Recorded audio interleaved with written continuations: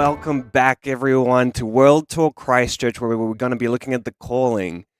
We've got an exciting day today. It's going to be lots of great games. If you haven't checked out yesterday's stream, there were so many great games, and the top tables that we have over here are going to be some great matchups as well. Yeah, it's going to be exciting. It's day 2. We're going to see who survived, what the meta is sort of shaping up to be, and we've got some great games lined up. So let's get into the metagame breakdown. Let's have a look.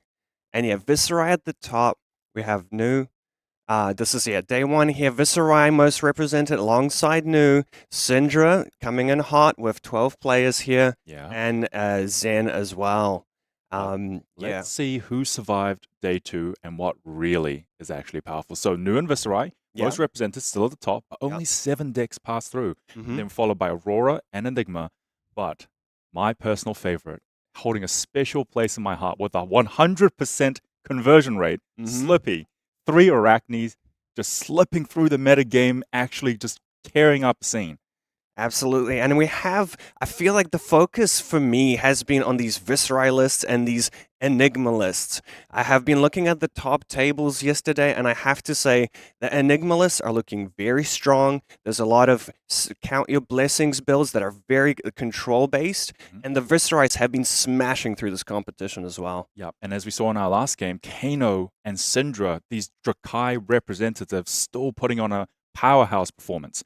And a little bit of a fun note, we've got KO, Reiner, and Azalea, Jarl, Acilio, all represented by one player making it to day 2. So we'll see how they perform. Yeah, and let's have a look at the standings now and see which players are actually at the top here. So we have Nick Butcher and Brody Spurlock, both undefeated. Dr. Daniel Mackay, Dennis Zhang. And just to give you a bit of a hero breakdown on these, Nick is playing Enigma.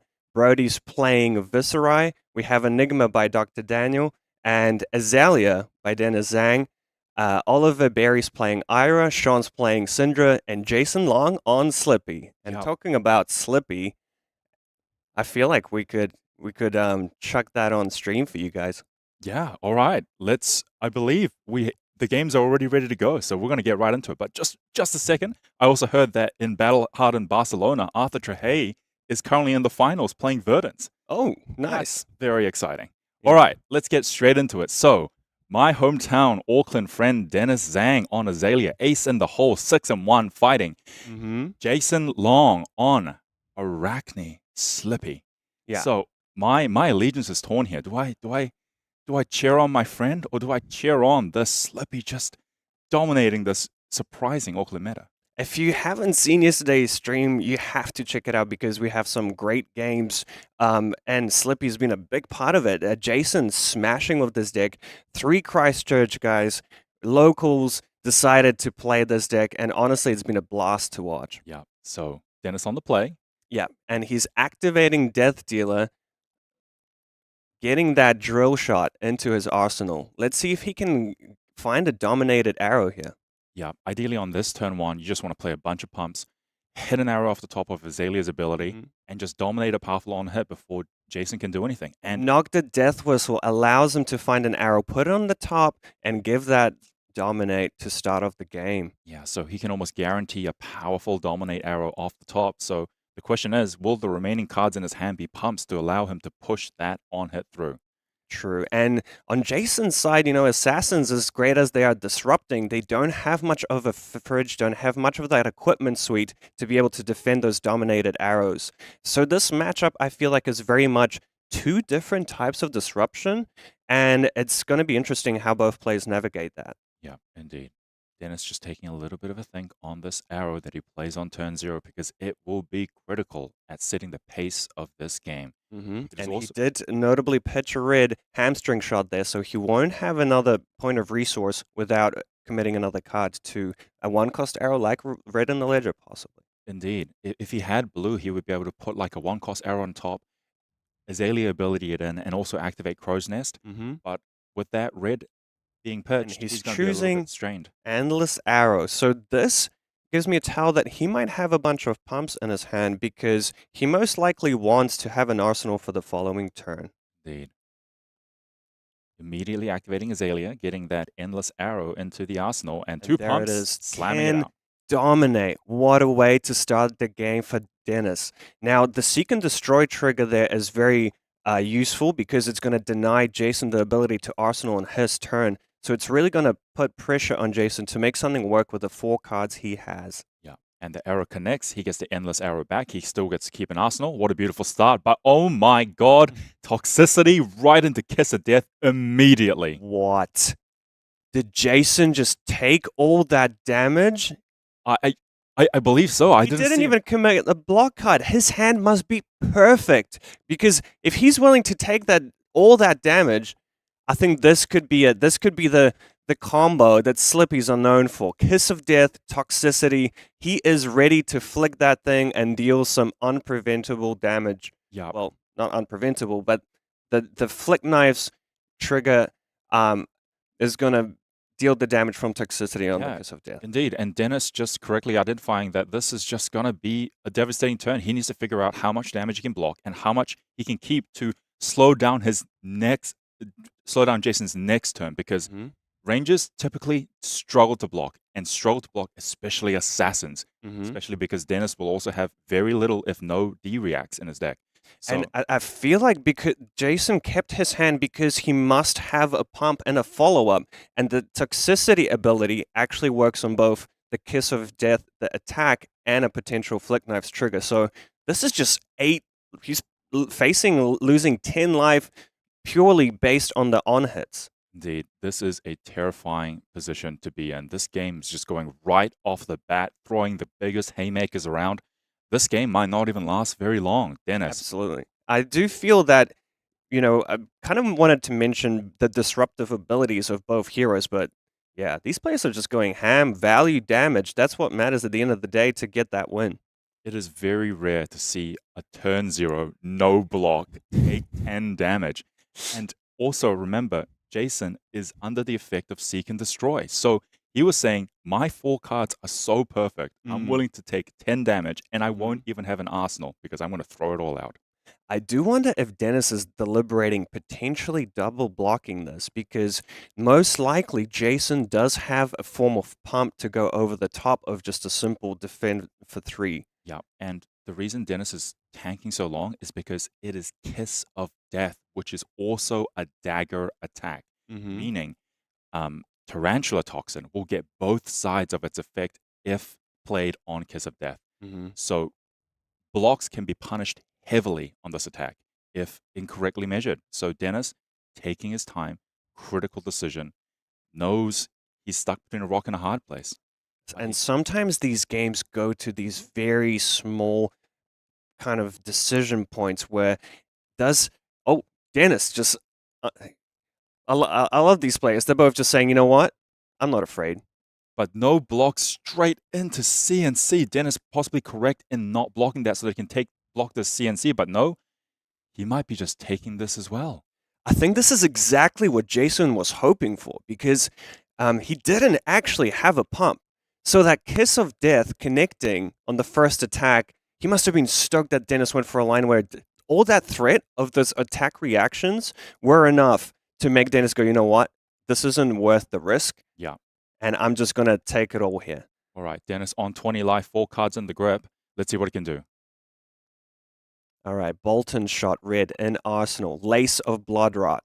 Going to make it come in for 7 and threatening a Blood Rot Pox and a potential reload from the Bolton Shot. Yeah, and important to note, it is go again because Bolton Shot's attack is higher than its base. That's true. And this is one of these breakpoints that is going to be quite difficult for Jasin to deal with. I mean, he does have a defense value on his Black Deck Whisperers, but that's the only real defense value he wants to give up on his equipment. Yeah, but important to note, again, Dennis pitching a red, and a red premeditate, a powerful pre-pump. So signaling that Dennis's hand might be a little bit awkward. Yeah. Does he actually want to reload? That only means that things like a Codex or 0-cost arrows are the only thing he can fire back with. Indeed. But I think, Dennis, at the end of the day, for the Azalea side, you just want to keep an arsenal at the end of your turn. Yeah. Jasin taking his time on this block. This game is blazing fast, and it's going to tip on a knife's edge. So these blocking decisions, critical Yeah. I just want to point out the value that Jasin extracted from his turn. So he had 4 cards on his first turn of the game.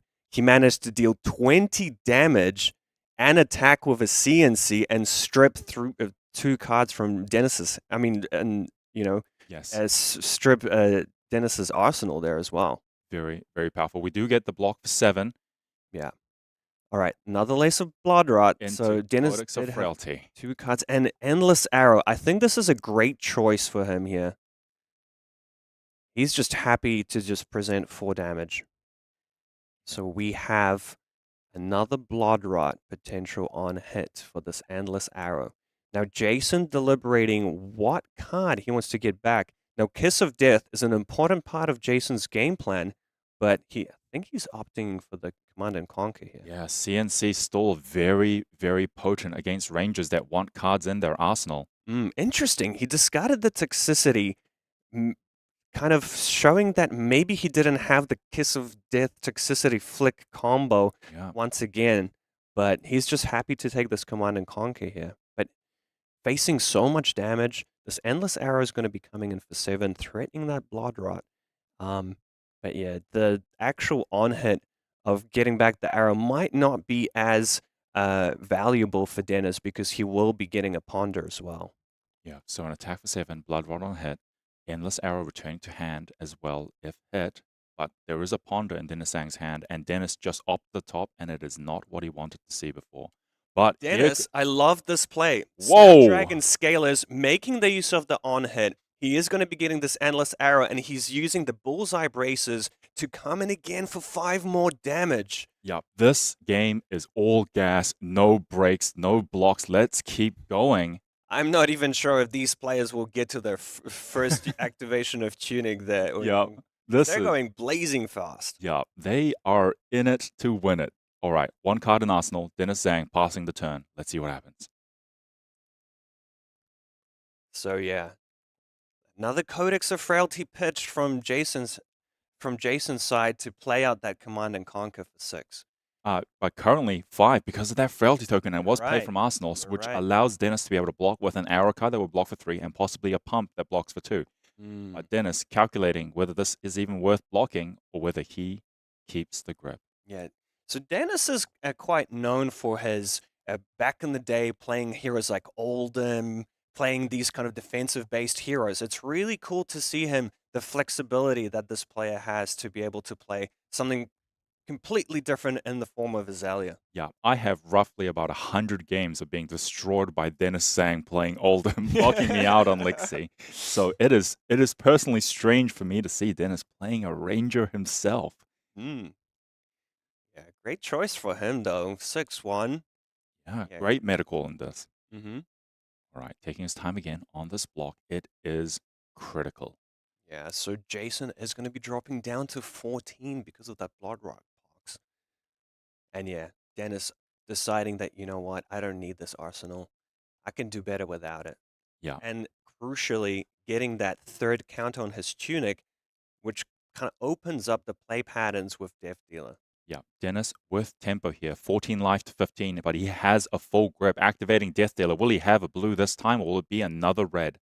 So he's happy to pitch a red there because he's got a 0-cost arrow. Yeah. We have a Searing Shot in the arsenal, and he's drawing another card. Oh, knock the death whistle, so he gets a choice of arrow that he wants to dominate off the top. Let's see what he gets, and it is red in the ledger, one of Azalea's most powerful arrows. Exactly, and red in the ledger is especially good against Jasin because Slippy, the hero ability, is telling you, go again. So it's very easy to get value of that, and it kind of can shut down those Flick Knives combo plays. Indeed, indeed. All right. But yeah, that red pitch going to be a little bit annoying there for Dennis. He has to commit his Tunic to play out red in the ledger, coming in for 8, threatening the on-hit of stopping Jasin gaining action points, but also another Bloodrot. Yeah, and dominated, so Jasin will only be able to block with 1 card from the hand. Is this where we see the mask committed? Possibly. But importantly, Dennis is currently not marked. Very true.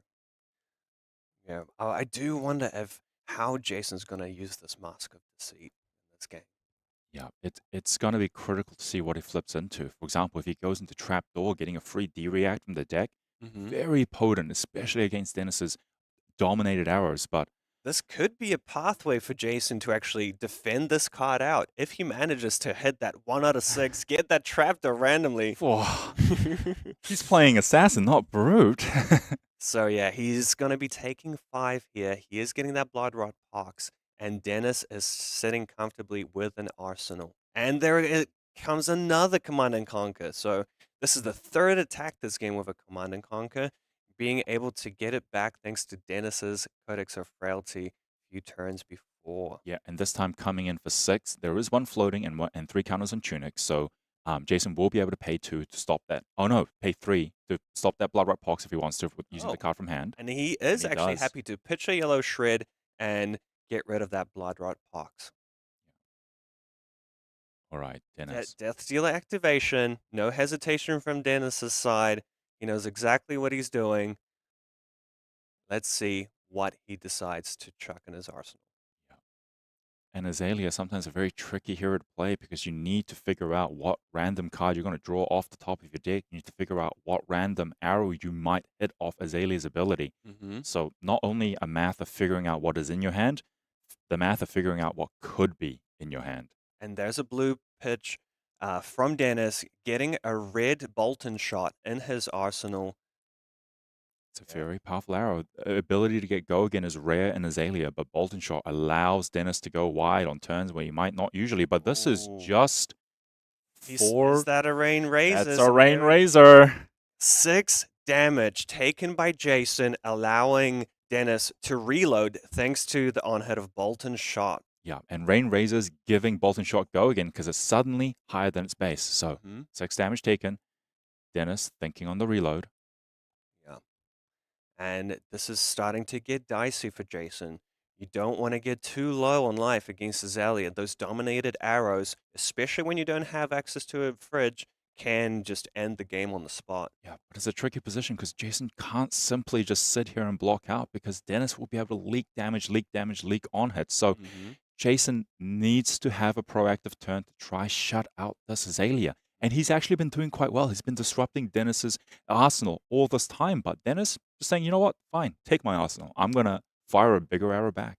Exactly. And I think it's key to point out that Slippy, unlike other assassins, I feel like you're kind of committed to keeping 3-4 cards because that is where the magic happens. That is where all the kind of play patterns happen. Thanks to the go again on the hero ability, thanks to the flicks, the attack reactions. So, yeah, quite an aggressive deck there. And great sequencing from Dennis. He reloads. The reload goes face down. He uses the Skullbone cross wrap to opt 1. Yep. And now he has a lot more information on what's on the top of his deck. Yeah, and he currently has a powerful arrow, Remorseless, in his arsenal. But he just opts the top, and he's trying to figure out if the top card is worth getting rid of this powerful on-hit effect of Remorseless. What is on top of Dennis's deck? If it's an arrow, it gets Dominate. But the question is that better than Remorseless? Yeah. Yeah, so Jason's currently on 8. That Remorseless on-hit is actually extremely relevant because it can narrow the range of what Jasin can do on his turn if he decides to take this. Yeah, and we have a little bit of a life delay, so we will be getting that updated very quickly. Oh, the Remorseless is actually going to come in for 7 thanks to the Rain Razors. So, Jason's on 3. Oh, wow, okay. Dennis is on 9. Wow, right. So this Remorseless is threatening a lot. Yeah, so this arrow, if it is good enough off the top, dominated, could be lethal. Dennis, looking at the top card of his deck, it must be a tricky decision. He's trying to figure out, is it good enough, or will Remorseless be the better option? Yeah, I think he's just... Oh, a Codex of Bloodrot. Now, this explains why Dennis was really looking through all the potential lines, because this Codex of Bloodrot, Jasin is on 3. That is facing loss of 2 life on his turn, so... Yep. Yeah, and most importantly, Jasin is now forced to put a card from his hand into his arsenal, so reducing his defensive capabilities in his hand. Jasin now only has 3 cards to work with to block. Point. Yeah. 3 cards to defend with. So Is he going to commit the Mask of Deceit here? Yeah. Remorseless coming in for 7. So, yeah, Jasin really needs to defend this out completely. Unless he has maybe a blue for that Blood Rod Pox, but it's just so much value lost. I think he just has to, Yeah. he needs to stop this attack. And this Remorseless effect, every time, if Jasin takes any damage from this Remorseless, every time he plays an action, he will lose 1 life, and he's on 3. And Jasin's deck needs to play multiple actions to try generate and those power turns that he needs to get this game back. Absolute difficult position that Jasin is in.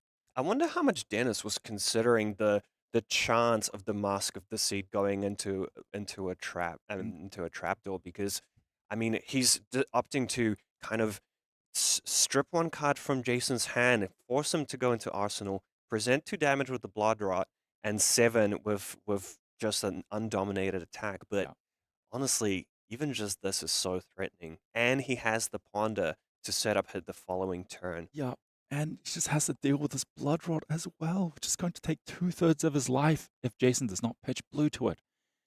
We may be forced into a position where Jasin just has to commit the mask while Dennis is not marked and just pray for trapdoor to try survive and try block this out. Jasin in the tank. Remember, we have 36 minutes left in this round, but it has been blazing fast. And just to have a little note, Remorseless does say that defense reactions can't be played from Arsenal to Remorseless's chain link. Yeah, so I guess it's the effect might not be relevant because he was forced to put it face down. But yeah, I mean, that kind of it's just such a rough spot for Jasin here. Jasin thinking through his potential outs, and I think he is not seeing it unless Slippy, please. Make some magic happen. Make some magic happen. Yeah. Might be getting a little bit punished for taking that endless arrow for 10 on the first turn of the game. Yeah. I think, in a way, I do believe that Dennis going first this game made a crucial difference. Yeah. He's just got to get a huge arrow and then pushed a lot of damage for free, essentially. And keep his arsenal. Yeah. There we go. Here it comes is. The Mask of Deceit. Off for and 8. It's a 2. And it's going to be Funnel Web, which means he is going to be threatening Dennis's arsenal, of which he has 1 card off the Ponder. So let's see. Yeah, this is actually quite interesting. Funnel Web might be a good one for him. Azalea known to utilize the arsenal very well, and it's Bonds of Agony. He has access to 2 attack reactions. Well, I guess the Black Tech is... Yeah, Black Tech's an attack reaction. He can flick a dagger, and then the card in his hand can be discarded to be the 3rd attack reaction. Oh, yeah, and honestly, getting access to Funnel Web to threaten the arsenal is a form of attack reaction as well. So let's see what happens here. But the key thing here is this number is very face up. Funnel Web will give it +3. Bonds of Agony will give it +3 in total. So this is 7 damage cap. Dennis on 9 life. Dennis considering his options here. Can this Bonds of Agony actually be utilized for its ability? I mean, let's go through all the attack reactions available to Jasin. So he does have access to Funnel Web, discarding a card to give it +3.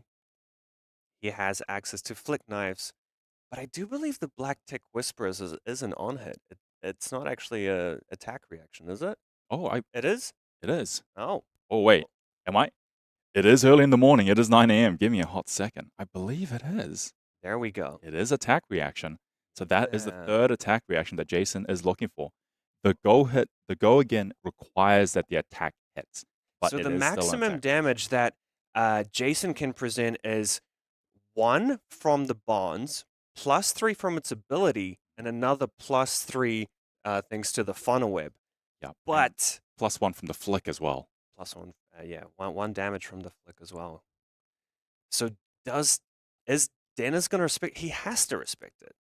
That's the thing. He has to respect this card, and the on-hit of the Funnel Web could just kind of ruin his turn as well, getting rid of that arsenal. That's But the question is, does he? This is just 8 damage maximum that can be presented by Jasin. gets rid of a card from his hand, gives him all the information from Dennis's hand, and gets rid of his arsenal. So putting Dennis in a spot where he it's going to make it so much harder for him to get a dominated arrow. So, but the thing is, if Jasin commits all of that, he will have 0 cards in hand, no arsenal. He will go down to 1 life because of the Blood Rot Pox. So if Dennis decides to take all this, he just needs to leak 1 damage. You're right. If Dennis decides to take all this, go to 1, and can't leak that 1 damage, Jasin only needs to play 1 attack and then flick the other dagger for lethal. So Dennis in a real bind. Does he want to block this out, or does he just want to gamble that he can leak 1 damage next turn? I'm going to throw a curveball at you, Uhyoung. Yeah. What if Jasin has a Just a Nick in hand? Oh, is this what Dennis is considering? Correct. That can bring it up to 9? Yeah, so instead of discarding and the flick for 1, that could just be lethal right here. You are correct. If it is not discarded for Final Whip's effect, it could just be Just a Nick, so it actually goes up to lethal. I think that really explains why Jasin was really considering his options for this turn, because he needs to strip as many cards from Dennis's hand as possible. Yeah, but the thing is, if Dennis plays around Just a Nick and then Jasin just arsenals it, what happened? You're not slippy. Yeah. Yeah. Dennis it's realizing. spotting that, being the funnel web means that Jasin does not have the go again from Slippy. So there's no way for him to get go again and then attack again with something else. Yep. Unless this hits for free, in which case Black Tech Whispers can be activated. Hit, go again, play the next card out. This is such a tricky position that Dennis is in. Dennis can smell the victory. It's so close, but it can turn on a razor's edge. Or in this case, Just a Nick. Yeah, and yeah, what a game. I'm just like, honestly, I'm not gonna lie to you, Young. I thought Jasin was toast on the last turn. The Remorseless coming for 7, the Rain Razors on the Bolton shot. It was just so much damage, but Jasin really managing to put Dennis in a bind with just 2 cards. Yeah, both players just absolutely in the tank. This is a stressful position. And these players just woke up. This is round 1 of day 2. They would have had a rough... okay. Okay, so defending for 7, he's reading that is Jasin's range. But is Jasin going to be able to push over the top here? Yeah, this is a correct read as long as it is not Just a Nick. Jasin in the tank. Decides to arsenal. Yeah. Take the 2 damage from Blood Rot, go to 1. He needs that card in his arsenal to win, so he's just going to take it. Yeah, can Dennis find a dominated arrow? He comes to the Skullbone Crosswrap activation. Ops the top. Is it an arrow? Does he have pumps in his hand? Dennis puts it back on top. Sometimes only 1 pump could be enough. So he's considering putting it on the bottom, so it might have not been an arrow for him. Yeah. That is rough. That is rough. All right, so let's see what he does. Okay, he pitches the pre-pump. He just fires 5. He's happy to just fire 5. Actually, this gives a massive window to Jasin. We have seen what this deck can do with the Flick Knives, with the Kiss of Death, with some toxicities, stripping 2 cards. I don't know if this is enough. But the thing is, will it strip more? Because there are Rain Razors in Dennis's deck, which would give this arrow +2, making it 7. So we are once again in the blender, Jasin, thinking about this block. It's also fascinating because Dennis pitched a pre-pump that would have allowed him to opt 1 more card. He is telegraphing Rain Razors so hard here, even with his posturing, the way he's confidently shooting out this arrow. And if Jasin looks at that pitch, he goes, Dennis could have looked at 1 more card, got +3, but he didn't. But this is a block for 3, and this is Rain Razors over for 1, and then D-React. Inertia Trap. Oh my god, we are still alive. Prepared, but it does strip 3 cards from him, but what a play. What a play. Okay, so now we have Art of Desire Body, red coming in for 3 on hit. Banish the top card of the deck. If it's red, draw a card, gain a life. And a lot of Dennis's deck is red.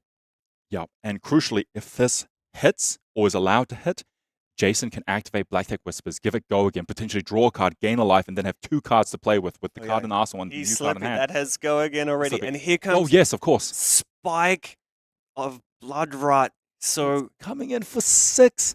Give a Blood Rot. It is a red. Banishes a red. He gains a life. He draws a card here. Is it another attack? Can he follow this up? Oh my god, this game. Dennis too much. Going down to 3 here and going to get a Blood Rot Pox as well.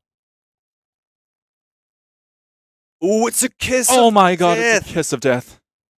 This has to be respected here. Yeah.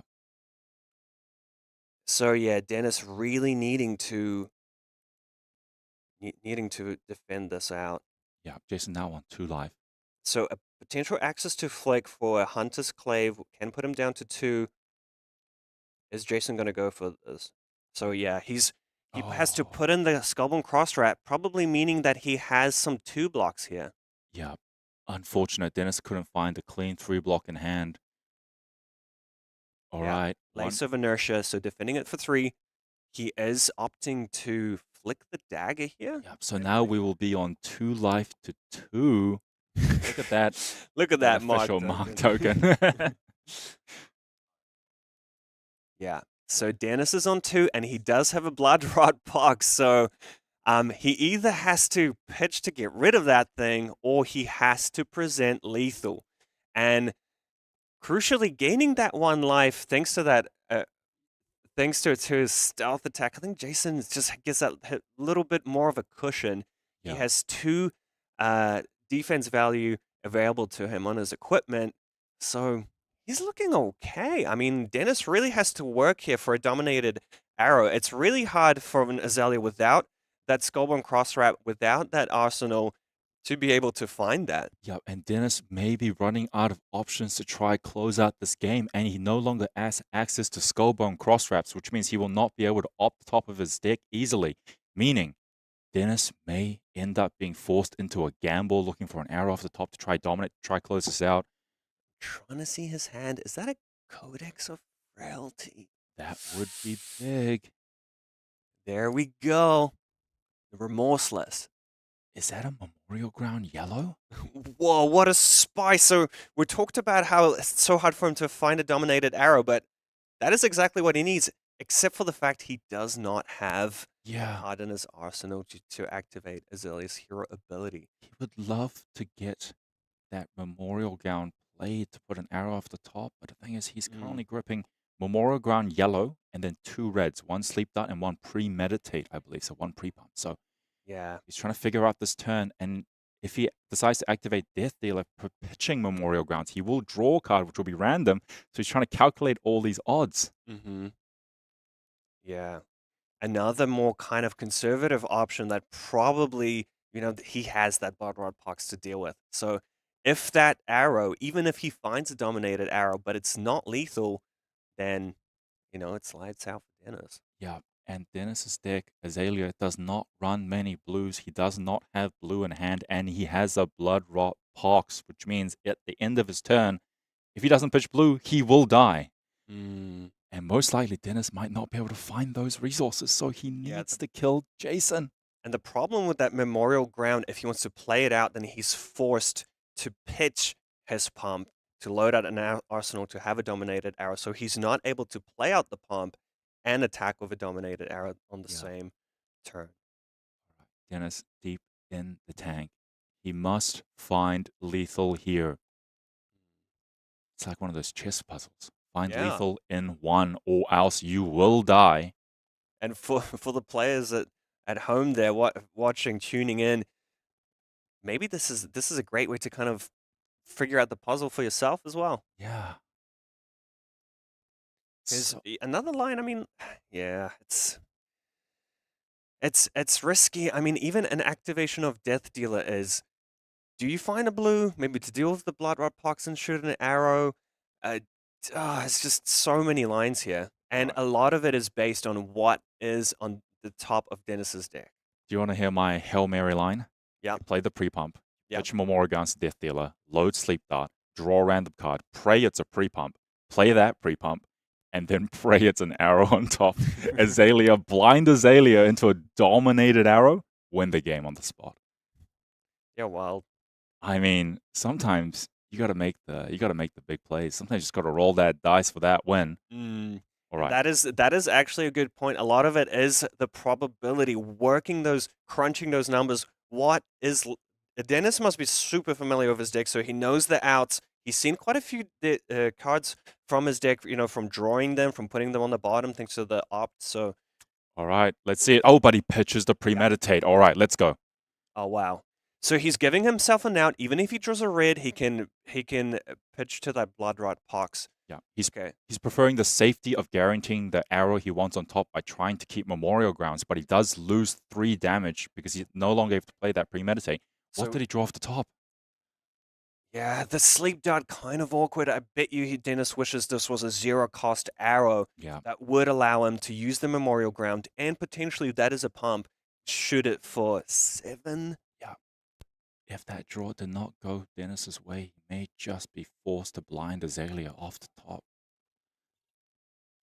But crucially, Jasin does have access to 2 pieces of armor. He drew a drill shot. He did not want to draw an arrow there, and he is... Oh, blind Azalea into a red infected shot! Oh my god, okay. Dennis also has the option to activate Crow's Nest trigger.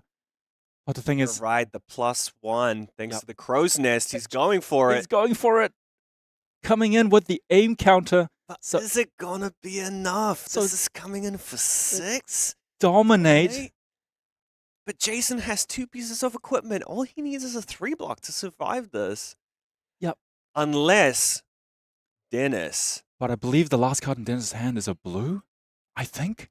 Is it? I'm pretty sure it was a blue drill shot. I'm not sure. Let's find out.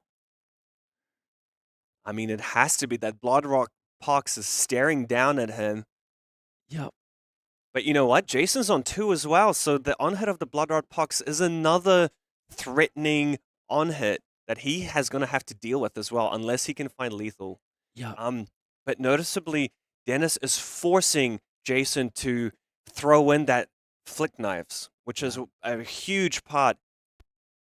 Oh, it was a red. It was a red. It was a red. Oh my god. What a game. What Slippy. a conclusion. Jasin managed to find a way to slip through and get this game. Any other card in is fine. Well, no, if you're any red stealth, it's the same, right? No, because I cannot block. I don't have to block. Why? Oh, I just give you this. I won't die. Because there's an extra 1 that kills me. Oh, was it 4? Oh, so like I can draw picture pieces as well. Yeah. I can draw this. I can. Oh. Yeah, discussing what could have happened. That game was rough for Dennis. He almost had it, and then that draw off the Art of Desire body and that 1 life gain, so crucial. You're so right. That wire. hitting was just insane. And I have to say, I love how much of that game was based around the random cards of the top. Obviously, Azalea, very much known for blind spins from the top with the hero ability, the ponders, etc. And same thing on Slippy's side. And yeah, honestly, what a thrilling way to start the day. I was a little bit sleepy starting the day. I slept 5 hours. After that game, I am awake. I am wired. That was... Oh my god, that was so stressful, and I wasn't even playing. Yeah, and Slippy moving on to 7-1, just getting so much closer to making that top 8. Yeah, but I also feel for my boy Dennis. Oh man, that's a game to talk about. Okay, so day 2, you are now... All these games are so important to try get you into top 8, and it's so important to try not tilt out of some of the outcomes of these games. Mm-hmm. It is a game and tournament of endurance, so let's see how these players continue. Yeah, and actually, we're talking about excitement of the day. It's a big start, but we do have an amazing announcement coming up today as well. But let's have a look at the prizes here. $10,000 on the line. The first prize, sweet $2,400, and that gold foil Stonewall Gauntlet. We have gold foil legendaries for the whole of top 8. Yeah, there's lots of prizes to play for here. Yeah, and and just like a lot of money on the line. So these players are going to be stressed. There's so much to win, and also the Stonewall Gauntlet gold looks gorgeous. Yeah, beautiful card, but noticeably as well, this tournament does have 16 World Tour points on the line. So a lot of these top players, they're fighting for this kind of Player of the Year points. But let's have a look at this. World Tour is just beginning, guys. This is amazing. Player of the Year, $100,000 on the line. And yeah, this is just so much money on the line. And I do want to point out that, as you can see here, it's not just the one player that takes it all out. We have 9 players that at the end of this World Tour will be coming in with part of this cash. $15,000 for the 2 regional champions. Player of the Year, the number 1 player is going to get $25,000. We have $10,000 for second place. In their region. In their region. So 3 players are going to get $10,000 cash. That is amazing. Yeah. And $5,000, nothing to scoff at. Coming third in your region, you know, some of these regions like Europe and APAC and like Asia region, I mean, that is just such a great prize for coming third in that region. So lots of money on the line. And something I really want to point out here is that this is just the beginning, folks. This is just the beginning. You know, we have the standings, but the World Championship points, the Pro Tour points, those are going to be huge in deciding who ends up on top. Yeah, whoever wins these big marquee events are just going to get huge point swings to put them into the lead in this World Tour race. So get out to your events, get your points, and get yourself in the running. It is not too late at all. Mm-hmm. Yeah, and talking about this weekend, we are starting the Road to Nationals season. So this weekend, get out there, go play some games, because not only are there great prizes on the line for this, but you can play with the new hunted cards as well. Yeah, and you can just see some of the powerhouse decks that are starting to emerge in this metagame. So watch the stream, watch what the top players are doing, get an idea of the list, tune it, and then take those decks yourself into those Road to Nats. Hey, maybe play some Slippy. Honestly, the deck is looking amazing. Yeah. Like, the play patterns are just so unique. Yeah. And even for, you know, there's a lot of assassins play the same way, but Sleepy has that uniqueness about it. Yeah. And this playmat of Arakni Black Widow is so sick. I want that in my collection. But we are back. That was just round 1. We are only getting started, and that was intense. As the day goes on, the games are going to get more fierce. There's going to be more on the line as people are fighting for their tournament life, for that top 8, for those world points, for that gold foil, for that cash. So stay tuned. And also, I do want to talk about this again. We have a huge announcement. A huge announcement? So, yeah. So this is going to happen around the top 8, maybe just before. But you know what? We're going to time it in a way so make sure you stay tuned to keep an eye on that one as well, because it's honestly it's something special. Yeah, I just feel like you just have to see it to believe it. It's gonna be lit. Yeah. So thanks, guys, for tuning in and watching the stream. We have some amazing games coming up. There's a lot of kind of variety in this metagame. So yeah, stay tuned and see you soon in the next round.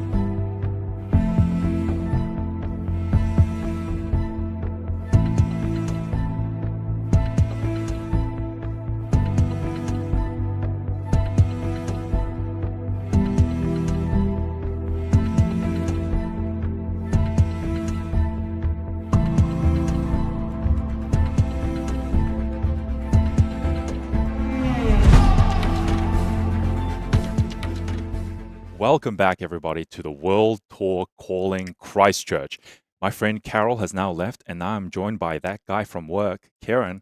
How are you doing? Pretty good. Man, what an amazing game last round. What an amazing game. I am still buzzing with the amount, like how fine and how close, and all those micro decisions and all those random cards off the top that influence that game.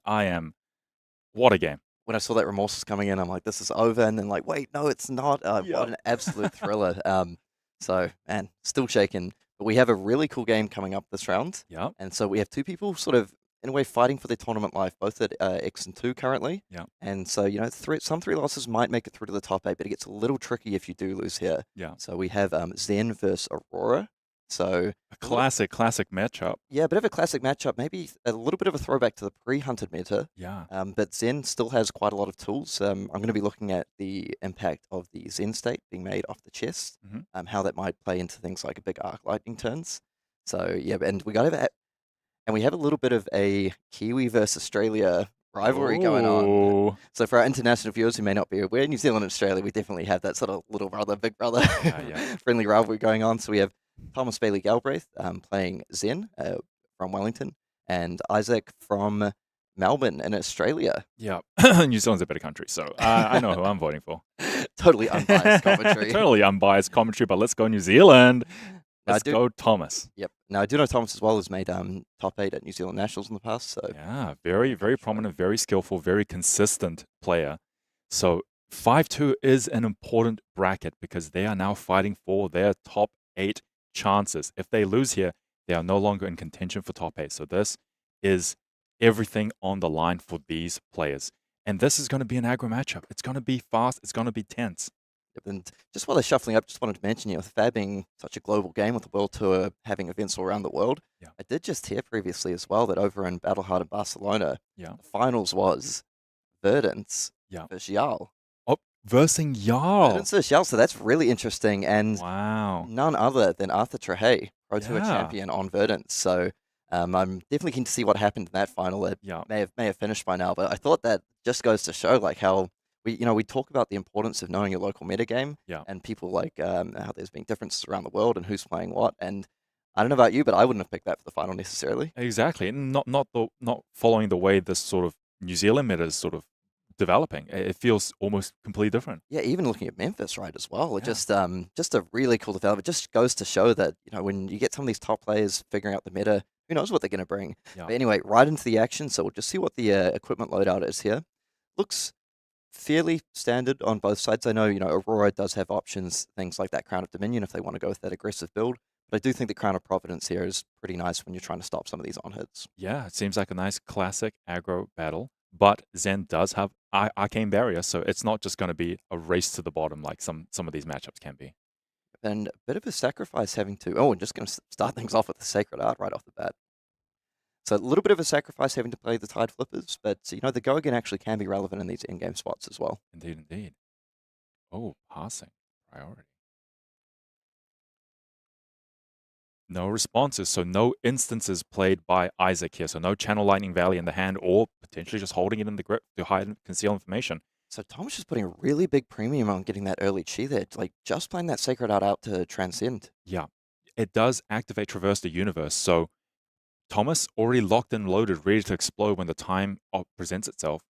It looks like he did potentially want to hold on to that chi to open up the next one, but you're right, after that, getting that Traverse online ASAP. Oh, and the Wax on! We've seen this come up more and more.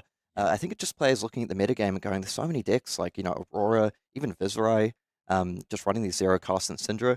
Yeah, and it becomes such an efficient block. Yep, followed up by the E-Strike with Go Again. Coming in for 5, no blocks, it's just damage. Thomas saying, give it to me. All right, what is the follow-up? And it is a Snatch, one of these cards that does demand cards in this aggro matchup, and just clean block by a Shelter from the Storm. It's a really clean start from Thomas there. The Entwine Lightning having to be fused with the burn-up Shock, and that being put to the bottom of the Lightning Strike. And Thomas just being able to cleanly block out all this damage. He's going to kick things off with a Target Taming Kakara coming in for 2. Yeah, and in a lot of these aggro versus aggro matchups, just going to see plain damage just being taken. Yep, and it's going to just go ahead and pitch away that Inner Chi, activate that Zen Hero ability.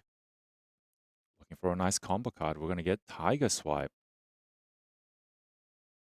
Okay, so it does get the Tiger Swipe here. I mean, I imagine Isaac might be happy that it's not something like those really big chase the tail turns, but... Yeah. Okay, so the Crouching Tiger just coming in for 1 here.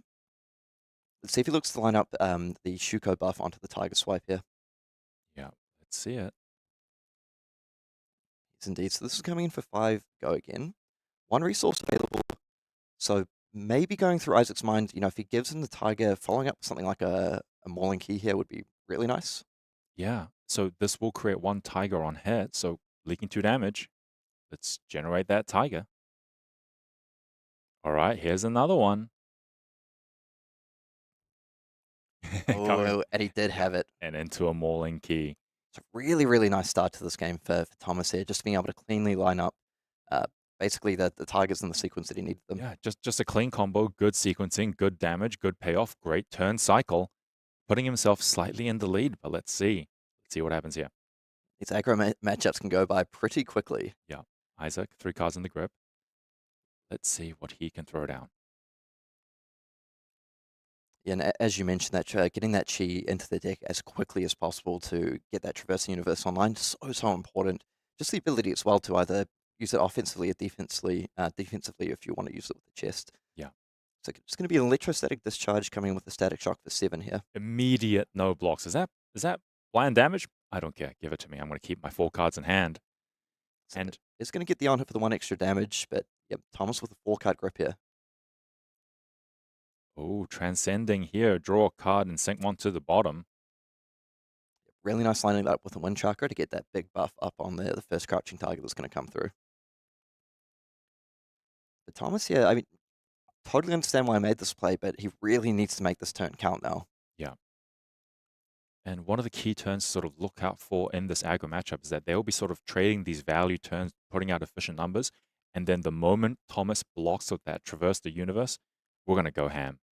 And some of the big cards I'm looking for on the Aurora side of things are definitely things like the Arc Lightning, of course. Yes. But also the Channel Lightning Valley can just Yes. like really unlock these massive turns. Yeah, because it turns all these just plain damage cards into draw a card on hit just to extend the turn, increase damage. So card is going to transcend.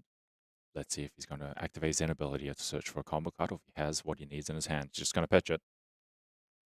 So it's going to go ahead and activate that he hero is. ability. And the Rising Sun, Setting Moon, just a nice little bit of filtering here as well if he needed it. Yeah. Oh, Key Unleashed Blue. Okay, that isn't necessarily the target I expected him to search for here. So let's see where this turn is going. Yeah.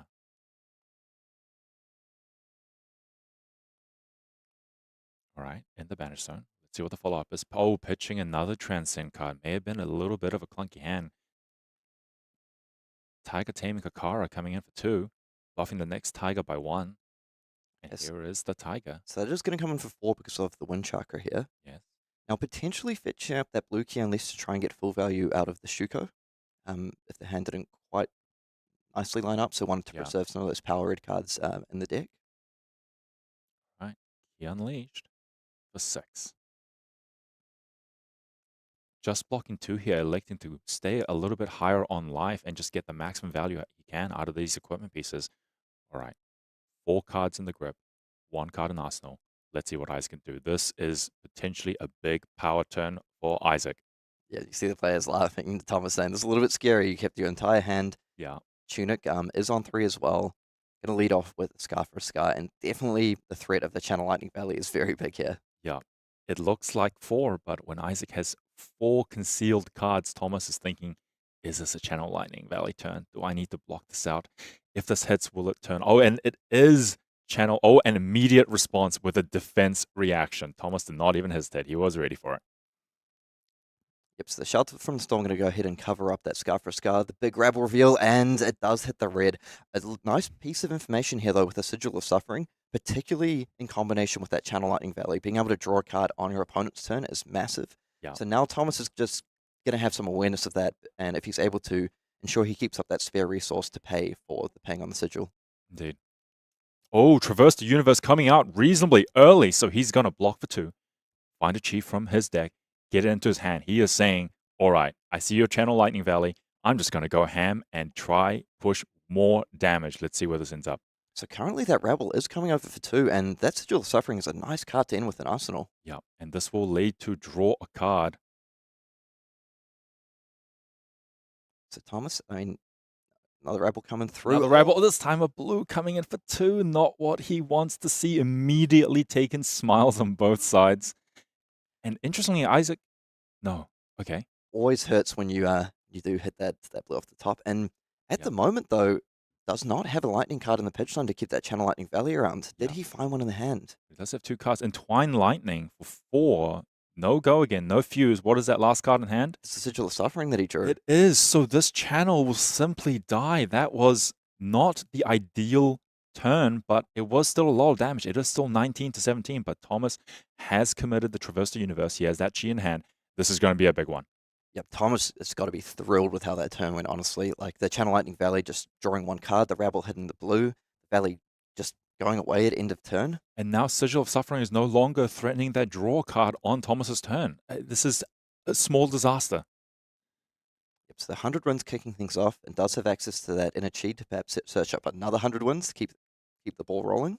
Yep. All right, generate Tiger. Let's see what Thomas looks for. What does this hand need to make it devastating?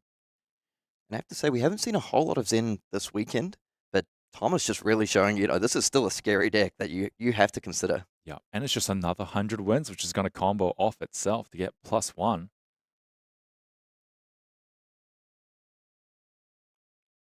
All right. Still a lot of cards in the grip here for Thomas. Sigil of Suffering blocking for 3, but the arcane damage is prevented, so it is only blocking for 3. Take 1 damage. Oh, and the third. Oh, and 100 wins. You can't help but smile on Isaac's side. What a clean combo. 3, 4, 5. Taking 2. Still has 2 resources up for the time to Tiger taming Kakara if needed. Yeah, this has the energy of when you're playing like a fighting game and that other players just mashing 1 button over and over again. You're like, stop, please. Falling all the way down to 11 here. And a Tiger.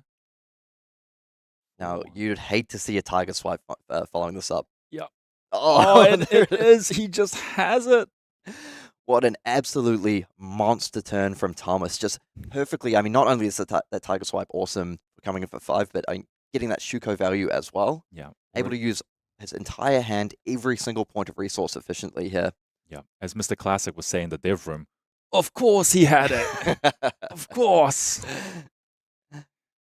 And well, that's the thing about this Aurora deck. Very powerful on offense, but when you're having to defend with these 2 blocks, but you're just throwing out that Tiger for 0. And now Aurora all the way down to 7 life.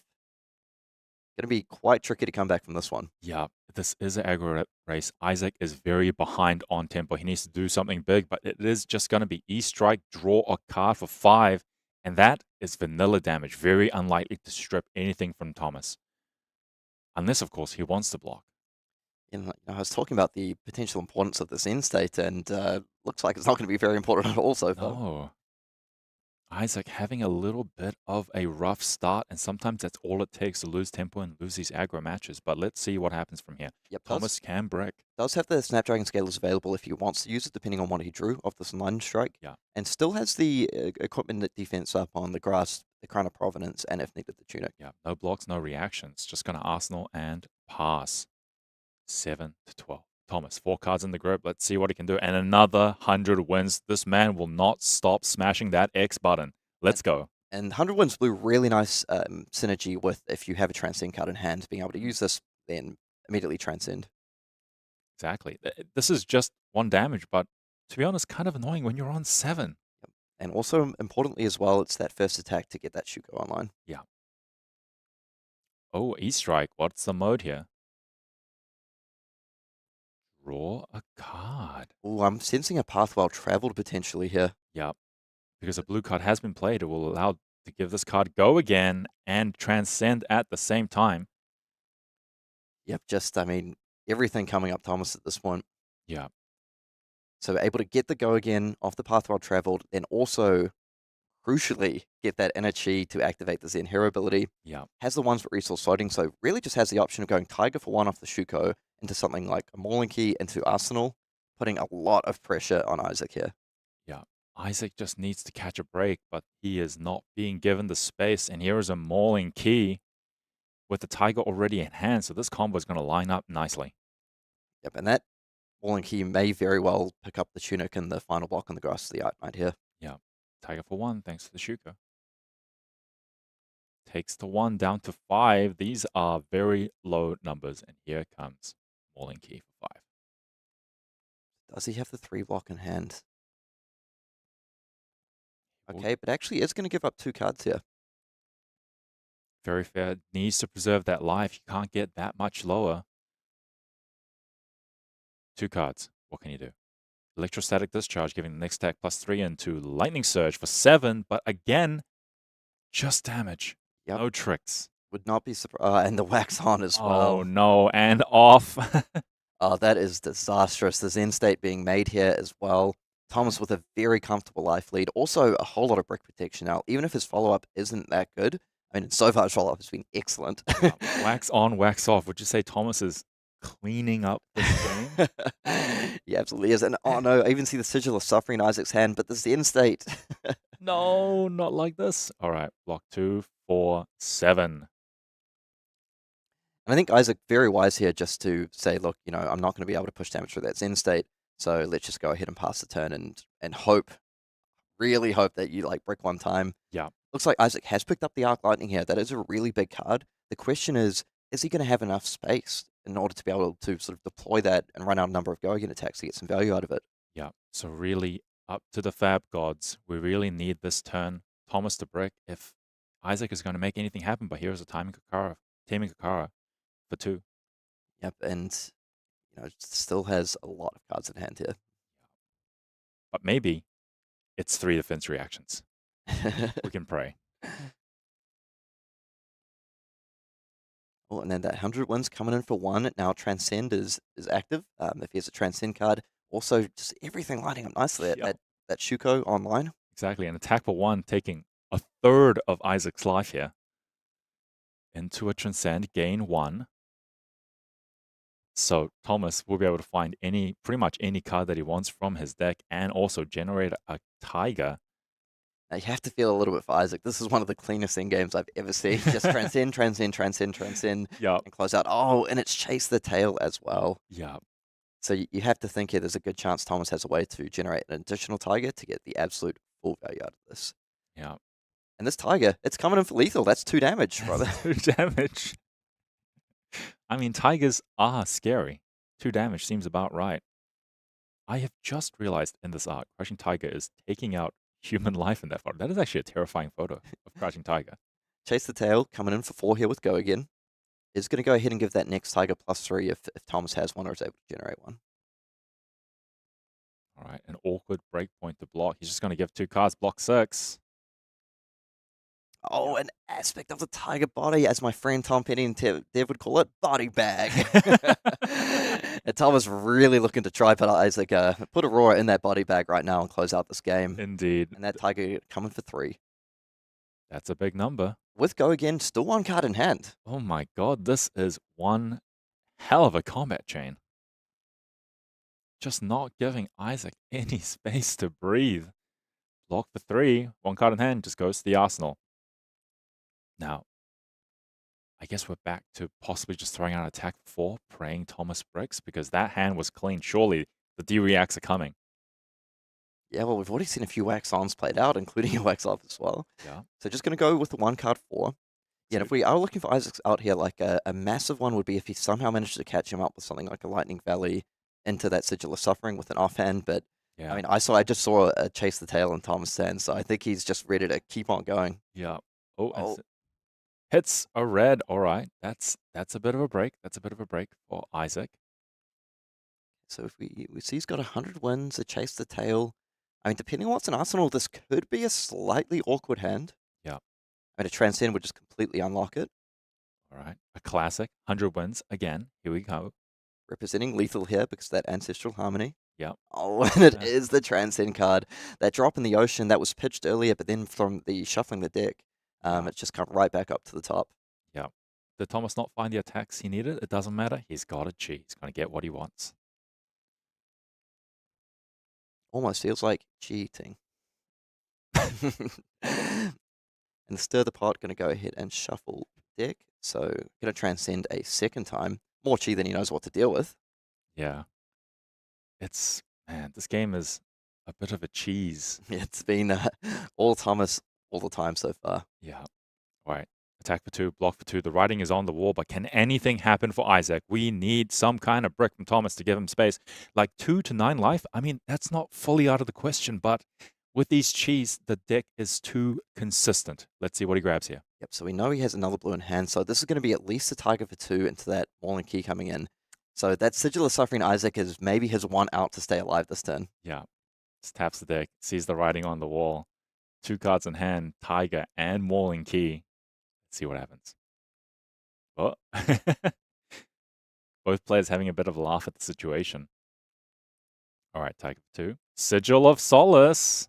I mean, not bad. Not bad. I mean, that Mauling Key as well coming in for 6 because of the Ancestral Harmony. Yep.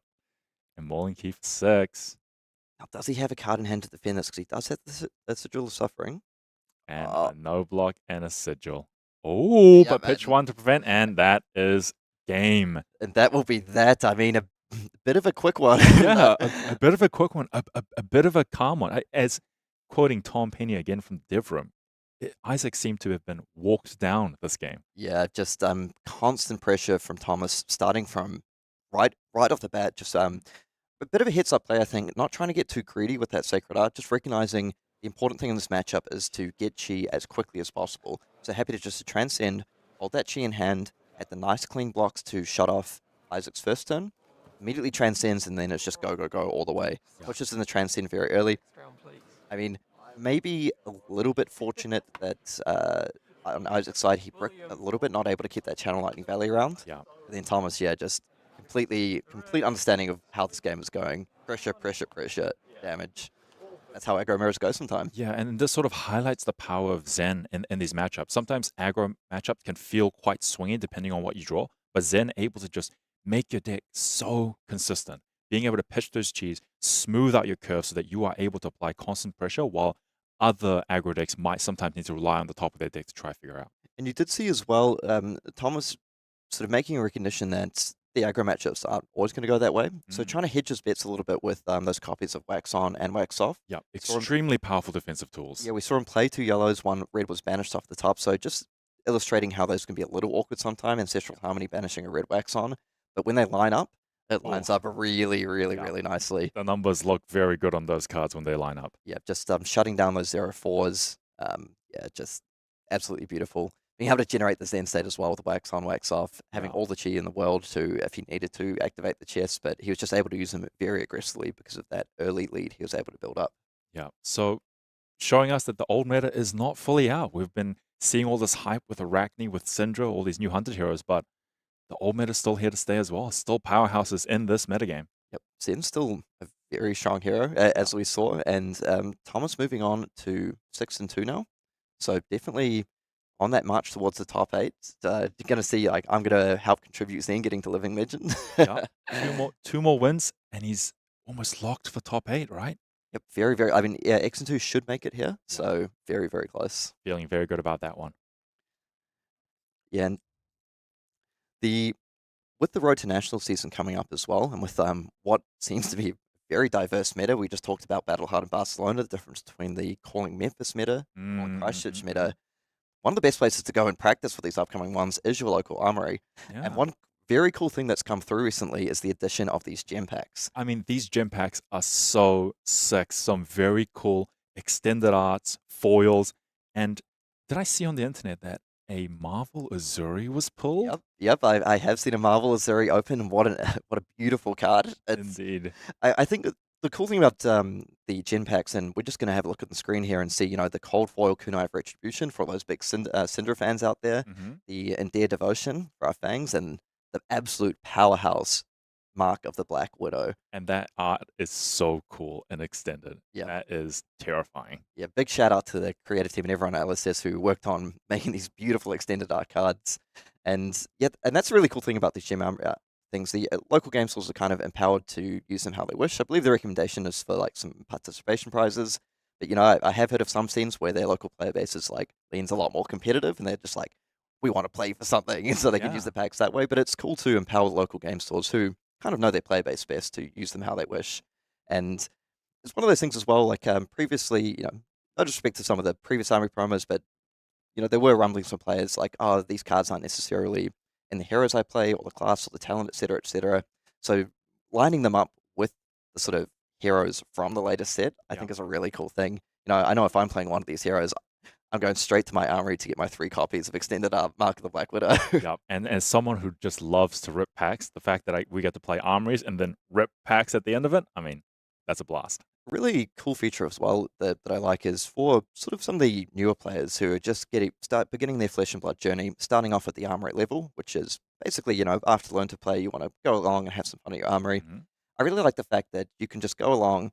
Maybe you're not the best player, you're still learning the game.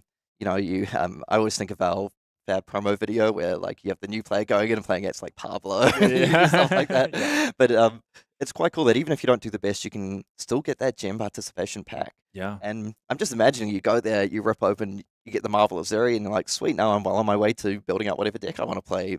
A little bit of trade value there. Yeah. But as someone who's never lost a game of Fab in his life, I can't quite relate to that story as much as you can. But I think gem packs are still worth getting out there for. So go out there, play your local armories.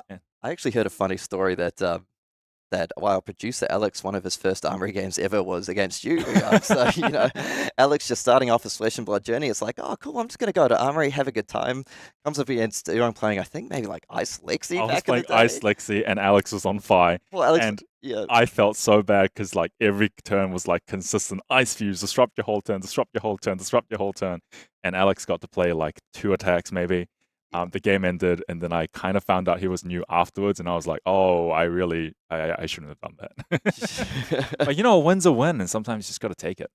So I didn't deserve it, so I heard a rumor should he win? I heard a rumor that you won that game. You stood up and you just said, "This is so free." Yeah, and I just started hip thrusting in the air. It was crazy. Like people cheered and clapped for me.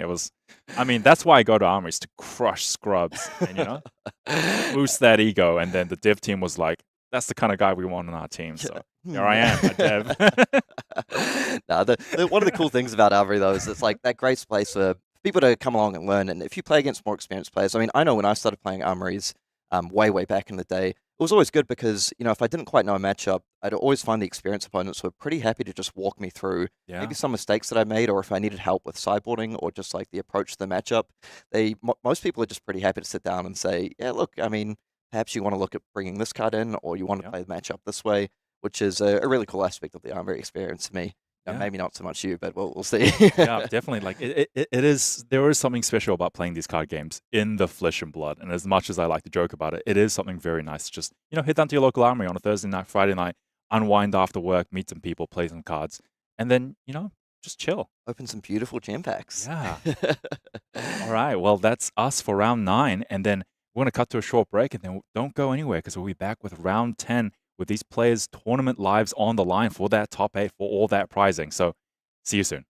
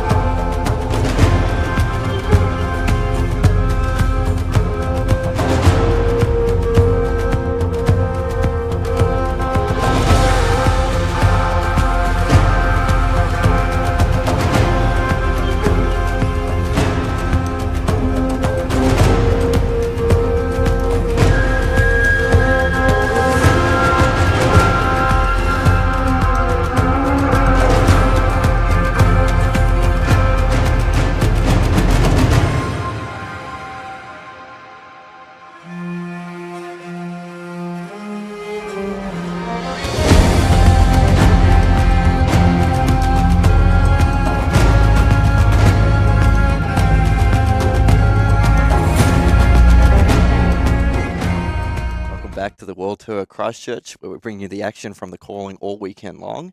And but speaking of competitive events, I actually wanted to talk a little bit about Pro Tour London. Pro Tour London, that's going to be a big one. The first Pro Tour of the year.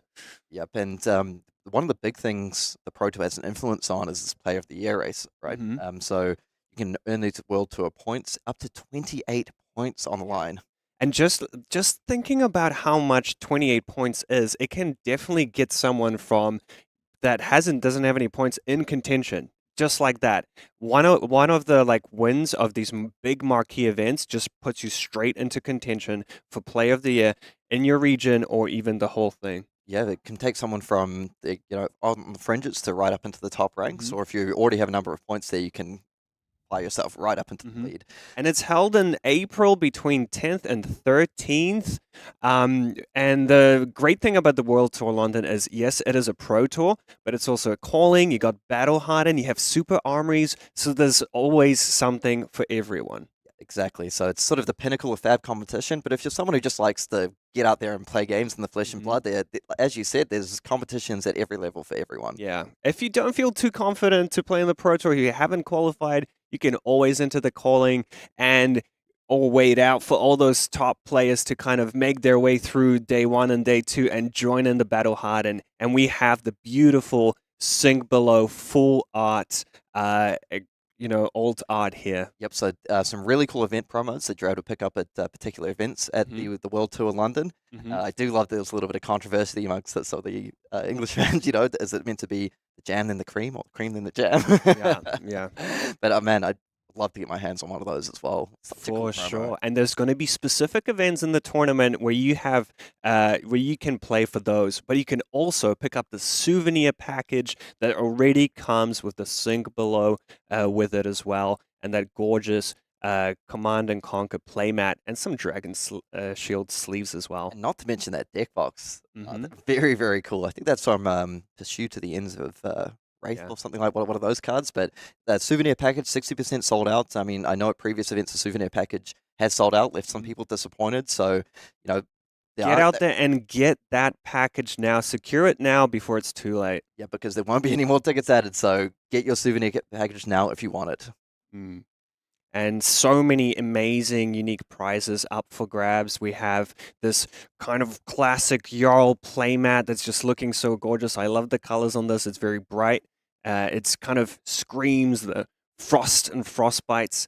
And there's 3 different event vouchers you can get. You can get the Fabled event voucher, you can get the silver and the bronze as well. Yep, and you can get some of these beautiful Path of the Ninja or Path of the Warrior promos. And it all comes in with the Fabled package. I know some of these cards, the Art of the Dragonblood, Art of the Dragonfire, have definitely featured in some of these top Cindra decks recently.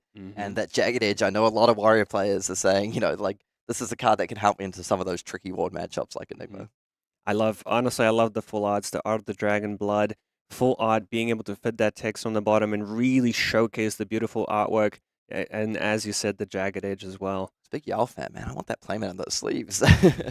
And the Calling Participation promo cards, now these are straight fire, just staple cards in a lot of top decks at the moment. So you have that Tarantula Toxin. We've been seeing that used to just incredible effect in both Arakni Marionette and also Slippy. One of the stories of the weekend down here at the Calling Christchurch as well. I mean, pairs up so nicely. It's such a flexible card. You pair it up with Kiss of Death, pair it up with the Graphing Caliceri, or just use it for its sort of shred effect. Incredible. The Blood Runs Deep, one of the really potent combo enablers in that Cindra deck. Being able to just get rid of both your daggers and then have 2 dagger slots available to get them back. Really, really powerful. Keeps your Mask of Momentum online. And Long Whisker Loyalty. Now that is a staple for Fang. It's so flexible. And I love the fact how you can see the artwork behind the thing. The extended art looking so gorgeous on these 3 cards. I got absolutely crushed by Long Whisker Loyalty when I was playing Steel the other day. It was turn 0. My opponent expertly sidestepped me with Long Whisker Loyalty when I overblocked. And all of a sudden, I was down 5 life and marked on the first turn of the game. So yeah, and you do get one of these at random, but I do recommend that once you sign up for the calling, that if you have your favorite hero, you can swap, you can trade and make some friends on the event as well. Yeah, highly recommend hitting up the calling there. And moving on to the Battle Hardened participation prizes, I love these like fully extended art cards, and we have the full cycle, the for the Drakai, for the Emperor, and for the Realm on offer. The 3-card promo pack, so you get all 3 of these. Yeah, this is not just one at random. This is all 3, and they look stunning. Honestly, I've always been a fan of full art treatment, and I think these are a perfect fit. Where such a clean text box, such a clean piece of artwork. It's just a great thing to pick up for your collection. Yeah, again, just sort of emphasizing, like, with having a look at these Think Below events that are on offer and looking at the previous participation, that's the thing. If you don't feel like you're ready for the stress of the Pro Tour, not necessarily qualified, there's so much happening at these events. And I would definitely be looking at these Think Below events, because Think Below, probably one of the most iconic cards in Flesh and Blood, hands down. You have the finals, a Spring Tunic, but this card is definitely up there. And these are going to be hot property, I can tell you that. Picking these up on Friday at 10 a.m., Saturday at 6 p.m., and Sunday 5 p.m. Be there, try and get those Think Belows, because everybody's going to want them. Yeah, I mean, we've been playing since back in the day in 2019, and Think Below was a staple then, and it's a staple now. We've seen it up in so many decks. So and it's going to be a staple for years to come, most likely. Yep, so getting this beautiful extended art promo version, definitely, that would be on my wish list. For sure. All right, and we're back. And up next, we have round 10. Things are getting really intense now. Things are really picking up. Players are fighting for that spot in the top 8. Some players might be already looking to lock their spot in the top 8 already. Yeah, so we're getting sort of through to that point into the tournament where every game is crucial. And even for the players who may have sort of on the cusp or have locked up their position in the top 8, it's really important to play for seeding. Like I've spoken to a number of players this weekend who say, the going first or second, they feel is quite important in certain matchups. So you really want to just make sure you're doing your absolute best throughout the tournament. So then when you move through to that top 8, you do have that sort of advantage of choosing how you want to start the matchup up. Yeah, definitely a crucial part of the metagame, and this particular metagame as well. I feel like we've noticed in the previous rounds, there's a lot of things that happen on the first turn of the game. We saw an Azalea dominated arrow for 10. We saw people playing out Malefic Incantations, etc. So there's a lot of things you can do on that first turn. Yep, and we did see an Ira versus Cindra matchup as well, where Oliver Berry was on the Ira that side and just managed to line up disruption. And he was saying after the match that he really wants to go second in that matchup. So he's able to defend out 10-0 and then immediately start pressuring the Cindra's hand right away. Yeah. So it's just one of many matchups where the seeding is very, very relevant. So, especially in these aggro mirrors, right, Kieran? Yeah, so there's really quite a lot to play for. We're going to have, a lot of players playing win-and-ins throughout the next few rounds as well. Or win to stay alive, win or go home. Yeah, win or go home, and for sure. Honestly, even beyond the top 8 as well, when we were looking at when we looking at the pricing earlier, I mean, the prizes extend quite far down as well. So all the way to the 24th place, you can pick up 250 USD, which is just that nice thing to cover your travel expenses or just keep some change in your pocket. And honestly, it's always nice to, you go back home and you're like, I cashed the calling. Yeah, exactly. It's definitely something to be proud of here. It's like, and even, for people who might not be familiar with the game, just being like, yeah, I made some money playing a card game. There you go. And another element to talk of as well is just ELO as well. Like, ELO feeds into qualifications for certain events, things like that as well. So all these matchups still very, kind of no matter where you're on the tournament, a lot of important matchups, players playing for a lot on the line here. Yeah, and as we talked about the World Tour London, some of these things can be the difference between making qualification or not. For sure. So we're going to go ahead and take a quick break. And before we do so, we just want to remind you, we do have a bit of a special announcement coming up. So I think maybe just prior to top 8 around that time. So if you're interested in hearing what that is, we've had a few questions coming through, but our lips are sealed till the announcement is made. But I do want to see the chat, see if we can guess what it might be. I feel like it's going to be, it's going to be spicy. changer. It's going to be spicy. But anyway, we're going to have a very quick break just while we go ahead and get the pairings and sort out the next round. Don't go anywhere. We'll be back very shortly.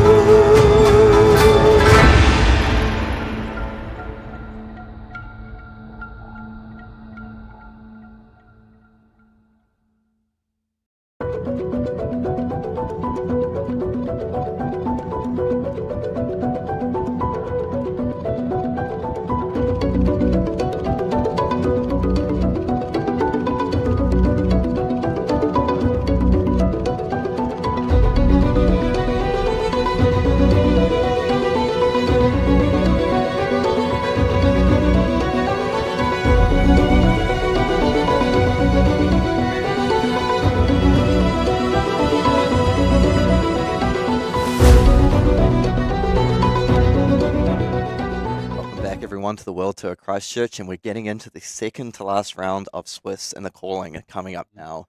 And we're going to be covering a pretty cool matchup, I think. So we have Nick Butcher on Enigma sitting at undefeated day one. So Nick's been crushing with his Enigma list on the first day of the tournament. Unfortunately, he dropped 2 rounds just before, and he's fighting for his spot in the top 8. Yep, he had an absolute thriller against the Cindra, where it went down to the wire, basically. Literally, I think the Cindra won with 1 or 0 cards left in deck. So, and he's up against kind of like our hometown hero. Like, you've seen it on stream a few times this weekend. You know it, you love it. It's Slippy. It's a Slippy, slipping through the cracks. And I just wanted to talk a little bit about how cool it is to see sometimes these rogue decks pop up, because it's Jasin Long on Arakni slip through the cracks, and he's one of like the OG players. I think we mentioned previously on stream that he was there at their first Classic Constructed calling, made the top 8. He's playing Katsu back in the day then, and now there were 3 Arakni slip through the cracks registered for this tournament. All 3 made day 2 with they were at 6-1, 5-2, 5-2, and Jasin is the last one standing live for top 8, I think. Yeah, So and he's doing well. They're both on table 2. There's still a shot for some of these players to make the top 8 on going X3. So there's basically they're fighting for that spot to kind of ease in the last round a little bit as well. Yeah, so this one is kind of a round you really want to win, because if you lose this round, even if you win the last round, there's no guarantee you make top 8. Yeah. Whereas if you win, you're putting yourself in a very, very good position to lock up that spot. But we'll see what happens with the tiebreakers. I actually just wanted to draw a bit of a comparison as well to another event I had the opportunity to cast, which was the Calling Melbourne. Yeah. And that was famously in the Bright Lights meta, where sort of Dash.io was almost like considered, this meme hero, Dash.io. A bit of a rogue deck, not really much of a consideration for the tournament. Yeah, it's like, you can do your thing, and there are things floating around about doing these massive combos or whatever, but the deck kind of just wasn't considered the real deal. It's like you get fatigued out, you can't keep up with your damage races, we're not going to be able to get there. And then Thomas Dowling just completely ran through that tournament undefeated in Swiss, which was the first time someone went undefeated in I believe so. He didn't drop a game, just completely coming in hot, just boosting away straight to the top 8, seed number 1. And yeah, let's get started with this game. We have Nick Butcher on Enigma. Now, Nick is currently at the top of the Player of the Year table for the Asia Pacific region. And Jasin Long, who, if you've watched a game so far, would be familiar with his Slippy list as well. Yeah, so just finishing up that thought, with Thomas Dowling making it through to the final, getting taken down by Ben Dodd, another Kiwi player on Azuri. I just thought it was kind of a cool comparison. We had a Kiwi player on a rogue deck coming through and making it all the way through the tournament. And Jasin Long kind of looking to replicate that success on the Slippy deck today. Yeah. And both people who kind of know Hayden Dale as well, they got a little bit of a connection there. So yeah, for sure. And yeah, we spoke with Jasin about his Enigma matchup, and he is confident. He's saying, hey, I have Go Again on my hero ability. Sign me up. Line up those Enigmas. Just want to give a shout out as well to his teammates Isaac Olsen and Coyden, who are also on that deck. So they worked on this together. They figured they have some good matchups, and they're really showing it here right now. As you mentioned, some definite implications for the Player of the Year race here. With Nick Butcher currently sitting at the top. First equal on those Player of the Year standings with Pudding Tam from Team Blue Pitch. So he is really, really wanting to try and make that top 8, lock up some of those points, and establish himself at the top of the standings for the APAC region. For sure, really trying to find some of those Player of the Year points. And Nick we've seen playing those the Count Your Blessings today. Yeah. See if Jasin, I think one of the stories of this matchup is Jasin going to be able to pressure him enough? So yeah, so there's a lot of... Oh, yeah. Nick going to kick things off with that Essence of Ancestry, ticking up that Tunic, and I think I've seen a few Enigmas players that was Blade back in a Gauntlet. It's very cool to see. Yeah, it's cool to see a rare, a piece of equipment that's kind of like this thing you want to open in your limited pools, actually making it and seeing these lists in the Classic Constructed. And the really big new addition to this Enigma deck that people have been talking about is the Quick Dodge Flexes. We'll come back to that later.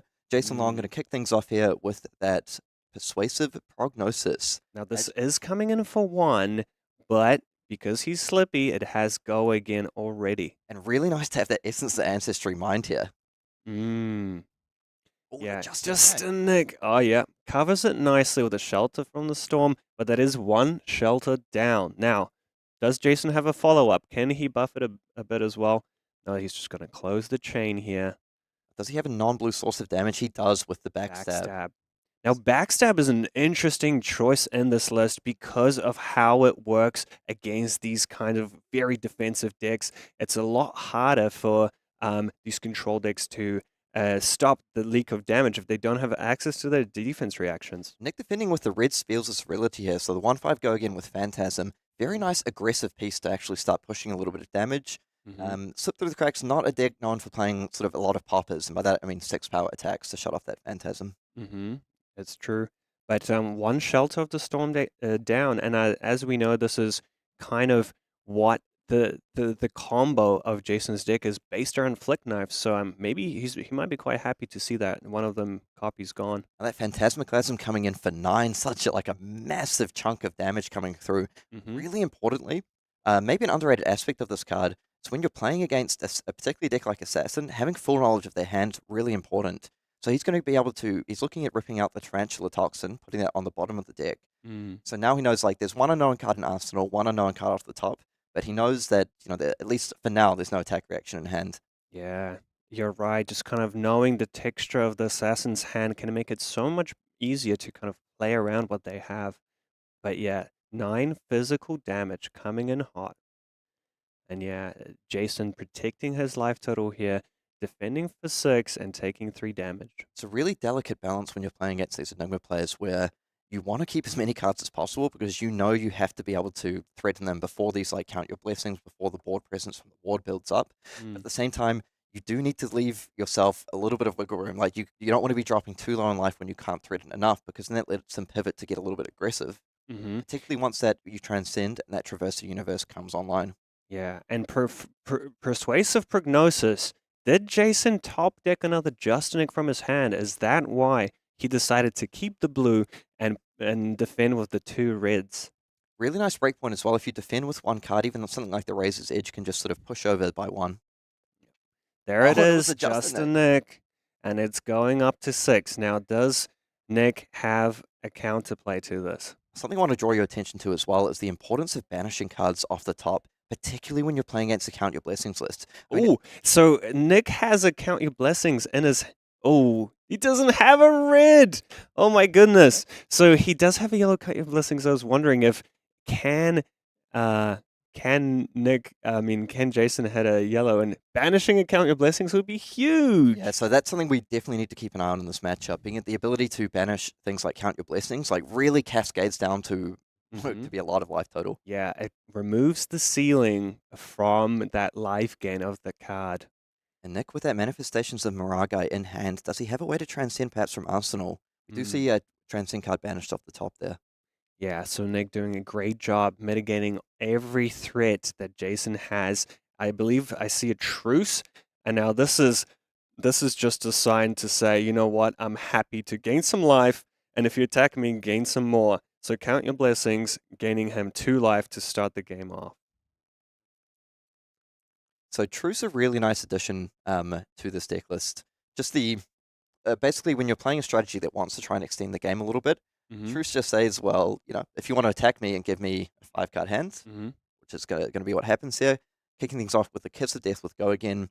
That's really one of the Slip Through the Cracks, one of the reasons to play the deck. Getting this Kiss of Death with Go Again, and then the interaction with the Flick Knives. Yeah, and here we see the Kiss of Death. Is Jasin going to combo it with something like maybe like a Spike of Blood Rot or something?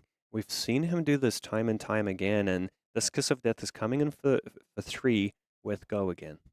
And Nick, looks like he's picked up another copy of Count Your Blessings here. And he's got a 5-card hand now, thanks to that truce. Ooh, Bonds of Agony. Now, this is an important one. You don't want, I believe Nick is playing more of a control fatigue type strategy. You don't want to lose too many cards from your deck, especially if it's something like Count Your Blessings. Imagine losing 3 copies. I guess he can play it in response, but still, Bonds of Agony, very threatening on hit. So Jasin is planning to flick the Kiss of Death, I believe.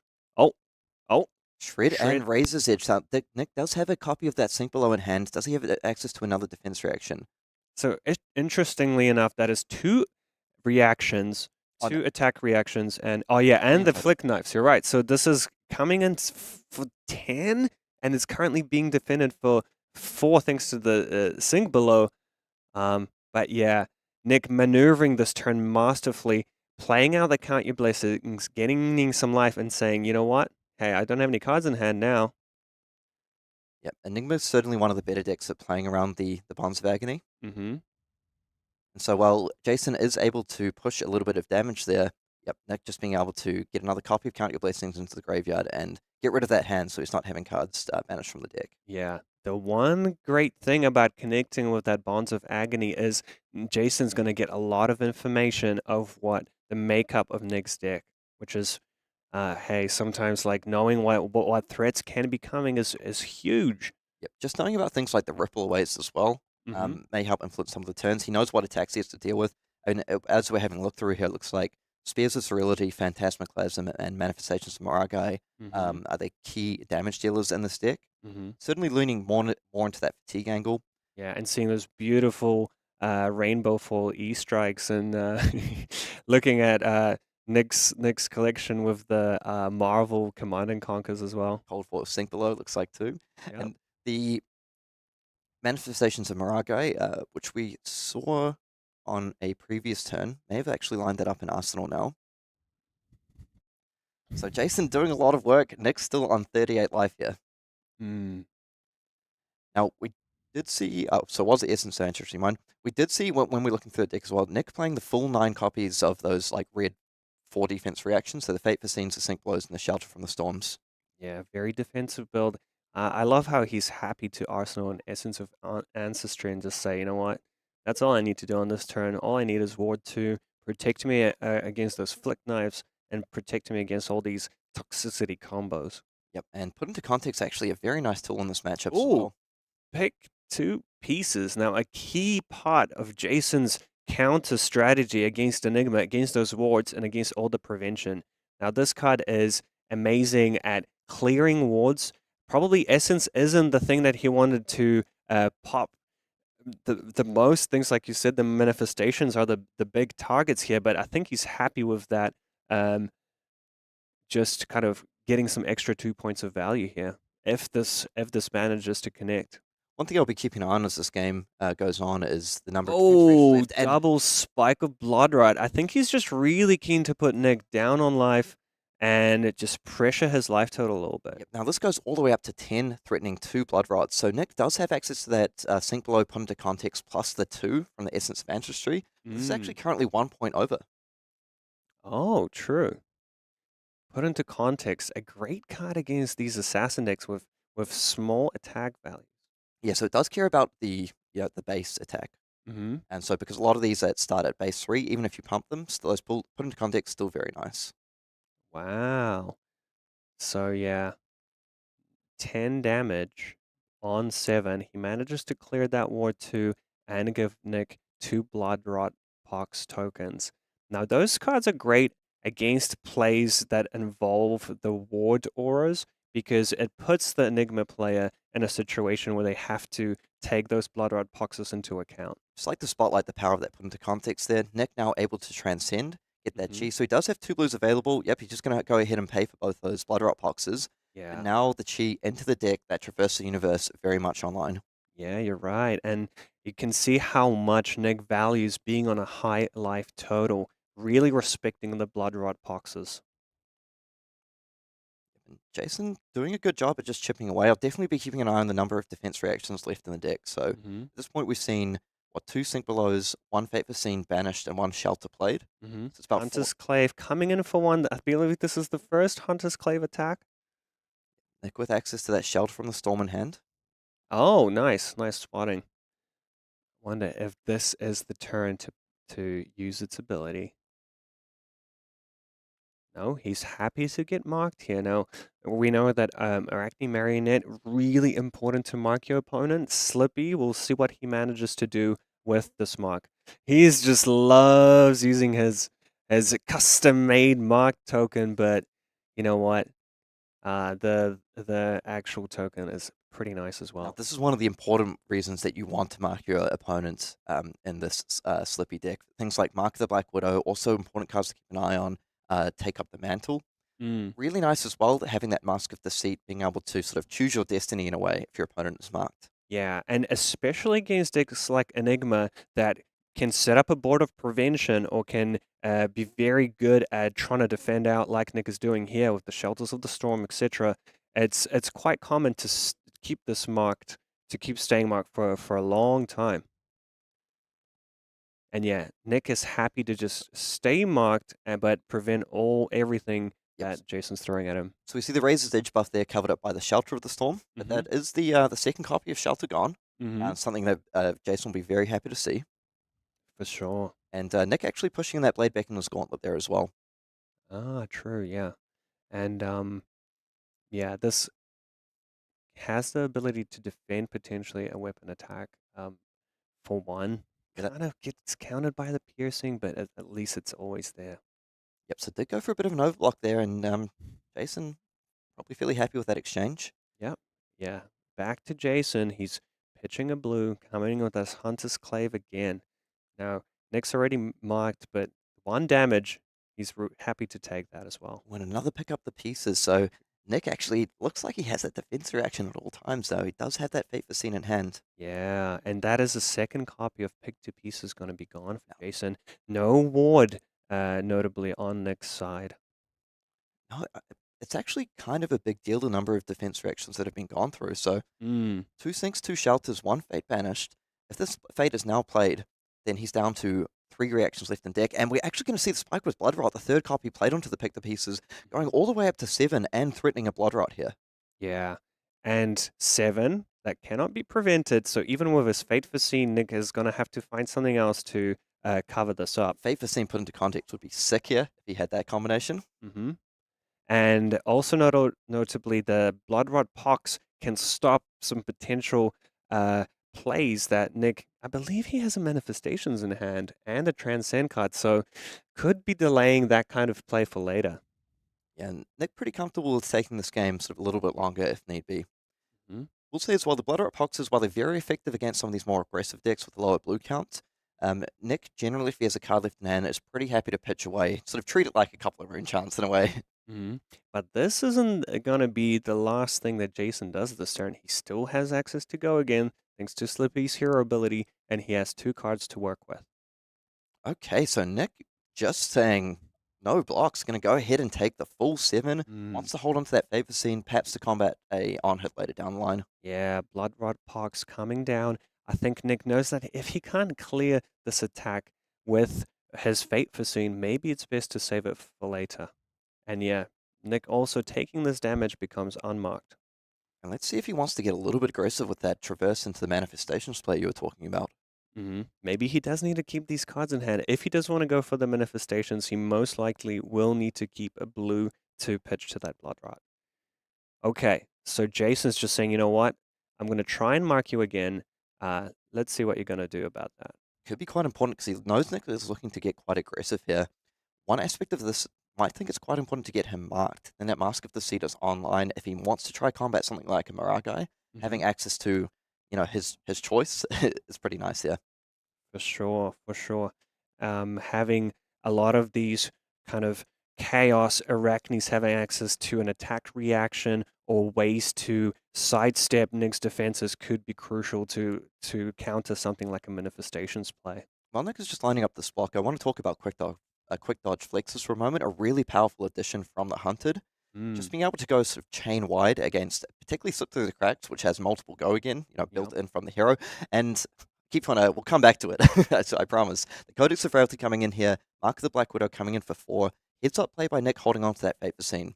It's coming in for 3 because he is Slippy, but Nick is marked, which is going to threaten a card in hand. So Nick really has to deal with this. And when Brian said, oops, all Arachnes, he's really making our life difficult. So they're just going to come for 3. It is going to buy the Fate Scene anyway. Another defense reaction down. Yep. Another red defense reaction down. So we're down to 3 red defense reactions left in deck. Still have access to those put into context, though. You're right. And actually electing not to use the Traverse here. Yeah, he's happy just to CNC from Arsenal. Believe it, this is coming for 5 because of the Fealty. And is that a grain that tips the scale in hand? It was a transcend card. And they're trying to figure out, is Nick marked? Is he not marked? Oh, the Fealty, actually. So it's coming in for 5 currently. Yeah. So, I mean, it could be, if that is grain that tips the scale, it would be, if he blocks it for 5 and gets blown out, very rough. Hey, that Mask with the Seat is looking pretty tempting now, but no. Yeah, Jasin is happy to defend this for 6. Playing around that grains, maybe? Does pick up that copy of Just the Nick. I mean, Nick's going to be very happy to see that out of the deck. And Backstab coming down. Now, this card is great against those defense reactions, but as we know, Nick used up one and has a sigil in his arsenal right now. And 2 copies of Count Your Blessings in hand and a blue here. So does have the option of, pitching away this plus the tunic to gain a lot of life, but this might be an opportunity for Jasin to try push a little bit of damage, counteract some of that life gain. Yeah. Just questioning that Beacon and Gauntlets. Phantasmclasm going down. Nick as take up the mantle. So, a huge play for Jasin, opening the possibilities for whatever he wants to do. And actually elected not to switch it out. Maybe just really valuing that backstab effect there of not being able to play defense reactions. As soon as he switches that, then the backstab ability becomes irrelevant. But so Nick had a bunch of reds in his hand, 2 Phantasmclasms, losing 9 damage from defending with it, now having to pitch the red and using Tunic to count your blessing. Yep, I got a bit mixed up in my colors there. I thought he had the blue to cleanly be able to play both copies. If he's not able to play out the arsenal here, it basically has IP'd himself. He has his sigil in his arsenal, but yeah, still, it's just that life gain. But another count your blessings in the arsenal. I have to say, all things considered, it's looking pretty good for Nick. He did draw quite a clunky hand with all these reds, but he's managed to navigate this hand quite nicely. Yep, it's played out 3 copies now of the Count Your Blessings, 1 in Arsenal. Yeah. Really asking Jasin the question, do you have enough damage to close this game out? And Jason's just happy. It's looking like a bit of an unfortunate hand. He does have a card in hand and a card in arsenal. He could have played the Infect with Go again, instead opting to attack with the Command and Conquer. What could he have here? Okay, so maybe Jasin looking to set up quite a big turn, because that did look like a kind of nice line to go Infect into pitch plus Tunic, Command and Conquer. Instead of electing to hold a card in hand, card plus Arsenal, I wonder if we're going to see something like a Toxicity Kiss of Death play tried to be comboed up here. I think the way that Jason's been sequencing these turns, backstab, happy to resolve the backstab into the CNC without it. I think he's trying to go for a play pattern when he wants to leave Nick stranded with defense reactions in his hand.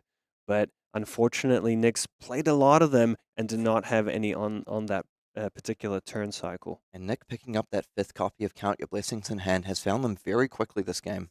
And he remains marked. Let's see if Jasin can use it to his advantage. So cards remaining in deck is going to be a very relevant metric for this game. And I do wonder if Jasin looked to present more than 60, kind of knowing that this is going to be a full fatigue matchup if he just wanted to play a lot of cards. Okay, Art of Desire Body. This is going to banish the top card on hit. If it's red, Jasin gets to draw a card and gain 1 life. Coming in for 3 here with Go again. And honestly, that's why it's really nice to find these Count Your Blessings early, because you're suddenly a lot less worried about them being banished off the top. That could be game deciding if Nick was to lose 1 very early on in the game. Nick, not that many reds compared to some other decks. So maybe he's feeling okay with it, but no. Put in context, I love this choice of card, Kieran. I have to say, it's just a comment from the Hunted, but I love how players are managing to find ways to utilize these commons in their lists. Really nice piece of tech, and again, a sequencing decision actually choosing to play out the Art of Desire first before the Kiss of Death. Okay, Snapdragon Scale is used here. Yeah, Kiss of Death go again. He's going very wide on this turn cycle. Are we going to see a Codex? I mean, it would have made sense for him to hold a Codex in hand if he couldn't clear the arsenal last turn. He still has 3 cards in hand, Kieran. He's going for it. He must have something here. Maybe it's a... Oh, there we go. Okay, so Nick... Okay, Tarantula Toxin. Putting up the 2 damage going over that Fate Facine, and Nick will end up with the Blood Rot Pox token. And nice, the ability to transcend. We've just seen it featured again, being enabled by that put into context. Now, I'm not sure if you spotted, Kieran. Did Jasin end up flicking that Kiss of Death? I'm not sure, but I mean, that may have been done verbally, and we missed it there. But that's traditionally a card that something like Big Blue Sky might have been played in order to enable that transcend. But the put into context just very nicely being able to defend 3 against a lot of these decks in the format. Right, being a blue just opens up those transcend possibilities. Okay, so he's happy just to pitch that Chi. Nick waiting so patiently to find a good spot for that traverse play. And Jasin putting on the pressure, attacking with that Hunter's Clay for 1 here. Yeah, so I feel this game is sort of a bit of a tale of 2 halves. Like there's 2 separate strategies Nick is trying to achieve here. I think the first half of the game he wants to mitigate as much damage as possible, get all those copies of Count Your Blessing and Sigil of Solace out of the deck, just absolutely max out the life gain. Once he's done that and has sort of built up, hasn't quite built the lead yet, but if he's able to build up a bit of the lead, then look to close with those manifestations of Morago. Yeah, and Nick really respecting that Hunter's Clave attack, defending it for 3. I think it really shows how much he's happy to just throw cards at any potential damage. Maybe he just doesn't want to get marked, but yeah, happily able to stop any points of damage. Command and Conquer coming in for 6, and Nick has 2-3 blocks to cover that up. Just want to spotlight as well, 2 copies of Take Up the Mantle pitched to the bottom there along with Leave No Witnesses, so that will be like a nice sort of stack setup if you compare it with the Stealth card into the late game. Yeah. Jasin's been pitching a lot of reds, a lot of yellows, and I do think that is not by... I think that is quite intentional there as well, trying to potentially set up some kind of a stack, some finishing combo to really get Nick down on life. If I've been tracking correctly, on Nick's side, down to 1 copy of Put in Context, 1 Sink, 1 Shelter remaining in terms of its defense reactions. And again, happy to pitch the 2 reds and dagger away. Yeah, I do believe this is his last copy of Pick to Pieces, which might be a crucial card he needs to shut down something like a big manifestations of Miragi play. Yep. And Jasin well aware as well that Nick has been pitching away some of these manifestations of Morago. Yeah. Yeah, I do believe we might go to second cycle in this matchup. So that's another copy of Count Your Blessings in hand. And Nick really respecting this. He's ready to give up a card for a dagger attack. And this might be the reason why Mark of the Black Widow and Leave No Witnesses. Can he... Masterfully sequenced by Jasin, trying to get his arsenal, trying to get an advantage and banish a card from the top.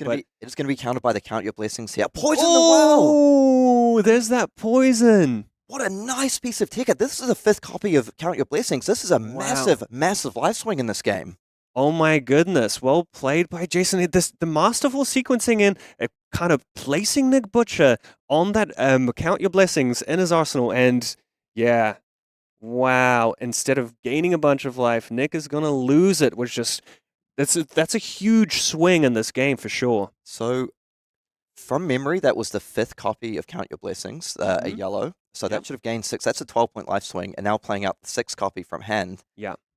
And we're just... And also, notably, that Leave No Witnesses banishing a Sigil of Solace, giving Jasin a silver, but more importantly, removing a source of life gain from Nick's deck. And now, all of a sudden, really nice to see people playing some of these tech cards into the Count Your Blessings list. That copy of Poison the Well, absolutely massive. And now, Jasin has a target. Yeah. No, there's no more life gain. The sigils have been played out. Unless I missed one, that's all 6 copies of Count Your Blessings paid. Nick only on 31 life. What happened to building up that lead, Karol, in the first half? Only 31.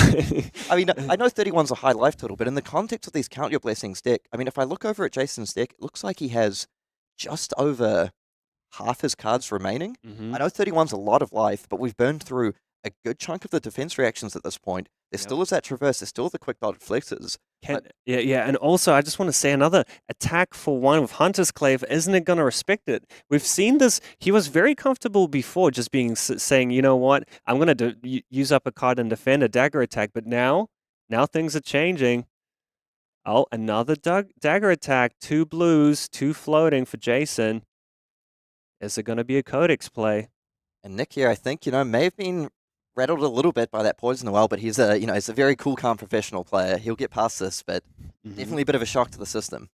Yeah. Infiltrate. I love this card. Oh, there it is. The go again. Let's not forget that Infiltrate does have go again thanks to Slippy's hero ability.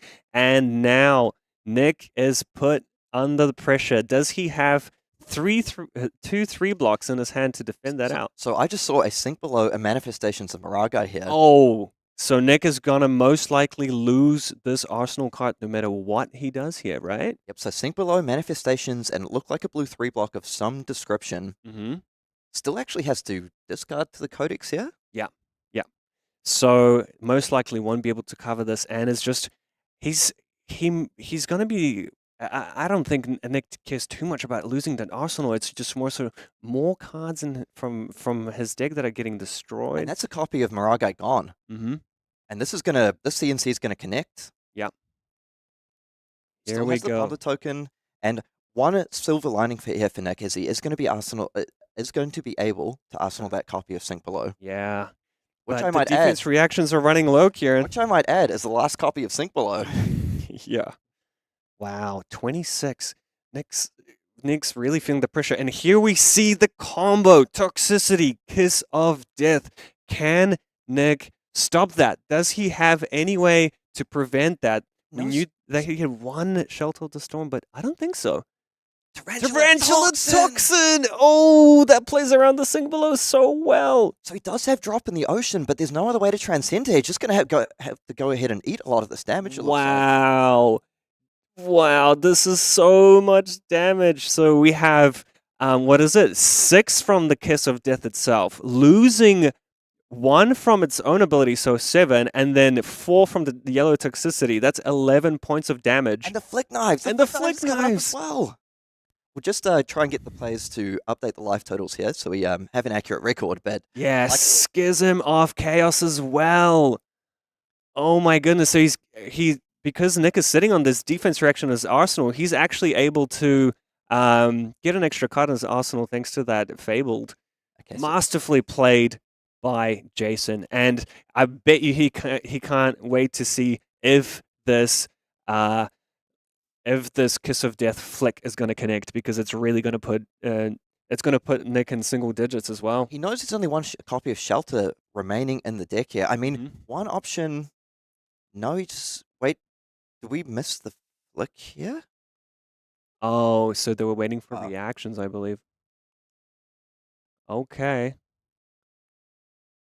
Okay. Maybe they counted the flick. Yeah, so it looked like it was. Sometimes the players just sort of verbally announce it, so we sometimes the players verbally announce it, we don't quite catch it, but they're very communicative players.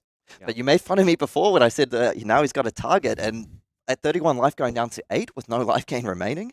So this, Nick was sitting comfortable on 30 plus life, and just like that, Jasin swung the game with Poison the Well, and then combined that Kiss of Death Flick Knives combo to really put Nick on single digits, 8 life, and he's running out of those defense reactions. He's gonna start drawing all those no blocks in the form of Inner Cheese, some of these manifestations, etc., that he's been stacking for later on in the game. I mean, we're talking about deck size. Look at Nick's deck. Like it's starting to run low on cards. Yeah. Those kind of incidental banishes from cards like Leave No Witnesses and something like Art of Desire Body, etc., those actually stack up and are slowly fatiguing Nick as well. Yeah, but we do want to emphasize as well, I mean, when I talk about running low on cards, if you look over on Jasin's side, is starting to run perhaps a little low on gas in the tank. Mm-hmm. So Nick is by no means out of this game. Like at this point, the cards remaining deck is probably a more important metric than life total in terms of him trying to win the game. But from Jasin's side, he really wants to close. And you know what's really good is backstab. Yeah. So Nick has a a Rage Spectre that does have Ward 1, and a Spectral Shield with a counter. So 2 ways. Oh, he's happy to flick a dagger here. Interesting. He's saying, you know what? Like, I'm happy to just push some more damage. Maybe he's got that Orb Weaver Spinneret, or pick up the point. Pick up the point. Very nice addition from the Hunted. I want to also shout out Nick being very, very disciplined with this Traverse and Quick Dodge Flexes. Probably understanding that, like, this is going to be my way kind of back into this game to build up a bit of a board presence, is combining, using these 2 guards in conjunction to shut off a big turn and get a Mirage guy down. Yeah, and Jasin has the ability to go quite wide. Sometimes if you only have the stealth cards, yes, you do get a go again from Slippy, but that kind of is it. But he is able to continue to pressure Nick's life total. And Hunter's Clave coming in for 1. That's a third of Nick's life total. All the way down to 3 life, and the attack reactions are just so threatening at this point. Yeah. I also want to point out, if he takes 1, gets marked here, that Mask of Deceit is online if Jasin wants to get aggressive to try close out the game. Oh. And a really disciplined approach from Jasin this game. We saw him in the early game just constantly chipping with the daggers. Didn't get too concerned about the life total. And absolutely game-changing Poison the Well into a Codex of Fealty here. Yeah, the Codex is, and it's actually a heads-up play from Nick for kind of taking the dagger, going down to 1. He knows that if it's a Codex, he needs to keep 2/3 blocks, and he needs to keep 3 cards. So he might be forced to discard his Transcend card and keep the 2/3 blocks to stay alive. Oh, going for that Traverse play. Does he need that Spectral Shield to save himself from a potential flick? Yeah, I guess Jasin already. Yeah, I guess So a little bit unsure about this play at the moment. It is defending for 5 unless we see a drop in the ocean. Okay, no, just still lining up the blocks. He gets the Tunic. Tunic is massive in this matchup as well. The Traverse coming in hot. Now, is Nick going to be able to pivot off the back of a Mirage and Quick Dodge Flexes here? I mean, access to a copy of Levels of Enlightenment as well. Yeah. Really in the grinder now. You know, and James White said about Count Your Blessings, play your hate cards. And we just saw it came up absolutely huge here. Okay, Levels of Enlightenment. He's going to make a Spectral Shield. Nick is trying to maximize some pressure here while setting up some wards to kind of cushion his 1 point of life. Now, the problem is, I mean, yeah, it's some amount of pressure, but Jason's sitting pretty on 24 life at this point. We saw 2 copies of Take Up the Mantle be pitch stacked earlier. Oh, and here comes the CNC. Now, this is coming in for 5. The Spectral Shield was only coming in for 1. That Fealty token actually putting in the work. Okay, so considering lining up this Mask of Deceit block here. Is Jasin looking for grains? Is he going to try and play around that grains? Or is he happy to just say, you know what, I'm happy with my 4-card hand. I'm happy to give you my arsenal. But one thing I want to mention, Kieran, is you know how Nick was pitching all these reds and those Take Up the Mantles early? Yep. When he pitched that Schism, it shuffled his deck. Oh, that's a really good point, actually. So, I mean, I guess there isn't necessarily a pitch stack set up, but the important thing to note here is that there's still a number of power cards. Are there. And Nick putting a big premium on getting the Spectral Shield down, and makes a lot of sense because this is one of your good tools to try shut off the Flick Knives. That'll be something to keep an eye on because once Nick gets back to some of these cheese, they don't defend, but they are very effective with that ward damage. And Jasin actually just going to go ahead and take all that damage here, going to give it that red infect. Yeah, he's happy to keep his 4-card hand. Okay, going to kick things off with an infiltrate, and my goodness, the attack reactions are so devastating here. Yeah. And not that many D-reacts remaining in next deck. We point out, Red comes through. Oh, that is game! Nick Butcher falls to Slippy. Jasin piloting that masterfully. The sequencing on those turns when he was going again, the leave no witnesses, etc., was amazing. Yeah, and what we might do is we'll see if someone from our production team can go grab Jasin Long for perhaps a quick interview, because I think this slip through the cracks deck has really been the story of the weekend so far. Yeah, absolutely. Starting the day on 6-1, sitting on an 8-2. All he needs is one more win to fully secure that spot in the top 8, but he might actually be locked at this point. We might see a Slippy in top 8. Okay, well, I'm Yeah. going to have to block this because I can't do anything. Yeah. Oh, Nick going from such a comfortable position to just all of a sudden flipping the game with one poison in the well. Pick to pieces, double spike with blood rot, like. Just all the, and then you can't set up an aura if you want to. Yeah, exactly. It's just like, I think this matchup is actually like, it's reasonably close. Yeah. Because we get the free go again, right? You can actually you can go wide and you don't get bricked like the other Arakni does and stuff. But Yeah, man, good Great to- insight from the player himself. Yeah, and we'll see if he wants to have a little bit of a chat. Yeah, we'll see if he wants to have a little bit of a chat about the deck as well, because honestly, I've really enjoyed seeing that deck, and of course the meta in general, we've had a lot of cool decks emerge, but I'm pretty sure if you asked anyone, no one's going to say, I think Arakni Slipped Through the Cracks has the potential to be the breakout deck from World Tour calling Christchurch. Yeah, for sure. And what a storyline.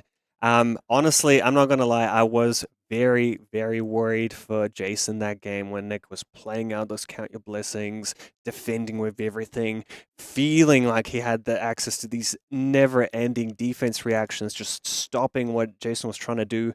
And then in a very quick succession, he was able to control the game, maneuver his sequencing in a way where he was putting, when he played that Leave No Witnesses, he was putting Nick on Count Your Blessings in the arsenal. That's why he was holding that Poison the Well. On the surface, Poison the Well just, you think you can just play it whenever, but you do really need to time that window perfectly. Yeah, and another cool aspect to that turn is the way you pointed out the sequencing, how he is going to end with that Leave No Witnesses. And initially I was like, well, yeah, it's fine, So but what, right? there's a Count Your Blessings to play out. Now, I mean, this might be putting too many levels to this, but if Jasin perhaps identified that it might be a Count Your Blessings in Arsenal, the way some of the previous turns had gone, then it just lines up perfectly. It's like, okay, now I'm going to force you to play it, and now I just absolutely have this online to shut down. Yeah. Oh, that was insane sequencing. And yeah, if you want to pick up this build a similar Slippy deck, I'm kind of glad we had Jasin play this on stream quite a bit. So you make sure to check out the stream from day one. There was a lot of great games there, and day two as well. And I hope he makes top 8 for sure. And as always, once we sometime after the event, once we have the list, they'll be published on fabtcg.com. Absolutely. And oh man, I'm still just like a little bit in shock of how well that matchup went. We heard Jasin say, because on the face of it, sometimes you look at the Assassin versus Enigma, and you kind of think it's really hard. Like, I have attack reactions, I rely on flick knives, they have access to ward, they have access to a ton of defense reactions. They've got shelter, which is like a double up. There's quick dive fletchers there. But we saw round 1 this weekend, Ben Dodd take down an Enigma on Arakni Marionette.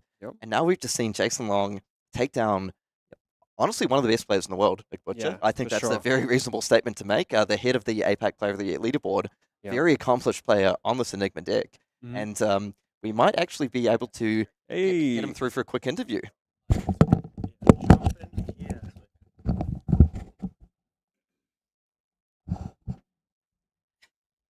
Okay, so we're just going to get Jasin set up.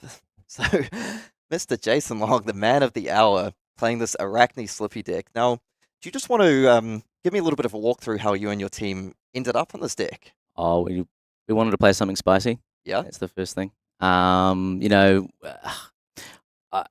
wouldn't consider myself the best player. I get a lot of points by playing a rogue deck. Okay. So we always wanted to come in and play a rogue deck. And we were thinking, we wanted an assassin. There's some cool new stuff going on there. We tried a few things. We tried Cindra. That got found out pretty quick. Yep. So it's not really rogue anymore. Didn't really like how the warrior, I forget what was his name again? Fang? Fang, yeah, didn't really like how Fang was playing. So then we kind of locked in on an assassin. We tried a few things. We tried some Missouri and we tried some of the other assassin. And then we actually found out that our friend had built the other assassin. We're like, nah, we can't play that. So we just locked Slippy at that point. And that was probably like 2 weeks ago, week and a half ago. Yep. So I started playing it. Sort of felt that it was better into Enigma mostly. Okay. Because the just natural go again is just so much better. If they've got any prevent up, they've got any D-reacts. So threatening, right? It's threatening, yeah. And you essentially you just send out a backstab and it's like, what are you doing? Yep. How many cards do you want to put down? What am I going to come over the top with? Am I just going to go to something else afterwards? So it had some really cool lines like that. And obviously the Toxicity Kiss thing is nuts. We saw you use it to full effect in that game. Now, Karol and I actually had the chance to talk to you on Friday just when we were helping set up the stream, do the production. And you and Isaac walked over and we're like, hey guys, what are you playing this weekend? And you were like, Slippy. And I'm like, excuse me? And you're like, Arakni slipped through the cracks. And I'm like, wait, the go again, Deadly Life one? And you guys are like, yeah. And I'm like, are you worried about the other assassins? You're like, oh, not really.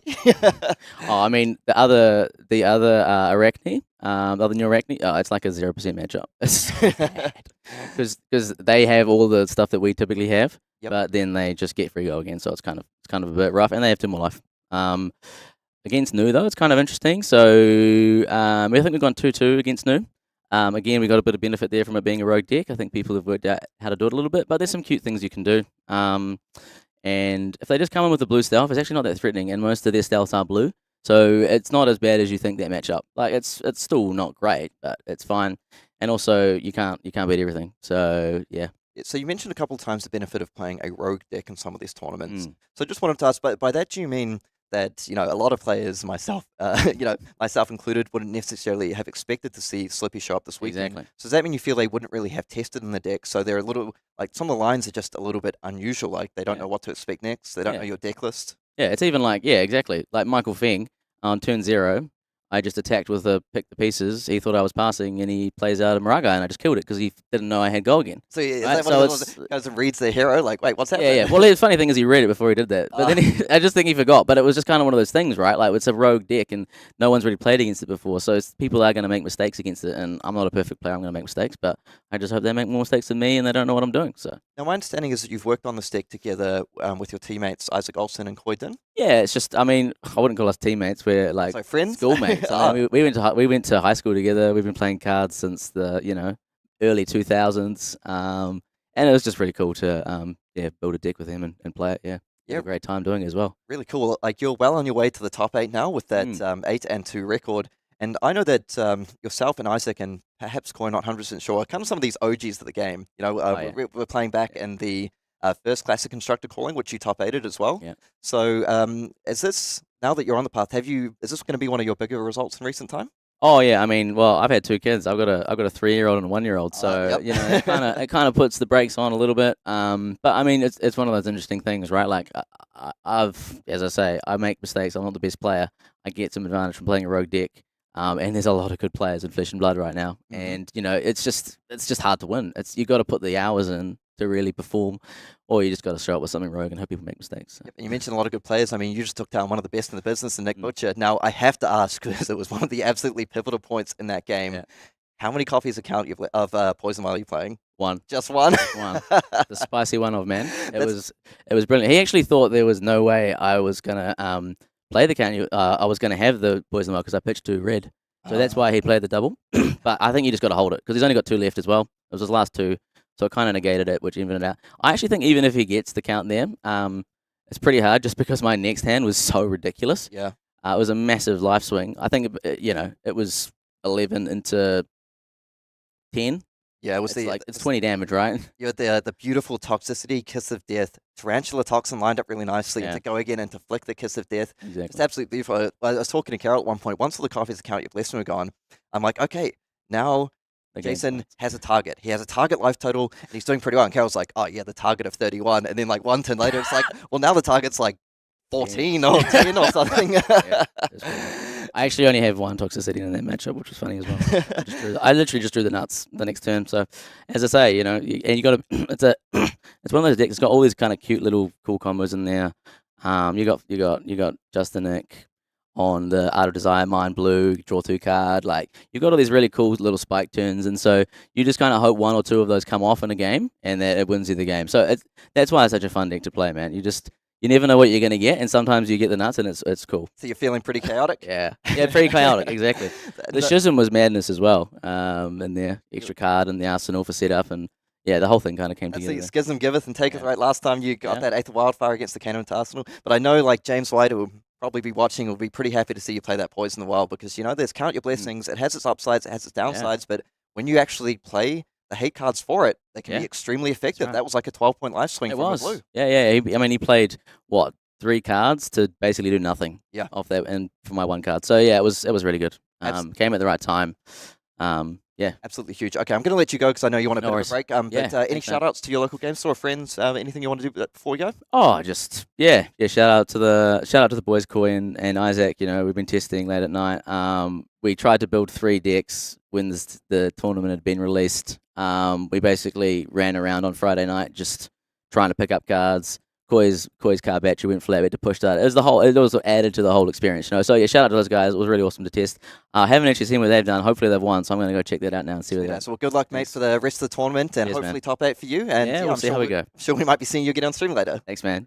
Cheers. Okay, thank you very much. That was Jasin Long, one of the OGs of the game, taking it down with this absolutely awesome Arakni slip through the crack decks. We're going to go to a short break, but don't go anywhere. We're going to be coming up with the final round of Swiss shortly. And also, we have that very special announcement coming up. So if you want to see what that's about, don't stick on here with the stream.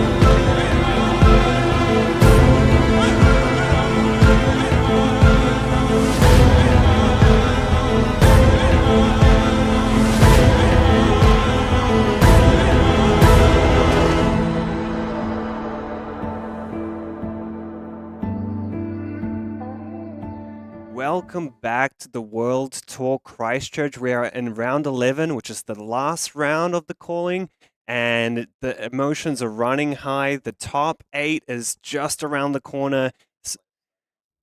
Yeah, and let's jump straight into the game. Now we have 2 ninjas here. We have the new Cindra versus the Zen. Yeah. Banners. And this, don't blink, folks. This is going to go fast, and this is going to go hard. Absolutely. We have 2 players from New Zealand here fighting for that spot to secure the top 8.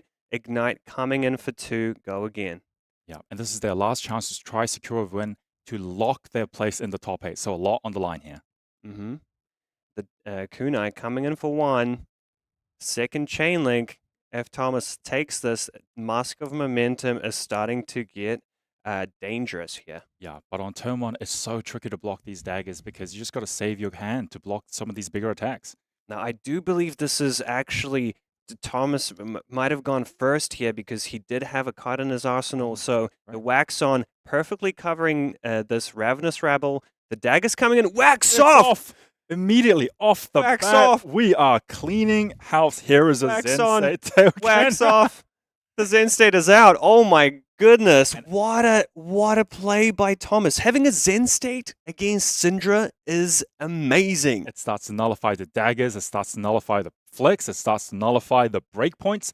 A huge tempo gain. Wow. Wow. What a way to start the game for Thomas. He must be stoked to align these cards. And a drop in the ocean, which lets him transcend because that Wax Off is a blue card. Yeah.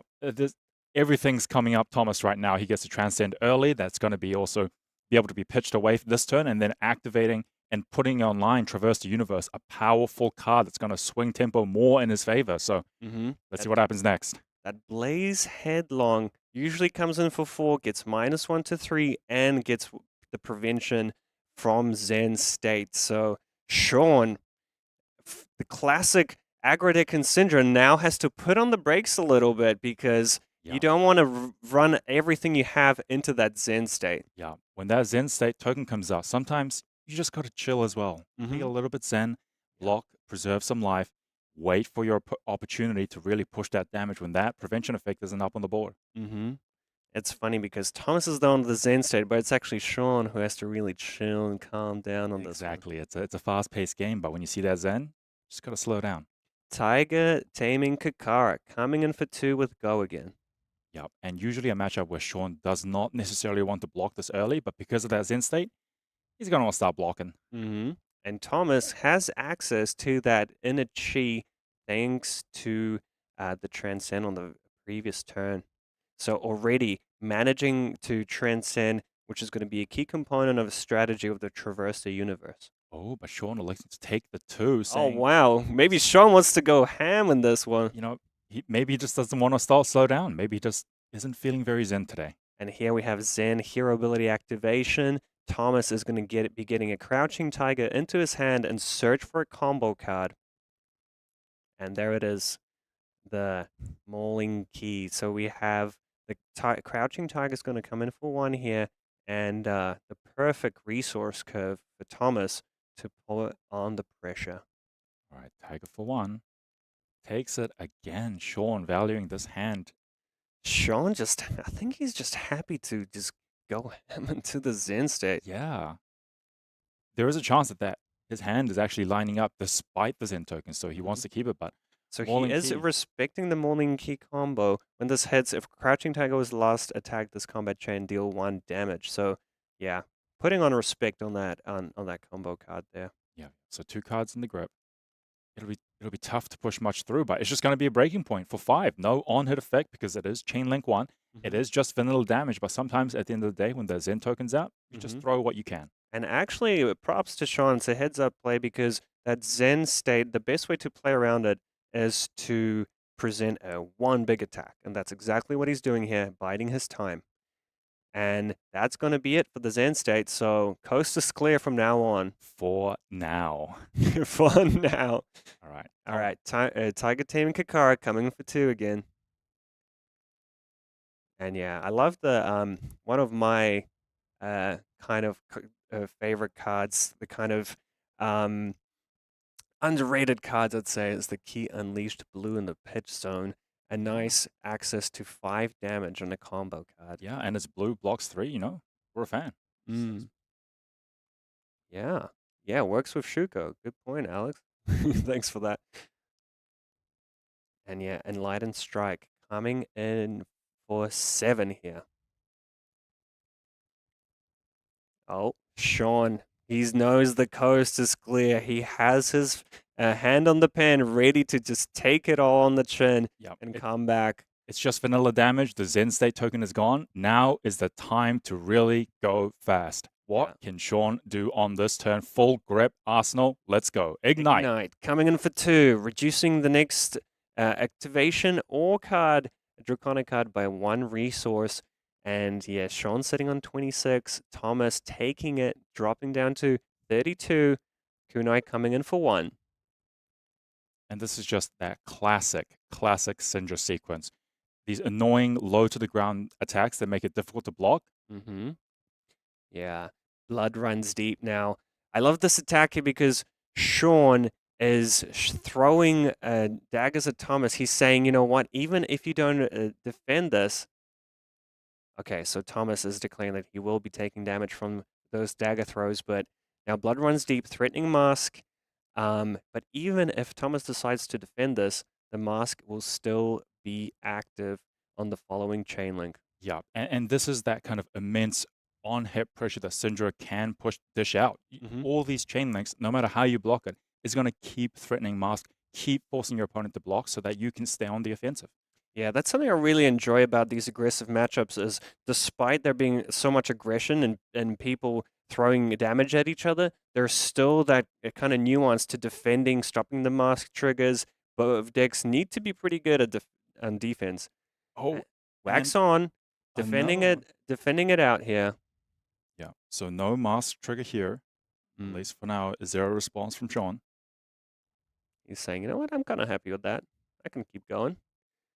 And here we have Wrath of Retribution, one of Cindra's power cards, a legendary attack here, coming in for 3, and it's going to reduce the cost of daggers, and they're going to get +1. So Sean, he's happy with the daggers being gone. They're in the graveyard now, but he can still get them back for later. Yeah, not an ideal scenario because he currently doesn't have his daggers, but still a great value play. Wrath of Retribution coming in for 0.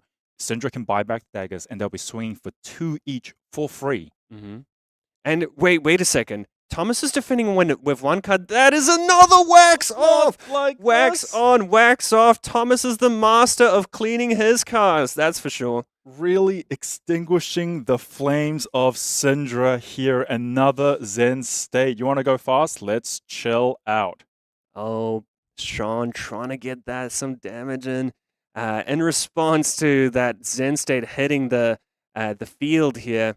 Quite a heads-up play by Sean because he wants to keep those chain links active for the Mask of Momentum. But, oh my goodness, Thomas Bailey doing a great job at just churning. You know, he must be quite the chill guy. He loves his Zen State. He is very zen on this Zen hero. Also correctly identifying for the meta that there's going to be a lot of aggro decks and just putting in a lot of aggro hate. But Sean doing a good job. You know, Kunai's coming in for 2, so he keeps, gets 1 prevented, but he keeps that Mask of Momentum threat happening. But Breaking Point, you know, even if he draws a card, he does have a card in hand, so is that going to be threatening enough? Yeah, the on-hit destroy Arsenal, but thankfully Thomas does not have an Arsenal. So I think Sean could be deliberating whether he wants to put his boots here, give that go again, and really utilize that mask. Let's see. Maybe he wants to see what he draws first, because, yeah, the flight path is an instant. Yeah, thinking very carefully here. In most scenarios, he would be happy pushing aggressively, but again, that Zen State token pumping the brakes on Sean. Yeah, is this the turn you really want to push damage? I'm not sure. Yeah. But just as complicated and as complex as the board state is right now, the players are sitting equal on life total, 26 to 26. But oh man, what a bunch of turn sequences it has been. Okay, he draws. And decides to just arsenal, thinking about which card goes in the arsenal. So he's got a 1 cost 5 and a 0/3 go again, I believe. Yeah, and it's important to note the life totals are equal, but Sean does not have daggers at the moment. That's going to be a huge issue going into the next following turns if he wants to get effective turns out of it, because he's going to have to either generate 3 red attacks to get those daggers back for free, or pitch a blue. Exactly, man. That's a very good point. He really committed everything he had there that previous turn. That 100 wins coming in for 3 going to get defended out, and Thomas is just happy to cash in the most out of his Zen state for this turn. Yeah, 3 cards in the grip, 1 card in arsenal. The play is on Sean. What can he push with this turn with another Zen state on the board? Here's Ravenous Rabble. Ravenous Rabble coming in for 4, but notably, this is not a Draconic card, so I'm not sure if this helps him retrieve his daggers that much. Yeah. All right, what is the follow-up? Yeah, great card into that Zen state, kind of turning into a 0/3, which is fine. You know, Blaze Headlong, another 0/4 that turns into a 0/3, but he's managing to pressure Thomas quite well despite that Zen state. Yeah, sometimes a head jab is good enough to pressure, but Thomas thinking about whether he wants to block or whether he wants to push. And all says, right. No blocks again. It is just vanilla damage. Possibly Thomas ripping some gas in the tank. Yeah, but that Mask of Momentum threat is becoming real. Okay, so Lava Vein Loyalty coming in for 3, threatening actually 2, and Mask on hit. Yeah. Important to note, again, no Draconic Daggers on the board. Only 2 Draconic Chain Links, so can't buy back the daggers for free. So can't Flick Knives to extend the mask here. Yeah. So just goes into the arsenal. Prefers that card being a setup rather than buying the daggers back. Yeah. Thomas, if you can pressure Sean's hand, it's going to be... Ancestral Harmony revealing Command and Conquer. No extra card available to Thomas there, but his combo cards do get +1. And the Sacred Art coming in as a Transcend card. He's going to get some Crouching Tigers into his hand. He gets that in a Chi, and he gets a resource thanks to the 12-petal Kasaya. Okay, Crouching Tiger coming in for 1. Yeah, this is the turn I think that he really wants to strip Sean's cards, because Sean is in a bind without those daggers. You know, that's what Cindra's all about, those daggers, those flick knives, flicks, etc. So, yeah. Yeah. So Sean's going to want to try keep as many cards in the grip as possible so that he can play out 3 Draconic Chain Links, buy the daggers back free, and then sort of stabilize his board state. But at the moment, he's about to face down a lot of cards. Chase the Tail.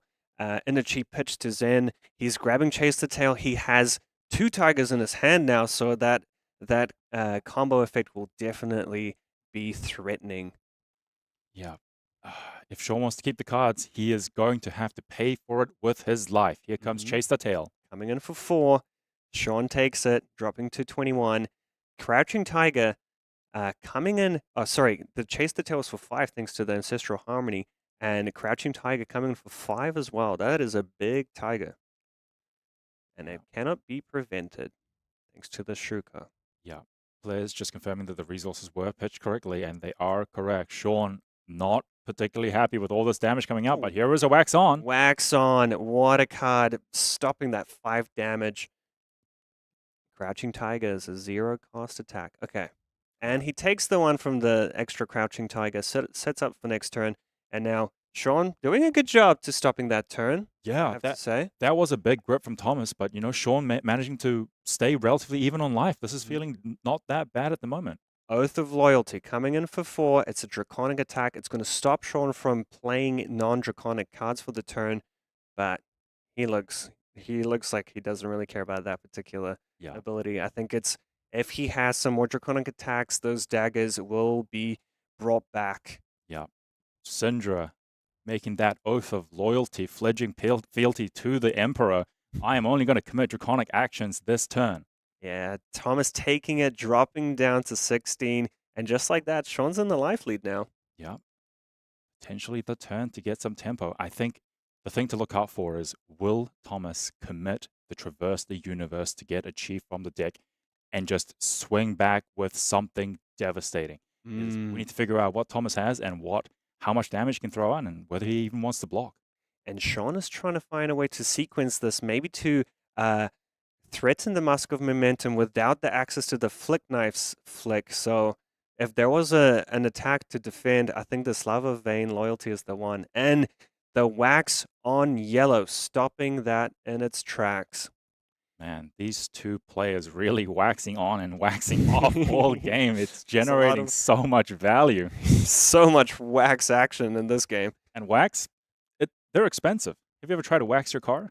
No, I haven't. Not a financially viable option to maintain every week. That's why I keep my car in the garage. Display Loyalty coming in for 3, giving Sean that Fealty and Blaze Headlong for 4. Wow. Thomas and Dane so Sean's saying, you know what? I'm going to push the damage here. I'm going to flick the dagger, get Thomas down to 8 now. 19 to 8. I have to say, Sean, he's getting the most out of his Cindra deck, playing around the Zen stage, pumping out the damage, even without daggers. So good on Sean for really pressuring Thomas here. That's good. Sean is now up 11 life. But the thing is, Thomas kept the full grip, didn't block, and didn't even use Traverse. His hand must be gas. And he just played Ancestral Harmony, and he did get the hit. Now, probably not the hit he wanted. It's a 100 Winds blue coming in for 2 now. But hey, it's 2 free damage. Why not? Yeah. And still, I love the sequencing here. He leads with the 100 Winds to try and keep as much information away from Sean on how this turn's going to go.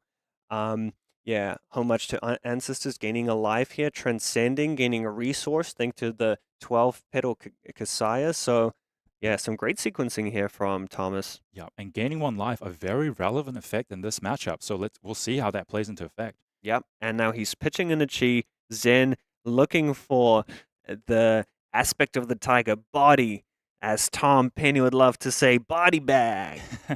And Sean essentially is going to be sitting here with that full grip of 4 cards in hand. And I feel like this is a chase the tail, bit of a giveaway. This aspect of the Tiger pairs so nicely with chase the tail. I put money on the fact that Thomas has one in hand. I can smell it. And Crouching Tiger coming in for 1. Just chipping away for now, but... And Sean is just going to want to hold as much cards as possible because Thomas only on 9. Sean might be able to push a lot of damage, especially because he still has Flick, he still has Mask, he still has his boots, he still has 2 counters left for his chess piece. He still has a lot of gas in the tank to try push this 9. Yeah, there it is. Chase the tail coming in for 5, thanks to the buff from Ancestral Harmony. And I think Sean is thinking to himself, can I actually take all the damage this turn? He's on 16. He's going to drop down to 11. He still has the block value on the boots. So maybe. And I think so. This might be just enough life to sort of keep the full grip, keep tempo. But let's see how this turn extends out. Aspect of the Tiger body coming in for 4 thanks to the Ancestral Harmony. Really giving Thomas a lot of value here. Not only did he get that free damage from the 100 Winds, it's, getting 4 points of value now from that Ancestral Harmony. Yes, very impressive. And despite how this game started with all those Zen State tokens, Sean still relatively comfortable. And now committing the block with both pieces of equipment. He's saying, I don't really need this mask anymore. I'm just going to push to the end with raw damage and blocking with the Dragon Scale Flight Path because he's saying, I'm going to commit this and push even more damage next turn. Yep. Crouching Tiger coming in for 3. Sean with a comfortable life total to just take it. To 7. Going down to 7. Tiger Swipe coming in for 5. And Wax On! The ultimate counter. Another more of the waxing action coming on from Sean. There is a very slippery playmat on display right now. So much wax going on and off. But Sean now has 3 cards. He has blocked with his boots. He has a Fealty. Let's see what he can do. 3 cards to work with. All right. Ignite number 3 this game. Coming in for 2. Allowing him to swing dagger for free if he chooses to. Yeah, 2.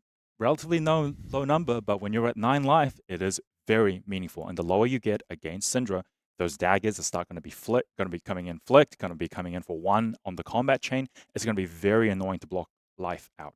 Yeah. And Thomas has a nifty play in his pocket. Traverse the universe, getting in the chi. He can make another Zen state if he so chooses, thanks to the 12 petal Kasaya. Yeah. It's not just a resource generating engine. It's also a nice way to chill back, kick back, and prevent some relax. damage. You know what? I'm kind of dying here, but you know what? Why don't we chill out for a little bit longer? Yeah. We'll see what Thomas does with this chi. Does he want to use it to defend, prolong the game, or he's going to try keep it in hand to try push damage? That also depends on what Sean can push. 2 cards to work with. So Mask of Momentum gone. Mask Trigger's not available anymore. Thomas is happy to take this. I have a feeling that Thomas is done with chill and he's got 5 cards in hand. And if Sean can't present lethal, he could just go bam on his turn. Protocol Thomas didn't create the Zen state token when that dagger came in, so he's saying, I'm going to keep it. It's going to be used for the offense. Run and Renegade coming in for 3. Thomas just taking it on the chin and just trying to see what Sean has available. Going down to 5, it is not a comfortable number to be at. Yeah, so now 3 damage from the display loyalty could put him a bit low, so he's looking at his hand, considering his options. Is it going to be at some equipment blocks maybe, or is he willing to give up a card from hand? Yeah, and even though Sean doesn't have any cards left in hand, make no mistake, Sean can extend this turn out if he wants to. He can activate the boots, swing that dagger again, flick a dagger, generate a resource. His turn is not over. Okay, so he is committing a block here. And yeah, Sean is going to flick that and get them back. Sounds good. Getting him down to 4. 4 is getting low.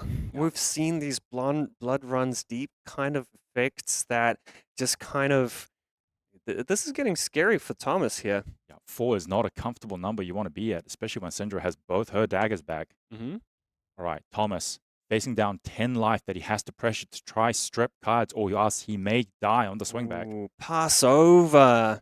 Now, I bet you Thomas wished that dagger was in the graveyard, but hey, he's going to get rid of that wax on and transcend. This wind chakra is going to pump his next tiger by +3, so blue +3 is a pretty good rate. It's pretty good, and Thomas now has 2 chi in the hand. What does he want to grab from his deck using Zen's ability? But no, he's going to go with the Tiger Taming Kakara first for 2. He does have another energy in his hand thanks to that Traverse block, so still has access to his hero ability. Tiger Kakara, 2 damage, but Sean knows that is not the end of what Thomas has on offer. Yeah. Sean, looking at his 4-card grip, saying, that's just damage. I think I can take it. I'm going to try hold these cards for as long as I can. Yeah, there we go. An achieving pitch to Zen's hero ability. Crouching Tiger into hand. That Crouching Tiger is going to be attacking for 4. Chase the tail? That means he's got an aspect of the tiger in his hand. Oh, no, actually, he does have the extra Crouching Tiger in his boots. So Yes, he does, so he can get the full value out of this combo line. Chase the tail. What a powerful card.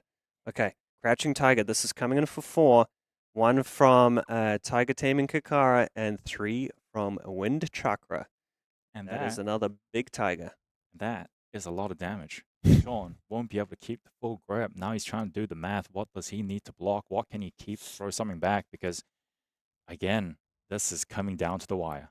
Yeah, and that's the thing is, like, how many... He must be working out how many cards does he actually need to keep in his hand to be able to threaten Thomas's life total. But Thomas looking comfortable. Chase the tail. Basically a 1 for 7 with Go Again and another card in hand to work with. So, yeah. Taking 1 down to 4. There it is. Chase the tail coming in for 4. And the next tiger is going to come in for 5 thanks to the Shuko as well. This is a terrifying turn. Sean cannot keep the cards in his hand, blocking reluctantly. This is not the position he wants to be. Even with 3, he does have some 3 blocks here, but now down to 2 cards in hand, and Cindra just loves to play with a lot of cards in hand, and that Crouching Tiger, you're absolutely right. This is coming in for 4 thanks to the Shuko. Can't be prevented. Yeah, Oath of Loyalty, another 3 blocks. So at least Sean has that. Yeah. Now, Does Thomas have a follow-up? There it is. Oh, levels. All levels of enlightenment. He draws a card, comes in for 5. Oh, My Sean is God. looking at his hand. I believe it's a 2 block, so this is not a good position to be in. Sean is not happy. Thomas is grinning, giving a little head nod. He knows where Yeah. he is. Looking very relaxed right now. He's happy to draw a card off at the top of his deck. Wow. 2 armor, go to 1. Yeah, that's a bit rough. Yeah. Lose your fealties too. Yeah, lose your fealties too. Pretty good chain. Now that is a combat chain, ladies and gentlemen.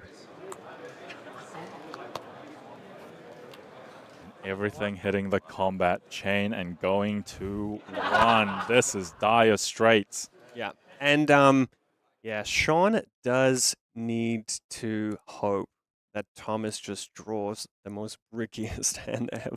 Yeah, needs to draw 4 D reacts. And Lion and Strike, well, that's a great extender, so I don't know if there's going to be many bricks from Thomas's side here. Yeah, and those fealty tokens going away, it's very hard to stay loyal to the Emperor when you're getting mauled by tigers. And the Kakara's coming in for 2, and Lion and Strike. Is he just going to go for 5 go again? Yeah, that's going to strip at least 2 cards. Yeah, and then 2 cards remaining. This is the writing's on the wall, but can anything happen here? Oh, Command and CNC. Conquer. Well played by Thomas. What a game. What a game.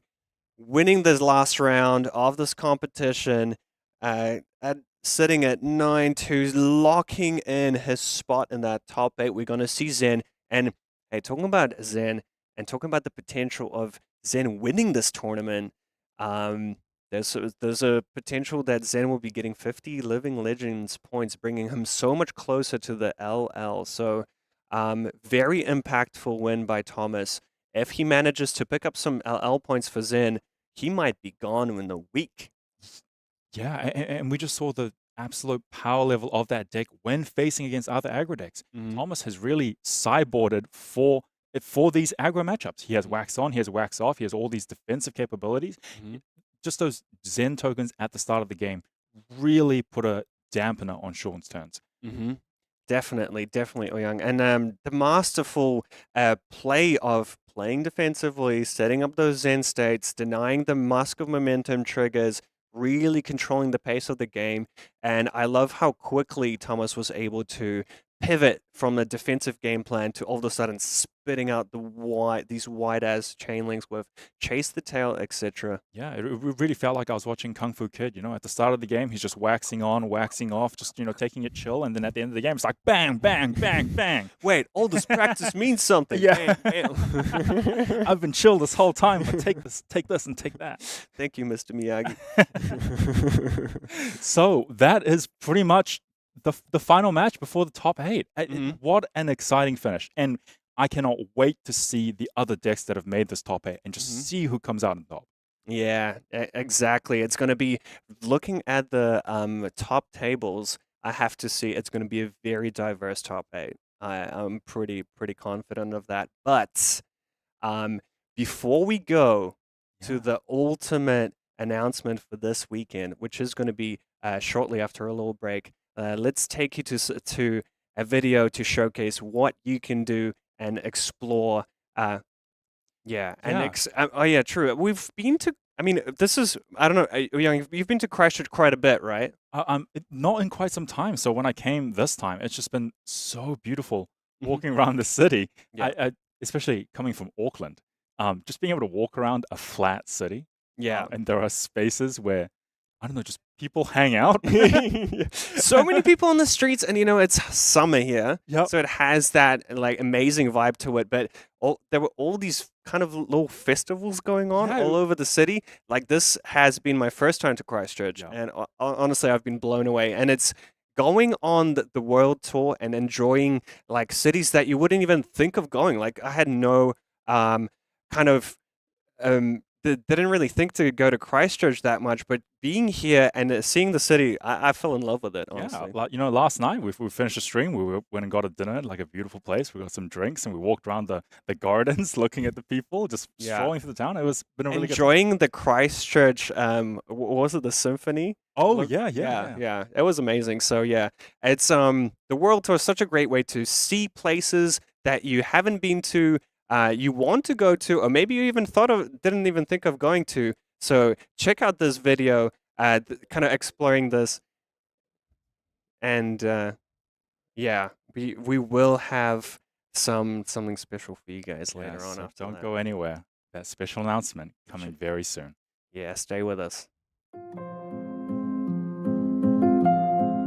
My name is Bryce Platts. I got into Flesh and Blood somewhere around the tail end of Everfest. I had a high school buddy who I used to play a lot of Magic with who told me about this game. I had no idea what a Rune Blade was, and I saw Chain, and I was like, oh, that's a Rune Blade. That is so sick. Flash forward a little over 2.5 years now. I've joined a pro team, the AGE pro team, which is right behind me here. I could not be more obsessed, and I could not be more stoked about the people that I found in this hobby and the hobby itself. It's just, it's a whole thing. I'm all in, man. It's my life now. Hey, mate. What's up, bro? How you doing? Let's do it. Alright, on our way to Japan. Just about to get on the plane. Very exciting times. There is a lot of good energy. James and Josh talking about the event, just off the back of the end of ProQuest as well. Flesh and Blood, without a shadow of a doubt, has the greatest global tournament structure in the entire world. Like no other game comes close to it. The World Tour is about preserving their culture. It's about getting people to go places that maybe they would have never have been before. And I've heard that from heaps of Flesh and Blood players, like wanted to go to Japan but have never done it or never had the reason to go there. When you give people reasons to do things, sometimes, they take the opportunity and go and do it. I'm Ellie Bird, big fan of Flesh and Blood in general. You've heard me yap about it before, I'm sure. Here in Osaka, Japan, really stoked to be here. Worlds is in like a couple days right now. We're all here jamming a whole bunch of games, trying to get ready in that last hour. Yuki has not even decided on a deck yet. So my name's Yuki Lee Bender. I sort of do like content and travel to most of the major events. So it's been like a very focal point of my life, both socially and career-wise, which is really exciting. In particular, Rangers, which a lot of people sort of know me for. The whole like you load the arrow and then you put it in your arsenal and then you shoot the arrow out felt very like, it just felt right. That was the first thing that really grabbed me. And then the other thing that really grabbed me was how you get to these really close endgame stages that are really back and forth and really interesting. And that's like so fun. I like those really close games and it feels like Flesh and Blood is perfect for that. And then I think the people is what's made me stay. When you're playing Flesh and Blood, you are in it 100%. The most challenging parts of life are when your head is elsewhere, when you can't be present. This thing forces you to be present. There's nothing else. It's just you, the cards in front of you, and your opponent across from you. You're having a quiet conversation that nobody else can disturb. The whole experience, right? This is why we are playing these games. This is why we are doing all of this. I have been traveling a lot. These 3 years sound like something I would dream of when I was a teenager and I was slamming cards with my friends in the back of my room. My name is Shomai Mamura. I'm owner of this shop and Pro Tour champion of Pro Tour Amsterdam. 今回のそのオランダプロツアムステルダムにオランダに行ったのがその僕の人生の海外に行った初めての経験で、そのカードをプレイするために何かこう海外に行って新しいその価値観に感じるってことはとても貴重な経験でした。You already have something in common, something you love and you share with the other people. And it is really easy meeting a lot of people like this. And I have made a ton of friends, like an insane amount of friends. And I do think that is one of the things that makes these games so rewarding to play, right? You can travel everywhere in the world and you will have a great time because you both share something that is special, right? And that is really cool. それでそのプレイザーゲームシーザワールドっていうそのテーマがもともとすごくリスペクトしてこのフレッシュ&ブラッドを始めたので、とてもなんていうか大切、自分にとっても大切にしてるというか。Like following that adventurous spirit, like just getting out and seeing some of the beauty that the world has to offer. That spirit of adventure and discovery, I think, is wonderful, and we should cherish it.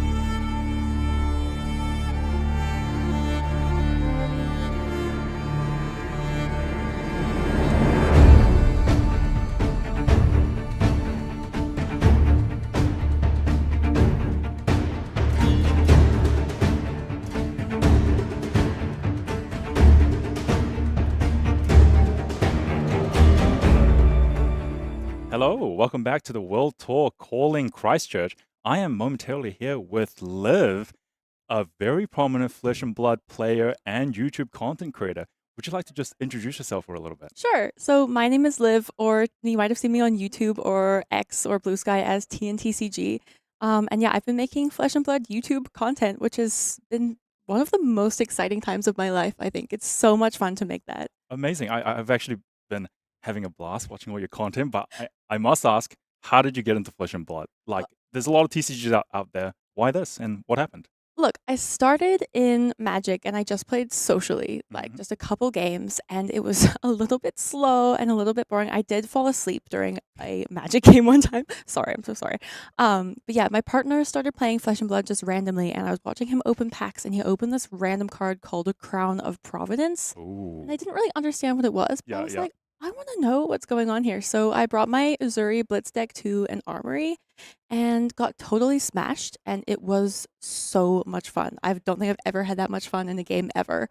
And yeah, since then I've just been building my deck and playing more and just getting more and more into it, obviously. Yeah, I must ask, what's your favorite hero? Who do you play? It's got to be Uzuri, 100%. I love her. She was my first one, and at any opportunity, if I think I'm going to have the chance to play her, I get so excited and just build her up immediately and bring her along. Yeah, that hero ability is so fun to play. So good. Yeah. I must ask, like, how's the YouTube content creation process? Because, like, I've been watching you introducing a lot of your friends into the game. As I understand it, I think you've introduced like 9 of your friends into the game. And personally, I don't think I even have 9 friends. So how did you achieve this feat? Well, look, my 9 friends that I've introduced to the game are pretty much my only 9 friends, so I wouldn't worry about that. But it's super fun because I think they don't expect to like it as much as they do. And at the beginning, they're kind of like, oh, I don't know, can we just play a regular board game or whatever?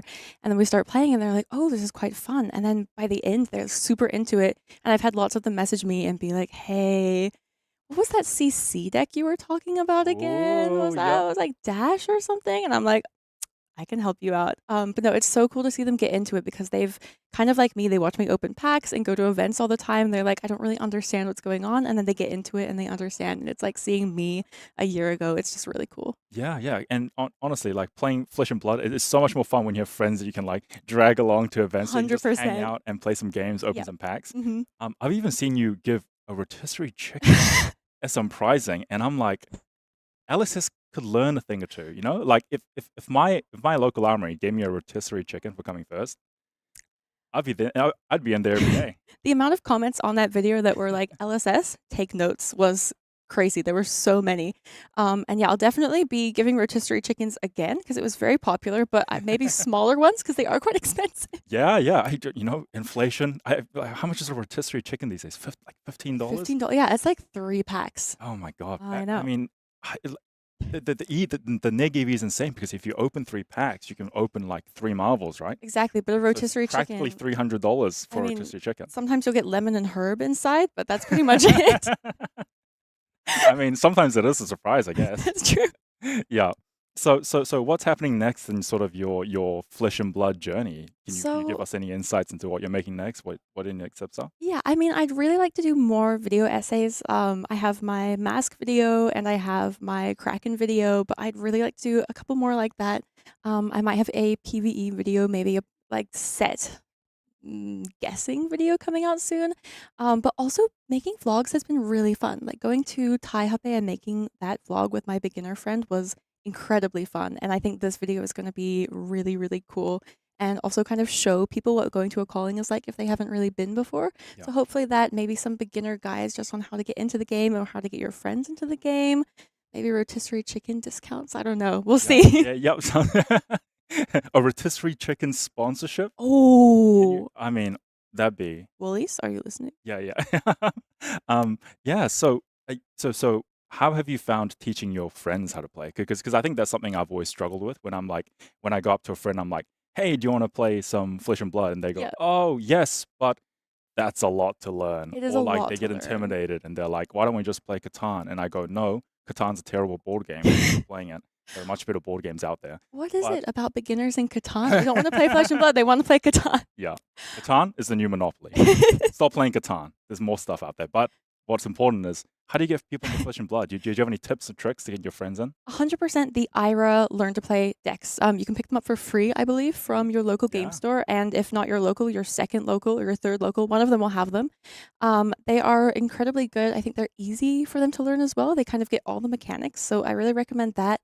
Also, just being very excited about it, making it a very chill, calm environment. I think with mine, there was a camera up, which stressed them out at the beginning, but we played a different game. I think it's called Happy Salmon to just break the mood, have a good time, jump around. Happy Salmon? Yeah, you like do. Is it a song for salmon or is it?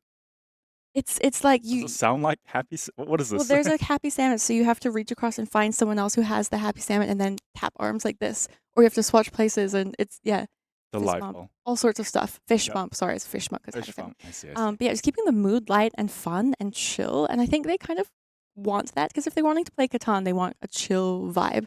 If you can make Flesh and Blood chill, then all the mechanics and stuff kind of fade into the background. And don't worry about reactions. Don't worry. Just play the cards. And then when they get into it, they get really excited, so they want to play more. But yeah, just keep it chill, keep it fun. Play with the Ira Learn to Play decks. Cool. Amazing. Well, we're going to start wrapping up here. I've got 2 final questions for you. Okay. 1, what is your favorite tea? My favorite tea of all time, it's basic, and I'm sorry, but it is chamomile because it's relaxing. You can have it any time of the day. Indeed. There's all these different flavors. You can have passion flower It's you can get very deep into it. And it's like a nice little afternoon, even a midnight, little tea before bed. It'll calm you down. So good. I love so it. good. And maybe in the final question, a little bit less calming. We have a big announcement coming up right after this. What do you think it might be? Any wild guesses in the dark? PvE, pirates, pirate PvE, and some manifestation. Pirate manifesting PvE. Pirate PvE. Okay, all right. And if That's it's not, a big guess. If it's not, keep an eye out for my YouTube video because I'm going to talk about that anyway. All right, I like it. I manifest everything you want in Flesh and Blood. 100%. Well, thank you so much for your time. It's been a pleasure. Thank you for having me. We'll be right back after a short break with that big announcement. So take some time off, don't go anywhere. But maybe check out the YouTube channel, check out Liv's channel, Live T and TCG. All right, we'll be right back.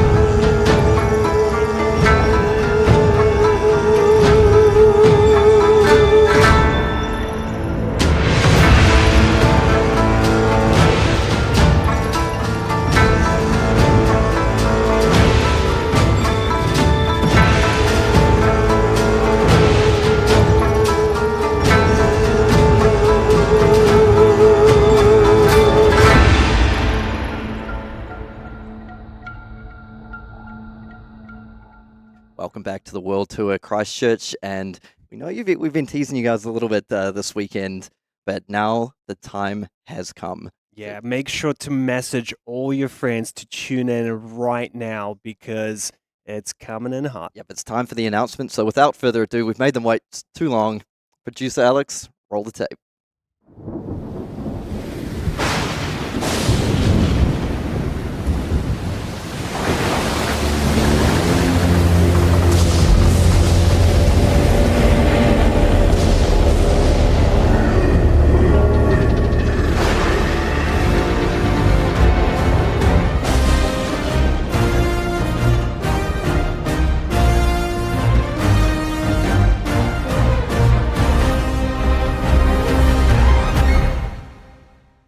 There you have it, high seas. It's time. We've been to Volcol, we've been through all these draconic times, and now it's time to cool off in the high seas, the world premiere in Taipei. Yeah, make sure you get your tickets as soon as possible. I know the Hunted world premiere sold out extremely quickly. You don't want to miss out, leave it a little bit too late. So start booking your flights, start getting your tickets.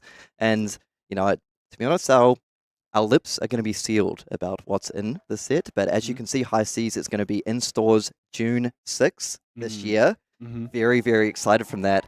But as we mentioned, the world premiere coming up. That's going to be in Taipei, May 23rd to May 25th.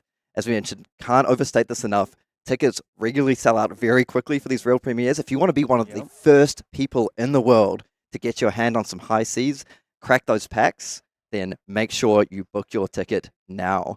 Yeah, the hype has begun. This is going to be insane. The world tour continues. You're going to have the first look. And as you said, Kieran, now is the time to book your tickets, secure your flight now, and then when those tickets come out for the world premiere, make sure to get them as soon as you can because they will sell out. Just like in the Prague with the Hunted, that thing sold out.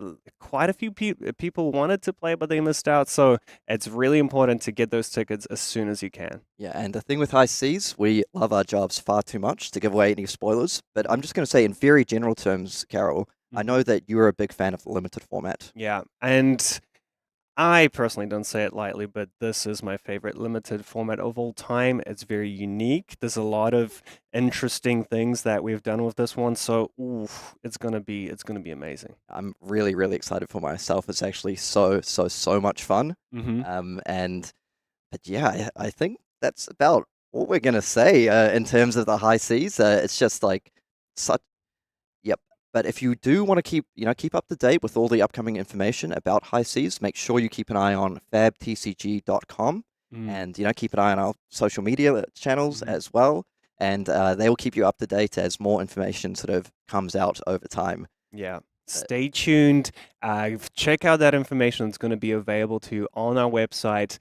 And hey, Top 8 is coming out, so stay tuned to the stream because it's going to be amazing. Yep, just wanted to say very quickly on the top page, we'll be coming up with all the information soon, but not to give too much away, but quite a diverse spread of heroes. I was looking through the top 24 as well. A lot of different heroes featured.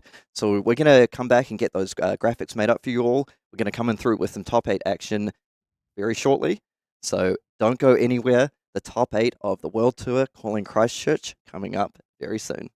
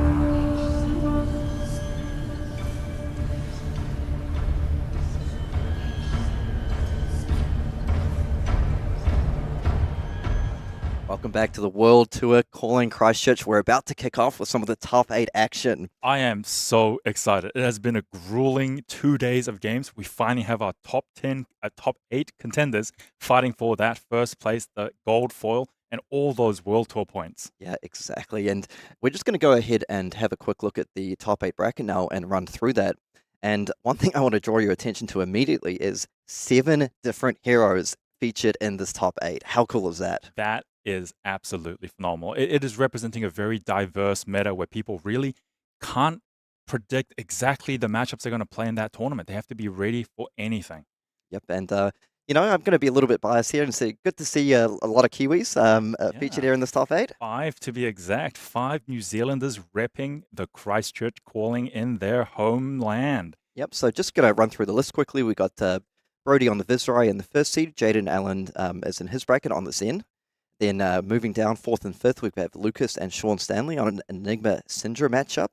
That one is very interesting. I've seen that a few times today. Yeah. Then Thomas Bailey Galbraith on Zen against Jason Long on Slippy, the kind of deck of the moment. I think that's not necessarily sure I could ultimately say it's the breakout deck, but it definitely is a deck that's come out of nowhere. Yeah. And then down in 2nd and 7th bracket, we have Fahad on Kano. This Cody on Nu. So a lot of different heroes featured here. Yeah. I just want to mention briefly as well, I was walking around having a look during the final round of Swiss, kind of the top tables. And in the top 24, I don't have an exact number with all the things, but there are somewhere between like 10 to 15 plus different heroes featured in the top 24. And that is absolutely wild. I love to see that. Yeah, and this is sort of the second big calling that we've had. So with this new meta, and it is still wide open. Yeah, sorry to cut you off. I was just going to say, running through a few different heroes, I noticed there was Azalea, Bravo, Ira, Aurora, Nu, some more Slippies, Prism, maybe even a Jarl, depending on how that last result went. So it's just, as you mentioned, absolutely wide open at the moment. Yeah, absolutely wide open. But wait, Bravo? Yeah, I mean, I'll give you one guess who that player was. It was Cale McCreath, for sure.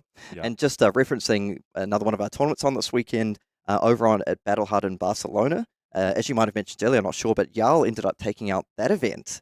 Absolutely impressive. And I understand it was a finals against Verdance. Yep, piloted by none other than Arthur Trahay. So honestly, this meta is wild. It is very open. And as much as we can learn from this tournament, it's going to be so interesting to see how this meta develops in the future callings and also in your local Road to Nationals and your national season. I know, as a player, I'd be very excited to go out and play this meta. I feel you can make like almost anything work, really, as we've witnessed. Jarl, Verdance, the heroes that people weren't necessarily keeping an eye on.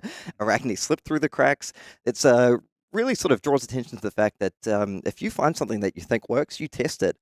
Go out and play it at your Road to Nationals. Have a good time. Maybe walk away with those prizes and a qualification to your national championship. Exactly. Like, this really is the format to play the hero that you like, that you are most comfortable with and you want to rep. Looking at this top 8 list again, if you had to put money on the person you think is going to win and which hero? Well, I'm not much of a betting man, but if I was leaning towards, I feel like my heart says Slippy. My heart says that deck has been very impressive throughout the course of the weekend. One thing Jason did mention on stream when we had him on for an interview was that one of the advantages of the deck was that people didn't know how to play against it necessarily, the play patterns. Now that it's been out there a little bit more, we'll see if players have sort of, maybe gone back and watched a few of the games, just sort of picked up sort of what some of those play patterns are. We'll see if he's still able to navigate his way through the top 8. I think another deck to keep an eye on is Fahad, a very accomplished Kano player. It will be interesting to see how much respect players have brought for those Kano matchups, because sometimes, it did do well very recently, but sometimes if people think, there's not going to be that much Kano, it can be suddenly get very bad very quickly. Yeah, there's so much mind games that sort of goes into whether you want to play Kano at a tournament.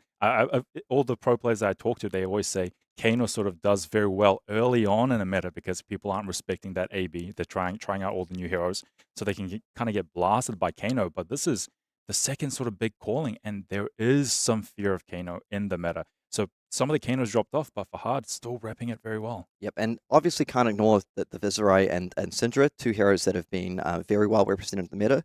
See if Cindra's able to build on the success of some of those previous tournaments, winning that calling, also coming second at the Battle Hut and being taken down by Prism, and again piloted to success by Sean Stanley here, and playing into an Enigma.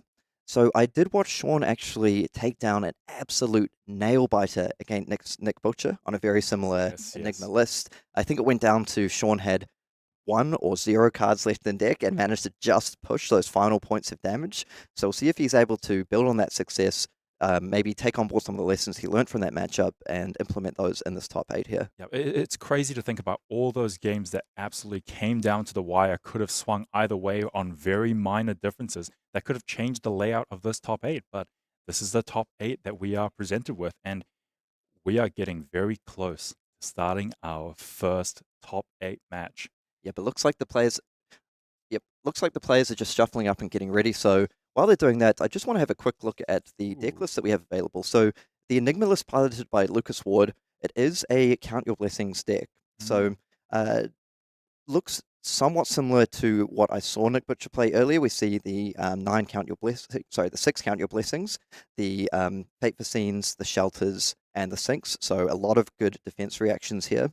Also playing some tech cards such as like the Ripple Aways and the Put Into Context, which has been played to really great success. Yeah, which has been a real breakout star. It's just a blue defense reaction, block 3, very consistent, very powerful, and also helps turn on those sort of transcend abilities.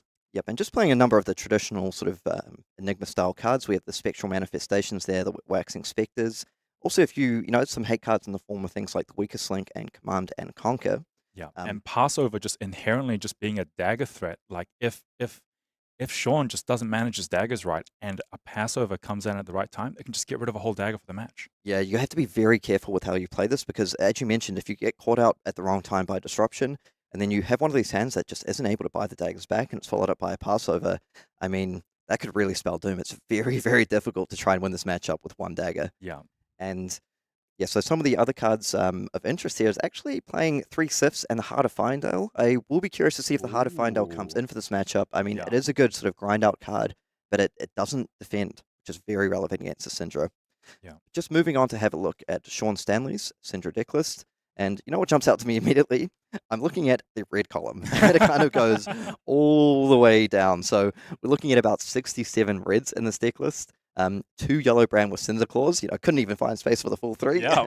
And the 3 Warmonger's Diplomacy. Yeah, it is about as red line as you get. And that Warmonger's Diplomacy probably coming out in this matchup, most likely. Yeah, so the Warmonger's Diplomacy, from what I understand, is sort of used to bring in not necessarily as a blue, but more of like a hate card for things like Viserai. Yeah. I was talking earlier, there's potentially some interest in playing exactly 1 blue in the deck. So just when you get into these very late game spots, if you're able to go, you know, when you get down to these final few cards in deck, being able to pitch 1 blue and sort of go, you know, dagger, flick, buy something back, just to try and break out of that in-game loop that Enigma can put you in with the hero ability, the spectral shields, and all that. Another big card I will be keeping an eye on for this matchup is the Quick Dodge Flexes. So when I was speaking to a few Enigma players, some people like Matt Rogers, Nick Butcher over the course of the weekend, they've said that has been sort of a great equalizer for these kind of aggro matchups. One way that Cindra is able to catch you out is when they string together these like really big turns and your hands are a little bit clunky. If you're an Enigma player, we look at all these transcend cards. Very powerful, do not defend. Yeah. Being able just to dump them like maybe 3, 4, 5, 6 resources into a Quick Dodge Flexes, turning your hand 2 cards that block for 0 into a potential block for 12. It can get pretty scary pretty quickly. Yeah, and especially when sort of the classic Cindra openers is like Ignite for 2, and then you go activate Quick Dodge Flexes, block for 2, dagger for 1, block with Quick Dodge Flexes, and then you can use it again and again as wide as they go. Yeah, and if you're able to line it up for something into like a Wrath of Retribution turn, where all these daggers are now coming on for 2, and you just have all these clean blocks one after the other. Yeah. Really, really nice. And I do see as well that Sean has a couple of combat tricks in here. You know, it has the Ancestral Empowerments, which are actually like just really nice at sometimes getting over to trigger that mask. The other big thing is, do you want to walk me through sort of the Shelter from the Storm interaction a little bit as well? Oh, the Shelter from the Storm is going to be sort of one of that key defensive pieces. The ability to discard it and prevent the next 3 instances of 1 damage. First of all, very good at blocking out daggers. Very good at blocking out breakpoints, but also there will be moments when Sean needs to flick a dagger and it needs to hit to generate a resource. And when that Shelter comes down at those key pivotal moments when Sean has sculpted a hand to try to get that resource and you deny it, could be devastating. And it looks like the players are pretty much ready to go. And Sean's come to play with the sunnies on. Does not want to give anything away with his eyes. He's going to keep them covered with those sunnies. Looks at an opening hand, 4 head jabs. Got to keep it hidden. Yep, so let's tune in and hear what the players are saying if they've got it. A little bit of pre-game banter. Clear, but even after all weekend, there's still a lot of like subtleties to the triggers they got to remember to hold priority on. Yes, and stuff. we will. We'll be clear with each other, and I'm not here to shuffle it, so we'll. Yeah, very good. So the players just, talking to each other, saying, "Yep, we're going to have some good, clean gameplay here. Announce all our triggers. Make sure everyone knows what's going on." Yeah, very cool. And a lot of things must be running through to their mind. Like, first of all, congratulations, and also they'll be ecstatic that they've made top 8. They've secured some of that prizing, but now the games get really intense. Yep, there is so much on the line. Each win puts you up a bracket. Yep, these players are looking very serious because it's sometimes you have to sort of balance that joy with still wanting to get the job done. You've made the top 8, but look, I'm not just happy to be here. I'm going to take down this whole tournament. So you have to lock yourself back in, be like, I've made top 8, but let's see how far I can take this thing. Yeah, and nerves begin to kick in when you're on stream on a top table match. You just got to keep it all under control, take a breath, and keep it zen, and try to take this win. So players very close to starting, shuffling up, about to present their equipment. I am so excited about how this is going to go. Will Sean be able to represent enough damage, go fast enough to take Lucas out, or will Lucas be able to stall for long enough, get all those count your blessings out, generate all that value, and then start swinging with Miragai for win? And so, I did actually talk up the quick dodge flexes here, but Lucas choosing to go with the sort of more old school approach for the Phantasmal Footsteps. Yeah. Also, if he's looking to grind this game out, those Phantasmal Footsteps represent so much value over the course of a very long game. Yeah. So he's actually adjusted his approach a little bit. Also in the arm slot there, playing those Blade Beckoner gauntlets. That's something we've seen more and more from Enigma over the course of the weekend. Yeah, just the ability to efficiently block a breakpoint and then block one of the kunais. Very powerful. And again, those footsteps. It's going to be very powerful when he pitches a blue, uses one resource to activate the footsteps, block a dagger for 1, and then use the 2 floating to play Count Your Blessings. One of a very, very efficient turn cycle that Lucas is sort of aiming for. Looking over at Sean's sides, looks like we have the pretty standard setup of the Dragon Wings, the Blood Spatter Vest, the Flick Knives, and the Mask of Momentum. Oh, it looks like we're just about to get into all the action here. Yeah, and a little bit of fun wordplay here. Lucas Ward playing Enigma, a very Ward-focused hero. He was born for this role. Now, just for some people who may not be familiar with the Cindra deck, do you just want to walk me through quickly the interaction between the Flick Knives and the Mask of Momentum? Yeah, we've been seeing it all weekend, but I'll just give it an explanation again. Essentially, when you hit 3 combat chains in a row, Mask of Momentum will trigger and let you draw a card.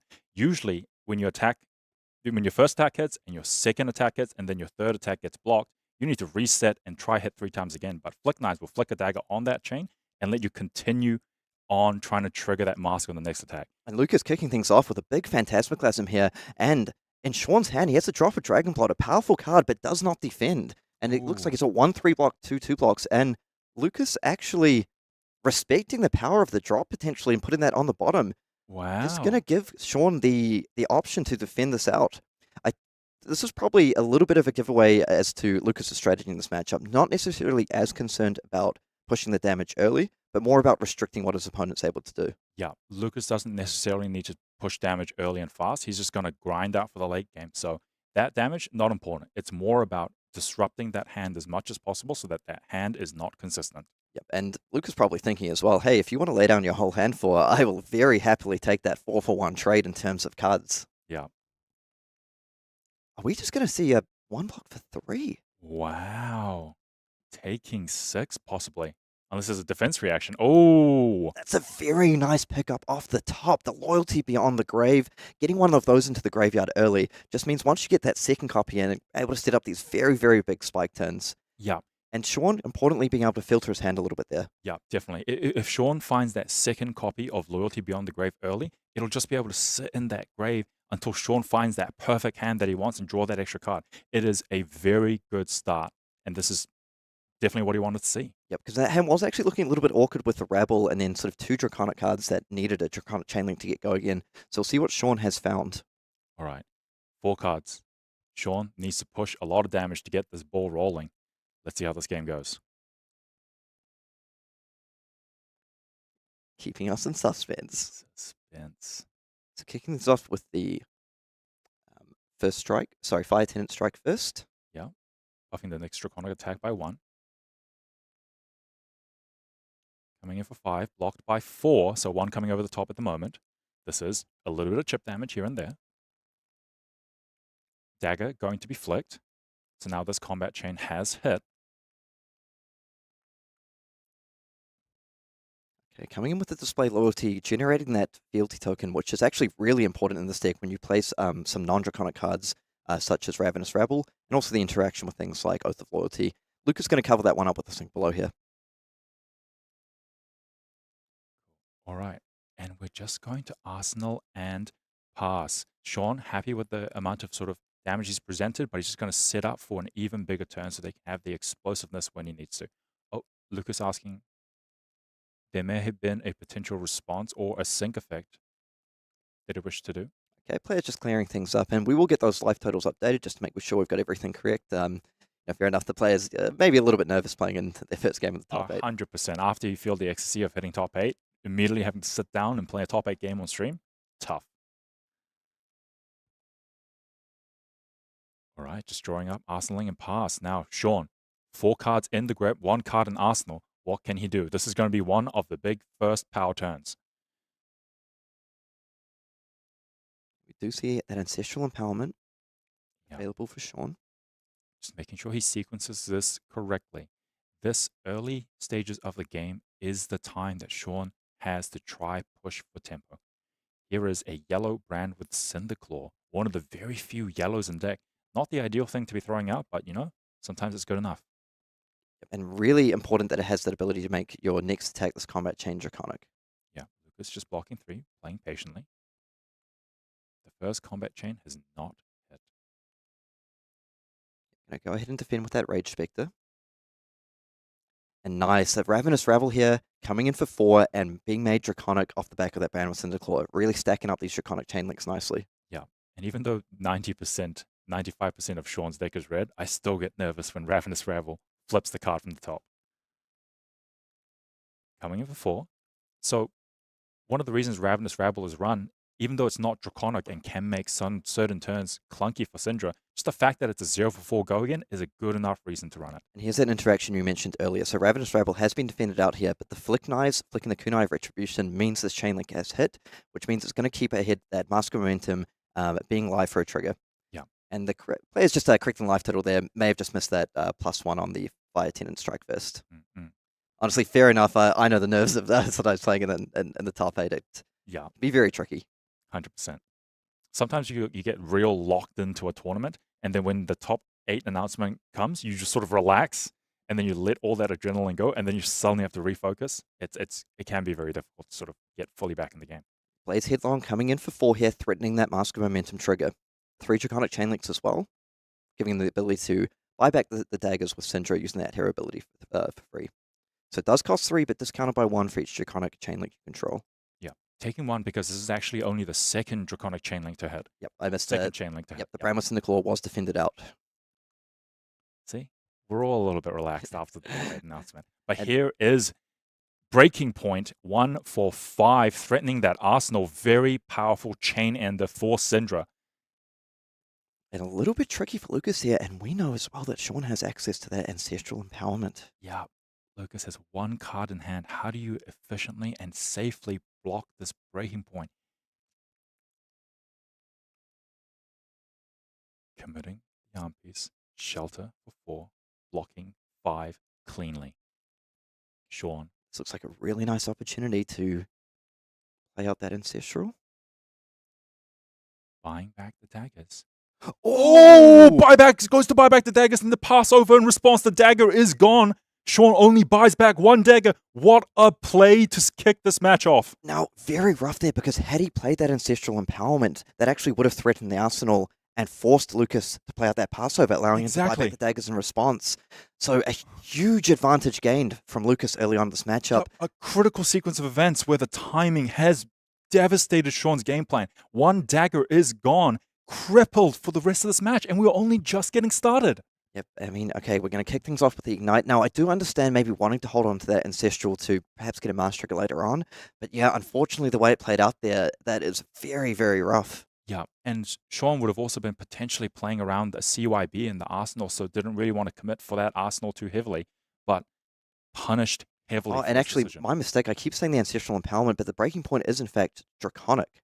Oh, I yes, not I do. Ninja. Yes. That was a mistake on my end. So there was no opportunity to actually play out that No. Ancestral Empowerment there because it's Draconic, it requires a Ninja card. So not a misstep at all, just really unfortunate timing with how that lined up. Yeah, correct.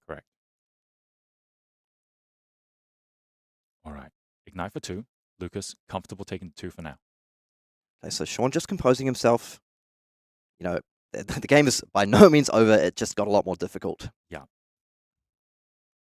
Sometimes one dagger can be enough, but with these phantasmal footsteps around, it is going to be tricky. It is an uphill battle, but Sean can do this. I mean, one thing I will say is like this sort of more mono red version of the deck that runs like 60 plus reds. I feel it's one that can get away a little bit more with just the one dagger at times. I mean, obviously a huge loss losing that dagger, but it's just not making up as core part of the game plan. Okay, gonna fire off this Ancestral Empowerment here. Part of the Dragon Blood coming through. Looks like with that Fealty attached, so it is for 4 go again. Now coming with the Displayed Loyalty, gonna go ahead and recreate that Fealty token. Just red attacks coming through, trying to eke some value out, trying to leak some damage, trying to get Lucas just a little lower every turn. Flick of the dagger, deal 1 damage.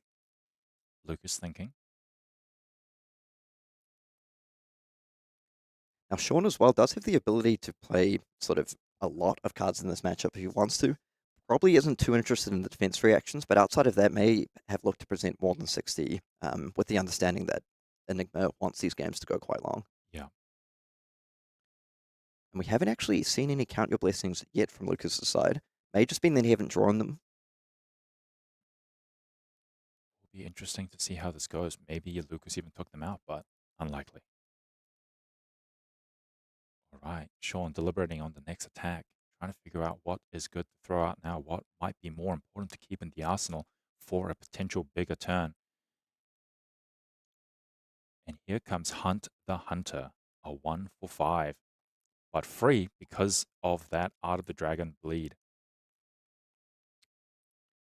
Blocking 3, taking 2. Okay, so Sean actually going to be able to generate another Fealty here.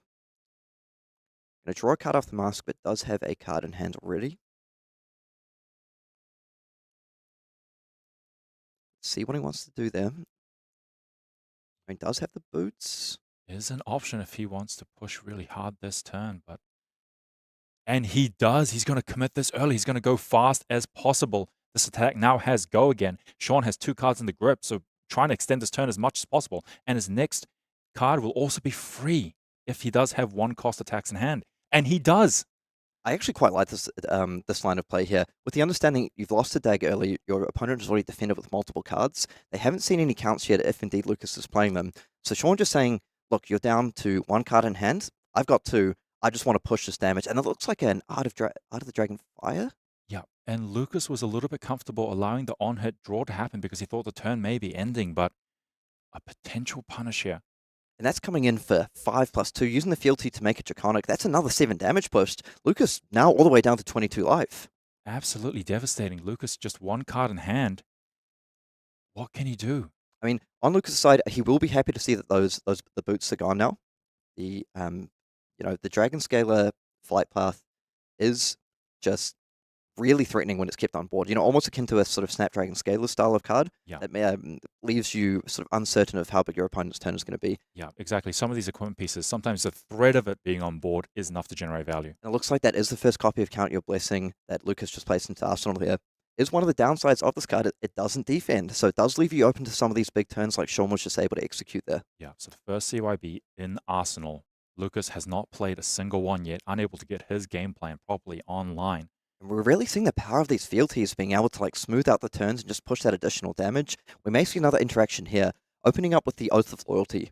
Yeah, and here we go again. Sean with 5 cards in total. Let's see how much damage he can push while Lucas is on the back foot. Leak 1 damage, block for 3.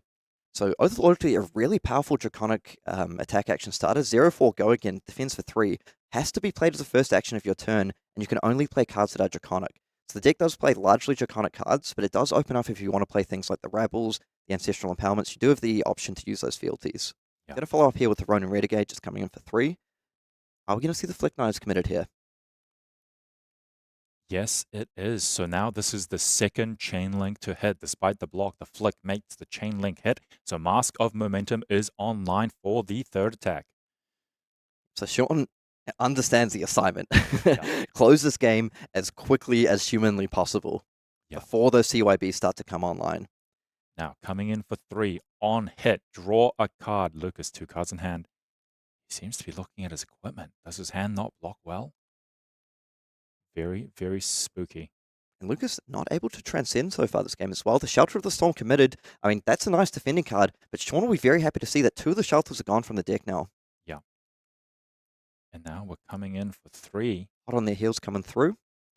So that's coming in with Go again with a mark on hit. Yes. But important to note, no mask trigger on this. There is 1 card in Arsenal. Set, blocking 3. Card from Arsenal.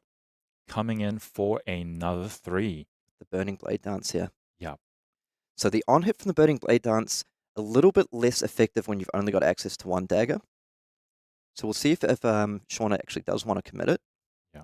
Yep, he does. Sean does buy it back and just immediately throws it. Just going fast. I really like this because you know you have a full grip. Your opponent only has 1 card in Arsenal. You might have a bit of a read because he didn't choose to defend. That might be something like a Count Your Blessings or a card that doesn't defend.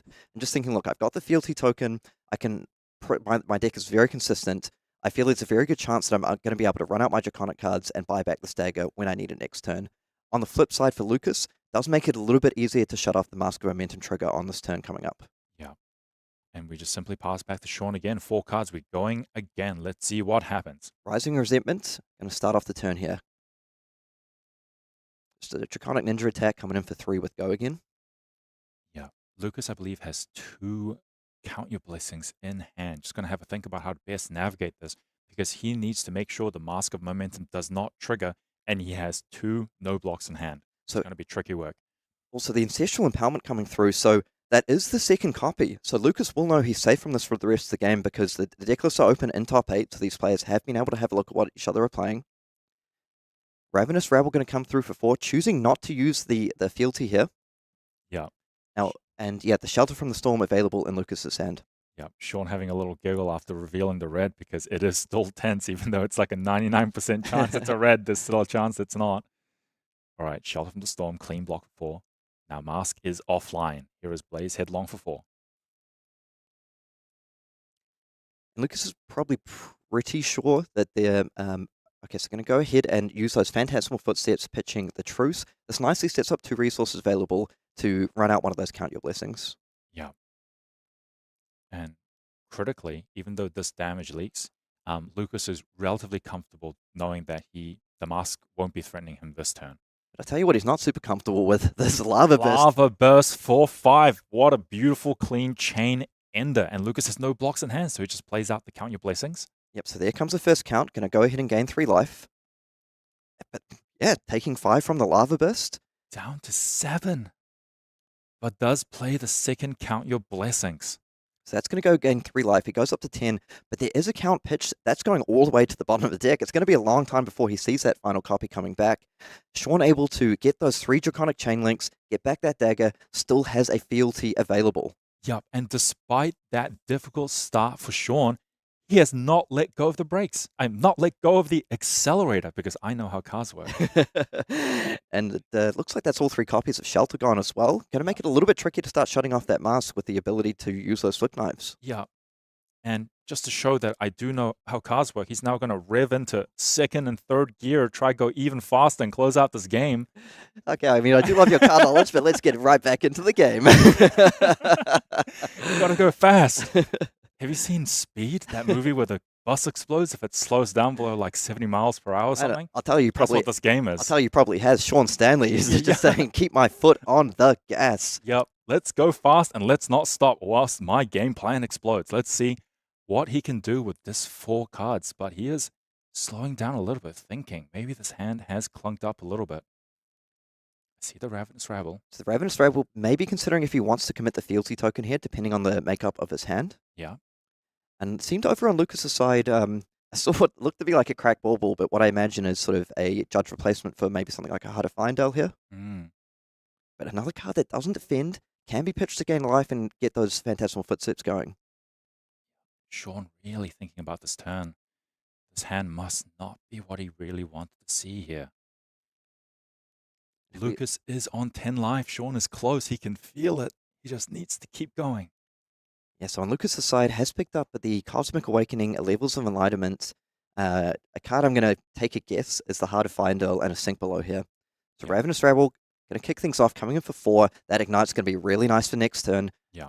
Not choosing to commit the Fealty. The Fealties are very important, so you just don't want to go throwing them away for no reason. Yeah, just a clean block for 4 here. Utilizing the Tunic to activate those Phantasmal Footsteps. Good value play. Oh, pitching a red, though. Ooh, a little bit of an awkward turn here. Using the Fealty, I mean, the Fealty is very nice. The Art of the Dragonfire, coming in for 5 with that additional 2 damage on top, because it is Draconic. But you're right, had to pitch away that Lava Vein Loyalty. Yeah. And Sean actually being very disciplined with that Blood Spattered Fist, despite the fact that he is a hidden life, just knowing that, like, look, I feel like I'm in control of the game right now. What might end it for me is if I just get one of those hands I can't use. Yeah. If he gets too greedy, flicks all his daggers away and then doesn't buy them back and clunks up, might not be able to close this game out. So, block for 3, block for 7, but that 2 damage will come over the top. And again, a little bit of an awkward block there, but just kind of had to commit that Sink Below to get that card out of hand. Yeah, and when Lucas is on 8 right now, like it's very difficult to maximize the block values out of all your cards because this damage is critical. All right, 1 card in Arsenal. Passing to Lucas. Lucas only has 1 card, most likely just going into the Arsenal, passing right back. And then here we go again. Sean, 4 fresh cards off the top, 1 Arsenal. Let's see what he can do this time. Lucas is now on 8. And you know, we made a big deal about that passover, but it's just been smooth sailing for Sean. I mean, just showing the ability that not going to be too reliant on the daggers. We know the Ignite is coming up in this hand as well. That looks like a very nice hand. The Ignite, going to turn on that dagger for free. If he needs to, could utilize the Flick Knives and the Blood Spattered Vest to fire off that breaking point at the end for the Rupture. Oh, I see a Brand with Cinderclaw. I see a breaking point. I see an Ignite. That's looking very good. Now, Lucas potentially in one of those weird spots where Count Your Blessings is a core piece of your game plan, but you might not necessarily want to see them right in this moment. Yeah, as powerful as Count Your Blessings is, if it missteps, if it doesn't get started early, if your opponent is too fast, it does nothing. Yep, we see that put into context being used to be thrown in front of the Ignite. Maybe Lucas might have the ability to transcend, which would be very nice to get that Traverse the Universe online. Yeah, dagger for 1, leaking that damage through. Lucas down to 7. Yep, at least over on Lucas's side here, has the Enlightened Strike, seems to have a couple of defending cards as well. At 37-7. It is looking dire for Lucas. Here comes hot on their heels for 3. Go again. Blocked immediately, and the dagger is flicked. So now 2 chain links have hit. The next attack will threaten Mask. I mean, I think we need to talk about the clock that the Flick Knives is putting Lucas under here. I mean, access to a lot of life gain, but the thing is, he needs to be defending against all these attacks while also simultaneously gaining life to shut off that clock from the Flick Knives. A bit of a tall order at this point. Yeah, it's almost Rune Blood-esque in that the damage is coming from multiple axes, so it's very difficult to cleanly and perfectly block out. And does actually choose to utilize that Blood Spattered Vest. I really like that here. Yeah, and there's a second activation, 1 more activation of that chest left, but there is now 1 floating. How big can this chain go? Buys back the dagger and throws it again. The blood runs deep coming through, being able to flick the dagger. I like how Sean is just utilizing the saying, look, like, the dagger isn't super important to me, so I'm happy to buy them back for these sort of flick-style effects off the Burning Blade dance, off the hot on their heels. Yeah, and most importantly, this chain link hit as well because of the flick, so the mask will be triggered and threatened again on the next chain link. Lucas down to 1 card in hand here. I mean, we still have a Brand with Cinderclaw and a breaking point coming through. Yep, and we're just going to commit the breaking point. Coming in for 5, threatening that Arsenal on hit. And threatening lethal already. Yeah.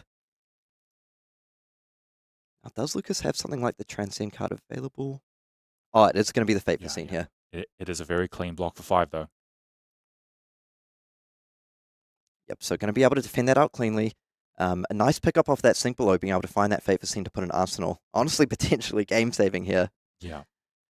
But Sean being very disciplined. It looked like that was a Bramble Cinderclaw, and he's saying, okay, again, I have the advantage here. Let's not go crazy and just throw away all my cards. Let's make sure I can keep pushing this consistent damage over and over and over again. And honestly, I see a Ronin Renegade. I see, like, if that is an art of Ronin Renegade and the access to the Bramble Cinderclaw, very nice starters here. And last turn was 5 cards against 5 because Lucas did have an arsenal. This time it's 5 cards of Sean against 4 cards of Lucas, and he is on 5 life. Can Sean actually close it out this turn? He has the card advantage, the tempo advantage, all the advantage you could want in this game. It's actually really tricky for Lucas to survive this hand. He's on 5 life, facing down a 5-card hand, still access to the Bloodspattered Fist. And you know what I think I saw, Uhyoung? I think I saw an Art of the Dragon Blood. Oh. And you know what pairs beautifully with that is a Bramble Cinderclaw. Let's see how this turn goes. 3, head jab, Ronin Renegade, demanding a card, block for 3. They're going to follow up with a Rising Resentment here. Coming in for 3, blocked again for 3. And that's a Count Your Blessings in hand. It can gain a bit of life, but I mean, that's 2 no blocks in hand. And here's another 3. Here we go again. Can you give me another card? I mean, if Lucas can even stay alive this turn, he might have to commit the Traverse for little to no value. Yeah, he just needs to stay alive somehow. But if you commit the Traverse, what's your winning game plan? Lucas in the tank, his tournament life on the line, trying to figure out if there is any lines he can take to keep himself alive and give him a chance at a shot at first place. But this is looking rough. So it does have access. So between that Count Your Blessings red is going to gain up to 5 life. Is able to pitch towards the Phantasmal Footsteps as well. So kind of an additional 6. So is effectively might be able to keep himself out of range a little bit. But Lucas, I believe, just said no blocks, just has to take the 3 down to 2. 2 cards remaining in Sean's hand. And it is the Art of the Dragon Blood coming in for 4 with Go Again. And importantly as well, discounting those Draconic attacks. If that is indeed a breaking point, that's going to be coming in for free for 5. This is devastating. Count Your Blessings. Count Your Blessings. I believe that's going to get 5 life, taking him up to 7. But is that enough? Lucas now no cards in hand. This could just be lethal off the back of the Flick Knives here. We'll see if Lucas is able to try and navigate this, but if I'm reading this correctly, he's either going to be on 1 life or outright dead, and just Sean showing the power of Cindra in this matchup. Yeah. Now, final attack of the turn. Oh, it's the Blood Runs Deep. Blood Runs Deep. Gonna flick the dagger again. Okay. 1 damage down to 2. Now threatening lethal. So, yep, I did misread that one. It was the Blood Runs Deep, but honestly, still very, very good here. Yeah. Gonna commit the Traverse. Yep, I'm just going to go ahead and shuffle that deck. No ability to transcend so far this game. One minor upside is that Lucas is now able to shuffle that last, the Count Hit Your Blessings that he pitched to the bottom to somewhere that's not the bottom. Yeah. To try get that value somehow and try get this life total back up to a safe place, but dire straits. Sean Stanley kind of just needs 1 more workable hand to close this out. And I see an Oath of Loyalty in hand. That's a pretty good way to kick things off. I think I also see a Lava Burst. Is this good enough? Okay, an important pickup in the Fate for Scene over in Lucas's hand. Yeah, 4, go again. Defended by a clean block for 4. Using that tuna counter and the boots. Ignite. Ignite is so 4, good here. 2. So Ignite coming for 2 Draconic Chainlink's going to be able to buy back the daggers now if he wants to. Plays the 1 for 4. But how about a 1 for 4 instead? Yeah. Threatening a breakpoint, a defense reaction. 1 card in Lucas's hand left. Cindra ability, buy back the daggers. This could be it. The Lava Burst coming through for 5. I mean, able to defend for 4, but the Flick Knife's still active here. This might just be game over. Lucas, got to make sure, figure out all the lines. Defending for 4, Flick Knives, and that's it. And that's it. Top 8 game already over. Sean, despite the terrible start of losing a kunai, it did not matter. He still managed to buy back that 1 dagger and flick it every single turn for that value and to close that game out. What a performance. Wow, really well done there. Now, I feel we talked up the impact of potentially banishing 1 dagger, but as we did mention, in this matchup, one dagger is often just enough to get it done. Yeah, we just witnessed the power of this. That other dagger was banished so early. I had so many concerns about that game, but no. Bring her on. Even though I'm secretly an Enigma fan myself, I was like rooting for you the whole time. Just join the yeah, I mean, triple CYB hand. It was really rough. Yeah. Players just talking it out. I felt it. Yep, and we're just hearing Sean say, I'm a bit of an Enigma fan. I was rooting for you, buddy. But that's the thing. That's sort of one of the downsides of these Count Your Blessings strategies that we have seen come up, honestly, a few times on stream this weekend is they don't defend. Yeah. If you draw them at the wrong time, or you see them at a point where you're already under too much pressure, sure, it gains a lot of life at the course of the game if you can run out all 6 copies. But if you can't, it's like, hey, this is a 2-cast card that gains 2 life and doesn't defend. Like, if I'm Cindra, I'm like, cool, go for it. And especially because Cindra is so good at threatening that Mask of Momentum on hit draw card effect. The fact that if your hand doesn't defend well, you're just going to give free cards to Cindra to generate additional value. And it was that critical turn where Mask was triggered. Sean activated the boost just to go again with 2 cards, and it was just devastating. And that's the thing, as we mentioned sort of time and time again about this very red-heavy Cindra deck, they aren't too concerned about necessarily attacking with the daggers. Like, those daggers are kind of like flick knives fuel. Like, they're Mask of Momentum. You can pair them up with the Blood Spatter Vest, and you kind of just want to have one a lot of the time. I mean, it does impact them in the sense of things like Blood Runs Deep sometimes, not able to use all of them, or if you kind of sometimes need to run out Ignite and use this and have another one active to flick. But Sean just showing that, like, hey, I can get it done with one dagger. Like, it's actually just totally fine. I mean, we can say on Sean's side, they draw pretty cleanly there, but that is what the deck is designed to do. Yeah. It is a consistent deck that puts out consistent damage no matter what pressure you put it under. So, amazing performance. What a game. Yep, and just Sean demonstrating how strong the Cindra deck is. We talked about it winning a recent calling, coming the runner-up at a Battle Hardened, now moving its way into the top 4. And that's the thing, people are well aware of this deck coming into the weekend. Yeah. I said I was talking to the Enigma players, and they said, hey, we're very confident in this matchup.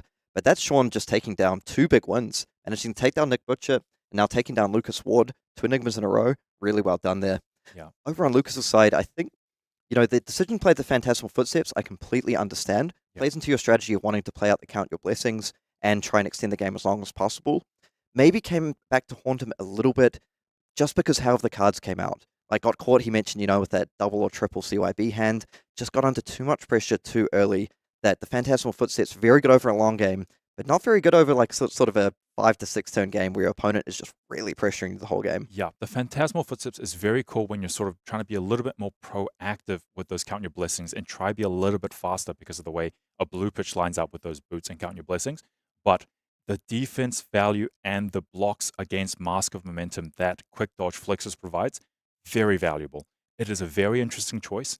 It is a lot of calculation goes into the deck building and sideboarding decisions that these players make to try win that matchup.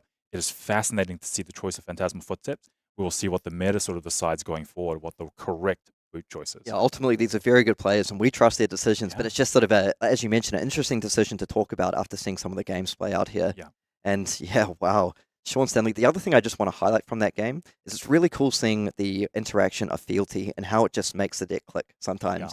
Sorry, not Lucas. Sean did a very good job that game of just keeping up that Fealty chain. We saw them use them all to like really strong effect, like firing them off in those Art of the Dragon fires. Hey, when you get to come in for a 1 for 7 effectively, that's pretty nice value, right? That's pretty good when 2 of them just become damage off over the top. You can't even block it with a card properly. Yep. So running out things like those, display loyalties, display devotions, those hunt the hunter. Yeah. Just utilizing the mark, utilizing fealty, and I think he used every fealty over the course of that game. They're just so versatile. Use them to like spike some damage. Use them to actually, just smooth out your turns if you need to. Yeah. And one cool card we didn't actually see in that matchup, it is the Art of the Dragon Scale. Oh, it's one that on-hit deck can blow stuff up. Yeah.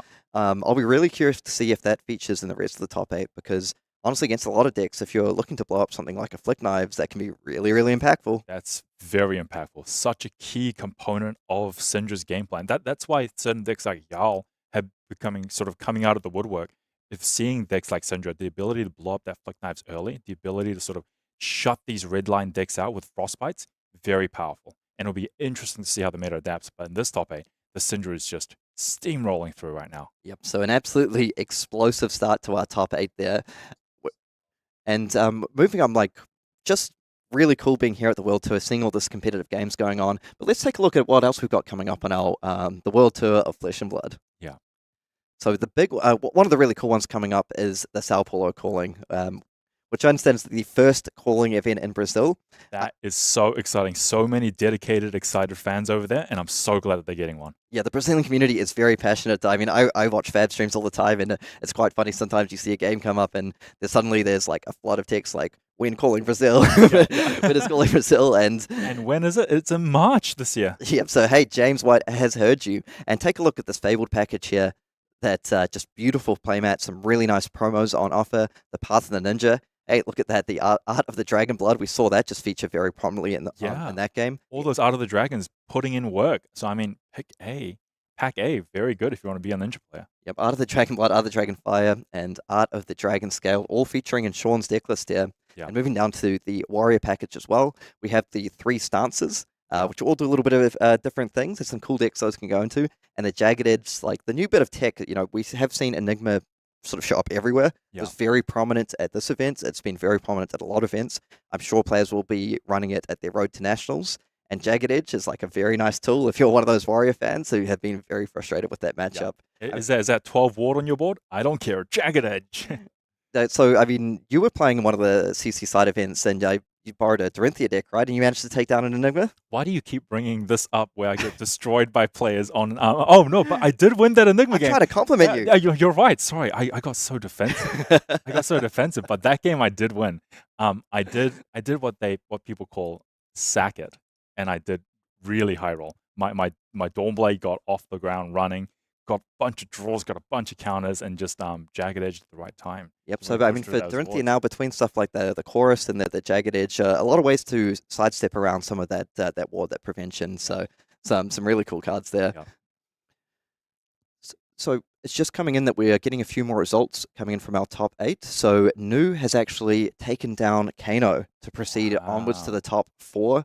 So that's going to be the end of Fahad's journey. He featured in a really cool stream game. Yes. And Cody, congratulations to Cody, taking that down, moving on to the top 4. And so our other 2 games are still in progress, and we're just going to update you as those come through. But for now, we're going to take a short break. Oh man, I am hyped from that game. Yep. We're going to take a short break. Come back to you soon. Don't go anywhere. More World Tour calling Christchurch action coming right up.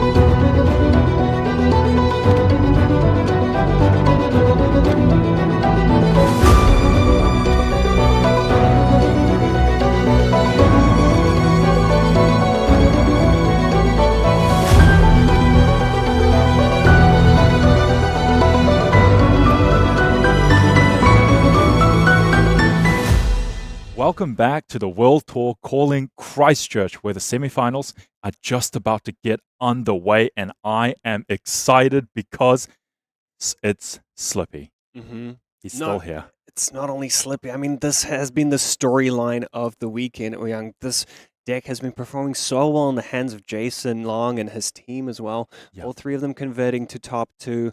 And we have a matchup between 2 assassins. I feel like it's so on brand for this hunted metagame. And let's have a look at the bracket now.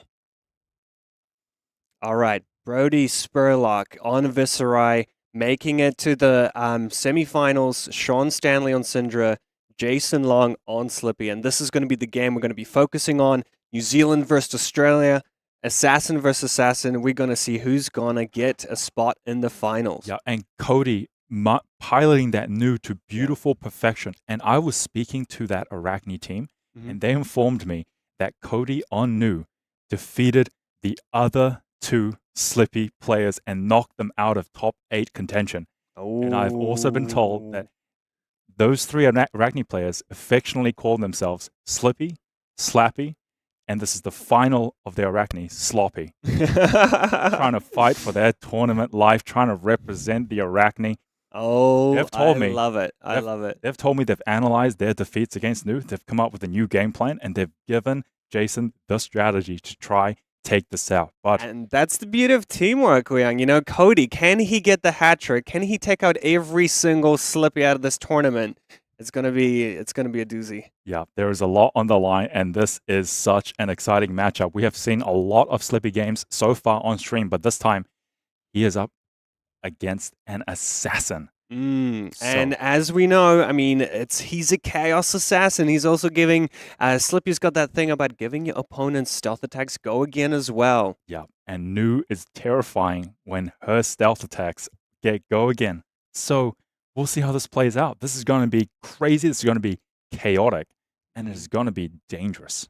Yeah, and Jasin, I believe he was 6th seed. Cody was on seed 7. So Jasin putting the New on play here. Yeah, and Hunter's Clave, this is a great tool for Arakni Marionette, for Slippy as well, but New making use of this Hunter's Clave as well. Yeah, for 1. And just going to be blocked out. Don't want to be marked right now. Pitching a defense reaction here, coming in with the Beckoning Mistblade on hit +1 and go again to the next blue attack. Going to be blocked by Tarantula Toxin. These are 2 powerful attack reactions being committed to blocks here. Makes you wonder what's in Jasin's hand. And Persuasive Prognosis, and most importantly, 1 go again thanks to Slippy's chaotic effect. Yeah, and Jasin dropping 2 strong cards here. This is going to respect something like Justining that can bring it up to 6 and commit two cards on defense, or is he just going to risk it? A 3rd red attack reaction being committed to the block, Razor's Edge. That's a lot of threats just out of the deck already. Maybe he drew up 4 attack reactions. Yeah. I mean, maybe he's hoping to draw up some form of attack, maybe a stealth, so he can get go again on his on his first stealth attack for the turn.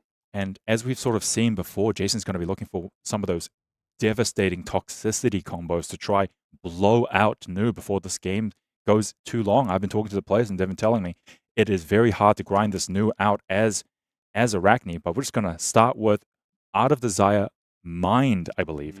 Yeah, Out of Desire Mind, if he hits, he gets to banish his opponent's top card of the deck. If it's a blue, he draws a card and gains a life. Now, importantly, this is a super effective tool against New, high density of blues, and this attack does have go again. Yeah.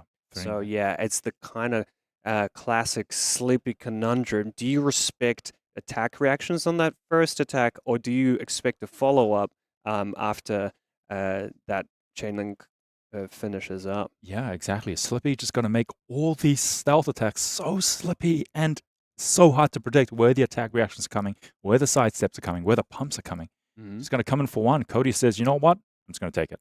Might be too risky to defend this. Top card. It's a red. It's a red. It's a mess. Unfortunate for Jasin, but it's okay. Yeah. Still 3 cards in the grip. What can he do? Cody with the confidence. Coming out with the Hunter's Clay for 1 on hit mark. Yeah, so Cody sitting on a sink below. He pitched 1 on the first turn. And yeah, managed to get another one in his arsenal. Now, defense reactions, great tools in the mirror, stopping the threat of the other attack reactions to an extent. Now, Hunter's Clave coming in for 1. Cody's just in the tank about how to block this because Slippy hasn't been able to utilize that mark as effectively as, for example, Arakni Marionette. Sometimes these claves are just sort of bit of a bait. So we'll see if Cody guessed correctly. He says, no blocks, take 1, get marked. Let's see the follow-up. Cody sitting confidently, not bothering to. And here we go again. Jasin loves to throw his piece of paper. He's got a signature mark, but a truly chaotic play. Yeah. All right, Art of Desire, body red coming in for 3. No go again because it is the second stealth attack. But is Jasin gonna hope to attack react this? There's a bit of a threat of that. Maybe he rips another red off top and gets to arsenal a card. Oh, blocking with a take up the mantle. Very powerful attack reaction. Cody's saying, I don't need this right now. I'm happy to block with this. My other 3 cards and my arsenal is better. Yeah, I really appreciate this build here, giving us some insight into the reasons why Cody opted to play the Hunter's Clave, take up the mantle, extremely strong card. I believe we saw a Cosmic Awakening as well, so Cody has a backup plan if the game goes long. Yeah, Cody pitched a Codex and swung for picking a misplay. Jasin just said, immediately take it. And now this is 5, go again. Surgical Extraction, a devastating attack. It's powerful on hit, but the go again can put Jasin in a bit of a blender. I mean, we and all the watchers at home know that this is a sink below, but the threat of the follow-up is what's really scary in Jason's position now. So yeah, this is a really important decision for Jasin. How do you defend this card? Yeah, and this is a bit of an unfortunate outcome. Jasin probably took that back in a misplay for 1, knowing that he's going to give the first attack stealth go again anyway. So he said, I'm going to give, my hero gives you go again. I don't care. I'm just going to take this. But he's being immediately punished by the use of Surgical Extraction, a contract card. So this contract card's going to have go again. And the next stealth attack is also going to have go again, if there is a stealth attack follow-up. Yeah, and very importantly, the Surgical Extraction not only banishes a card from their hand, but it gives you all the information on the makeup of Jasin's hand. So, I mean, this is really scary. A lot of the assassin mirrors come down to evaluating that hidden information well. So having a heads up of what your opponent's range is really important. Yeah, and it's important to note Cody's 1 floating. The range of attack reactions that Cody has access to, many. So Jasin's blocking decision going to be extremely difficult and extremely critical in determining the outcome of this matchup. This is going to determine the tempo of the game. Let's see what the this arousing wave, the arm piece on the side of Cody, also threatening if Jasin decided to just block it, defend that out. And blocking with Tarantula Toxin and Bonds of Agony. Again, 2 powerful reds out of Jasin's deck. These are costly blocks, but here comes Kiss of Death, another very powerful attack. And one thing to notice, he played Kiss of Death, but he just blocked with Tarantula Toxin, one of the most powerful sort of 2-card combos in Slippy's deck. Just makes you wonder, what is in Jasin's hand? I'm going to guess another Tarantula Toxin. That card is just so strong. But Cody does not respect the second Tarantula Toxin, just blocks 3, and he is correct with that block. Wow. What a block. Wow. Interesting choice by Jasin. Not keeping that toxin. That could have been so much damage. Yeah, he may have been playing around the fact that when you represent a Kiss of Death, it is often not blocked because of the threat of the Tarantula Toxin. So it's actually not common that players usually block it and decide to race it instead. But Cody actually expertly navigating that and actually blocking the Kiss of Death for a very efficient block. Wow. Yeah. Great read by Cody. Great read here. I am very impressed. There are some high-level thinking and high-level calculations going on, and we are seeing it on display. Cody, it's turn now. 3 cards in the grip, 1 card in arsenal. What can you do? First, stealth attack has go again.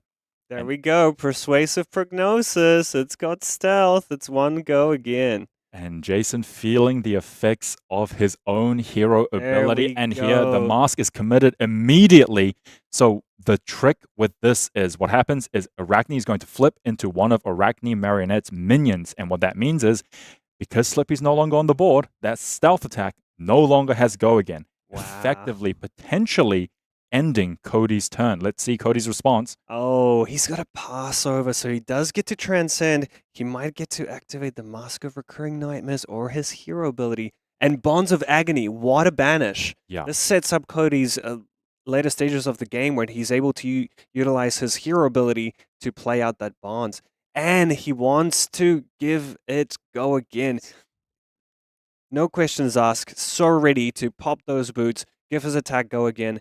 And now he's able to come with that Command and Conquer, threatening Jasin's arsenal. So really important way for him to threaten Jasin's arsenal. Yeah, Jason's just going to be in the tank here. He committed that hit piece, a very key piece of equipment for this matchup to try end that turn. Cody immediately responds with the boost to give it go again. Sidestep that play. CNC for 6. Now Jasin has to commit his hand to blocks, a hand that he most likely wanted to keep a full grip of because he was willing to give up his mask to try keep it. Yeah, and that toxicity in Jasin's hand, defending for 2, so limiting his ability to defend the CNC. Yeah, and Arakni just going to think about what to do because this time he isn't slippy. On his turn, he will be funnel web. He will be threatening that arsenal instead. So blocking 6, 2 cards in the grip, 1 card in arsenal. Is there a reaction? So Cody does have access to the tunic counter, which allows him to use Arousing Wave and gives him the option to +1 it and destroy Jasin's arsenal, opting to save it for later because just the threat of that card can be enough to put your opponent in a blender. Yeah, and that is Masterful Control to not blow that arm piece because I would snap that arm piece in a heartbeat and be like, a free arsenal, I'll take it. All right, Kiss of Death coming in for 3, go again. On hit, lose 1 life. Oh, wait, no go again because we are Arakni Funnel Web, not Slippy this turn. So this is the perfect time for Cody to use that defense reaction from Arsenal. Yeah, using Arakni Funnel Web's ability, discard an Assassin card, give it +3, but a sink below blocks it, and a shred yellow coming out to shred 3 defense value. So attacking for 6 against a full total block of 4 coming over by 2, but now there is no arsenal to disrupt. Yeah, so Jasin played that out, but he didn't let the sink below resolve just yet, which gives Cody a little bit of information knowing, you know what, maybe I'll sink something, maybe I'll ship it to the bottom and get another defense reaction off the top. But yeah, Cody really considering his options here. Yeah. Cody has managed to avoid the disruption, is going to keep 3 cards in the grip. So he's just trying to make sure he can filter it to the best offensive capability possible to disrupt Jasin and his game plan. Because Jasin is being pushed to sort of take the aggro role in this matchup. The longer the game goes, the bigger advantage Nu gets, able to sort of put the cards in the banish zone, has a better fatigue plan, while Jasin is on the clock to try string together that devastating combo that we've seen so far, that toxicity, Kiss of Death, flick it. He needs to land one of those combos or this game is going to go too long.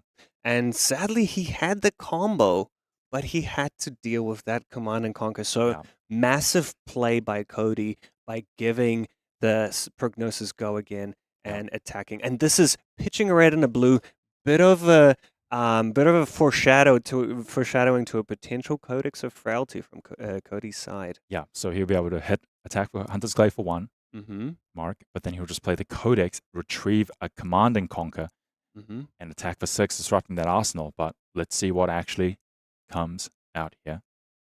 Hunter's Glaive for 1, no blocks, taking 1, becoming marked. I feel like Jasin knows what's coming here. So he is marked, and that is the Codex, 2 floating, probably a Command and Conquer for this one. Yeah. And the thing is, because Command and Conquer is such a powerful on-hit, it's most likely that Jasin will try and defend this out and stay marked. Yeah. And Jasin's choice for his recovery from the Codex of Fealty, interesting as well. He also grabs a Command and Conquer, saying he wants to try slow down Nu as well. He had options such as Kiss of Death to try line up another big combo because that Kiss of Death is a very important combo piece. But he's saying, I need a little bit more time. I need to slow you down so I can stabilize. Yeah, and Jasin defending with 2 cards, saving his arsenal, and Cody is gonna ponder. But notably, that that Fealty token, really punishing in the Assassin Mirrors, turning off the dagger attacks. Yeah, here's just a CNC for 5, a much less interesting prospect than 6, but still good enough. Threatening that arsenal, demanding 2 cards. Yeah, and honestly, it seems like Jasin's kind of hitting a brick wall, but he's still managing to push damage. Those backstabs and those flicks of Kiss of Death are chipping Cody's life total down, and he is ahead by 6 life points. Yeah. Passing back to Cody. He only committed 2 cards to the block, so 2 cards in hand, 1 card in arsenal. Coming out with Bonds of Agony for 1. Go again, and Jasin will be feeling the agony because his hero is constantly giving these stealth attacks. Go again, giving him the same sidesteps that he has access to. Yeah, and because of Jasin's combo nature of his deck, that removing one of those pieces could be massive. It could completely shut down some of these interactions that Jasin wants to achieve in this game. And notably, I believe that Nu is one of the better heroes to play Bonds of Agony out of all the assassins because of the access to Arousing Wave, which by itself counts as 2 attack reactions. So Cody only needs 1 from hand to complete the 3 and get the ability online. And he does have access to his tunic counter, so he can use that to pay for the Arousing Wave. Yeah, Jasin's stuck between a rock and a hard place. No matter how he blocks this, he's gonna get disrupted. He's gonna lose a lot of cards this turn, and he's trying to figure out what the risks are, what attack reactions Cody still has left in his grave, what Jasin has left in his own deck, because he still needs to string together a combo to try win. If this Bonds of Agony hits, it's not only disruption for the turn, it's a potential game-ending disruption of his game plan out of his deck. 5. So that is the defense value that Jasin's comfortable with. And the hiss brings it up to 4 for now. Slither gets another option to play out an attack reaction. But yeah, here we see the Arousing Wave, using the extra resource and using the Fang Strike to get this up to 8 here. Devastating number, coming over by 3 right now, and he has no defense reactions. And is that? No, that's a Leave No and a Spike with Blood Rot. Yeah. So, interesting choice. I believe my take is that Jasin knew that this could hit, so he defended with things like Toxicity and Razor's Edge, cards that he actually values having in his deck, and potentially he was okay with saying, you know what, if I lose the Spike, if I lose the Leave No Witnesses, things are going to be okay. Yeah. So, yeah. He's going One to copy lose. banished here, another from Arsenal. See, this is what I meant. He knew he had so many of them in the graveyard already, so he won't be as punished. Yeah. Now, the one little caveat of this is that for the rest of the game, Jasin won't have Leave No Witnesses as a codex target for both sides of the board. Yeah, it massively reduces the efficiency of that codex of Fealty, but Jasin may be somewhat comfortable with that because, again, his game-winning play is not using codex for necessarily value, trying to get efficient arsenal disruption out.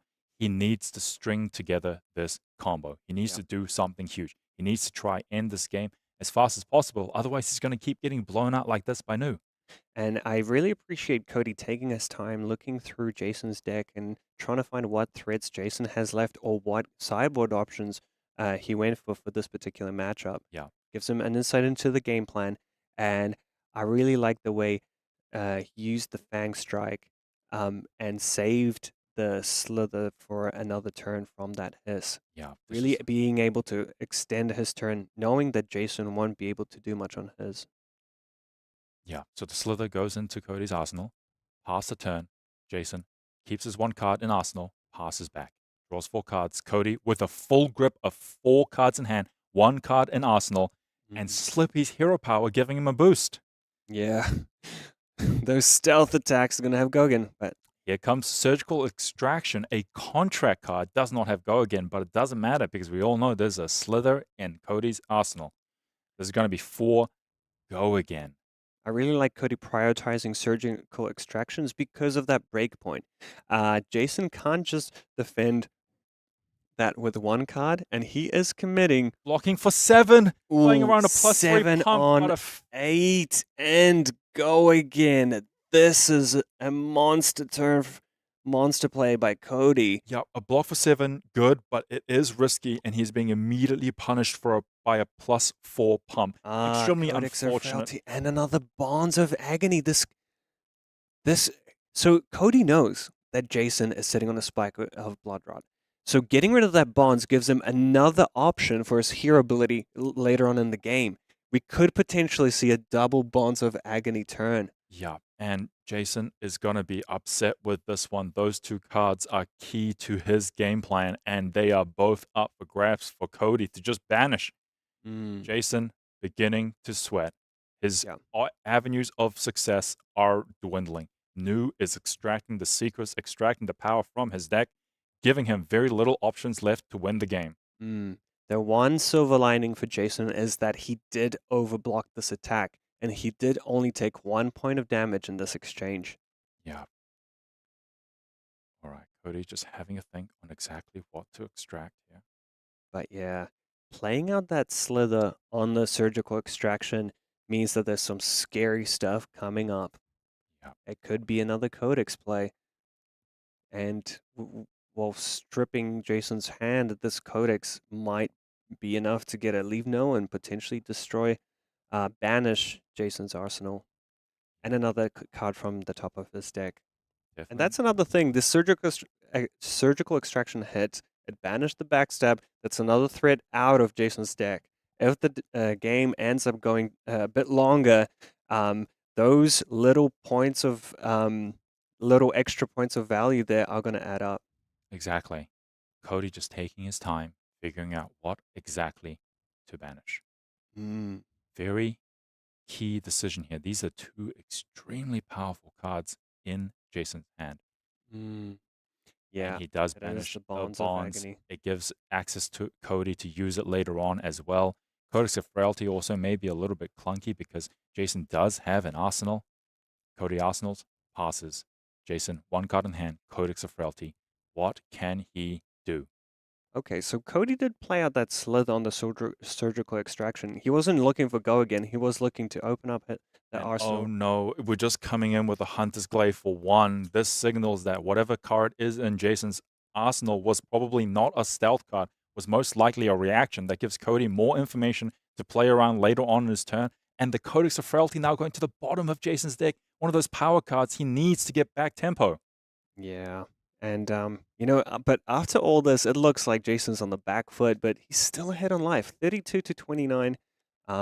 Managing to find ways to still stay ahead there. Yeah, ahead on life, but I am starting to see a very thin deck losing a lot of threats out of his deck. Let's see what Cody can do. He's got a full grip. 4 cards in hand, 1 card in arsenal, pitching blue. Here comes a Beckoning Mistblade for 1. Yeah, Jasin's quick to take that point of damage. I mean, all of Cody's stealth attacks will be getting go again anyway, and it's only 1 surgical extraction left in his deck. And there it is. Surgical extraction for 5. Go again once again. Beautiful play by Cody. Just, these surgicals are putting in the work. I feel like Jasin is declaring no blocks correctly, taking that dagger there, but the risk just not paying off and being immediately punished. Block for 6, and now followed up by a Hunter's Glaive for 1. Yeah. 1 hit mark. Yeah, Jasin, I believe he's quite happy to take this damage. Now he will be marked. Will it matter? We'll find out very shortly. Yeah. One more attempt to use that mark token on stream. Jasin, will he be able to pull it up this time? Will the judges allow that mark token to stay? What a play. I love this. All right. You know what this is. 0 for 4. Oh, all right. Jasin, you tried. I applaud your effort. I bet you he's not happy that mark token stayed on his side for the majority of time. Yeah. But yeah. His no witnesses. Annoying breakpoint for Jasin there. Is he going to have to commit 2 cards? It's such a clean card advantage. Attacking with a 1 card and getting 2 cards from your opponent is just such a win for Cody. Just really stopping all of what Jasin can do on his turn. Yeah, and as I understand, Jasin doesn't really have Sync Blows or Fateful Scenes in this deck right now. Won't be able to clean one card block that leave no witnesses. Jasin's armor can't be used to block efficiently because they will break. So is he deciding to take this? That Spike of Bloodrot should be banished, and the top card is banished as well. That means that Cody will be getting some silvers. And what is it? Card, another red. That's a lot of money coming in for Cody. Yeah. He's a rich assassin. Yeah. Jasin identifying that he can't waste 2 cards trying to defend that arsenal. He needs to do something in return. Here is Mark of the Black Widow attacking a marked target so that on-hit effect is online. On-hit, banish a card. Cody must banish a card from his hand. This has also Go Again. Is there an attack reaction or is there a next stealth attack? Passing priority, just going to Arsenal. Cody was quite safe with that Shelter of the Storm in his hand, but you know, it's really showing the safety net that Cody's been managing to use in the form of those defense reactions, kind of really controlling the pace of the game, really making force Jasin to make some serious moves, but it's just so tough. Pain in the backside, 3 Go Again, blocked with 3 clean blocks here so far. Let's see what the follow-up is. Yeah, and the cool thing about Cody having 2 different daggers is you don't know which one he's going to go for when he does connect with something like the pain in the backside. Yeah, Mark of the Black Widow blue being played out, but with just a Nick putting it up to 6. But luckily, Jasin is currently not marked. This on-hit is not in effect, but the on-hit effects from just a Nick isn't there. But there are some defense reactions. Inertia trap, that's a massive one. So because the attack value of that attack is higher than its base, it will give Cody an inertia token, making him get rid of his arsenal to the bottom of his deck. So that was a shelter. One of the cards that was going to keep him safe. So Jasin potentially catching a break here, potentially creating an opening to try push something through.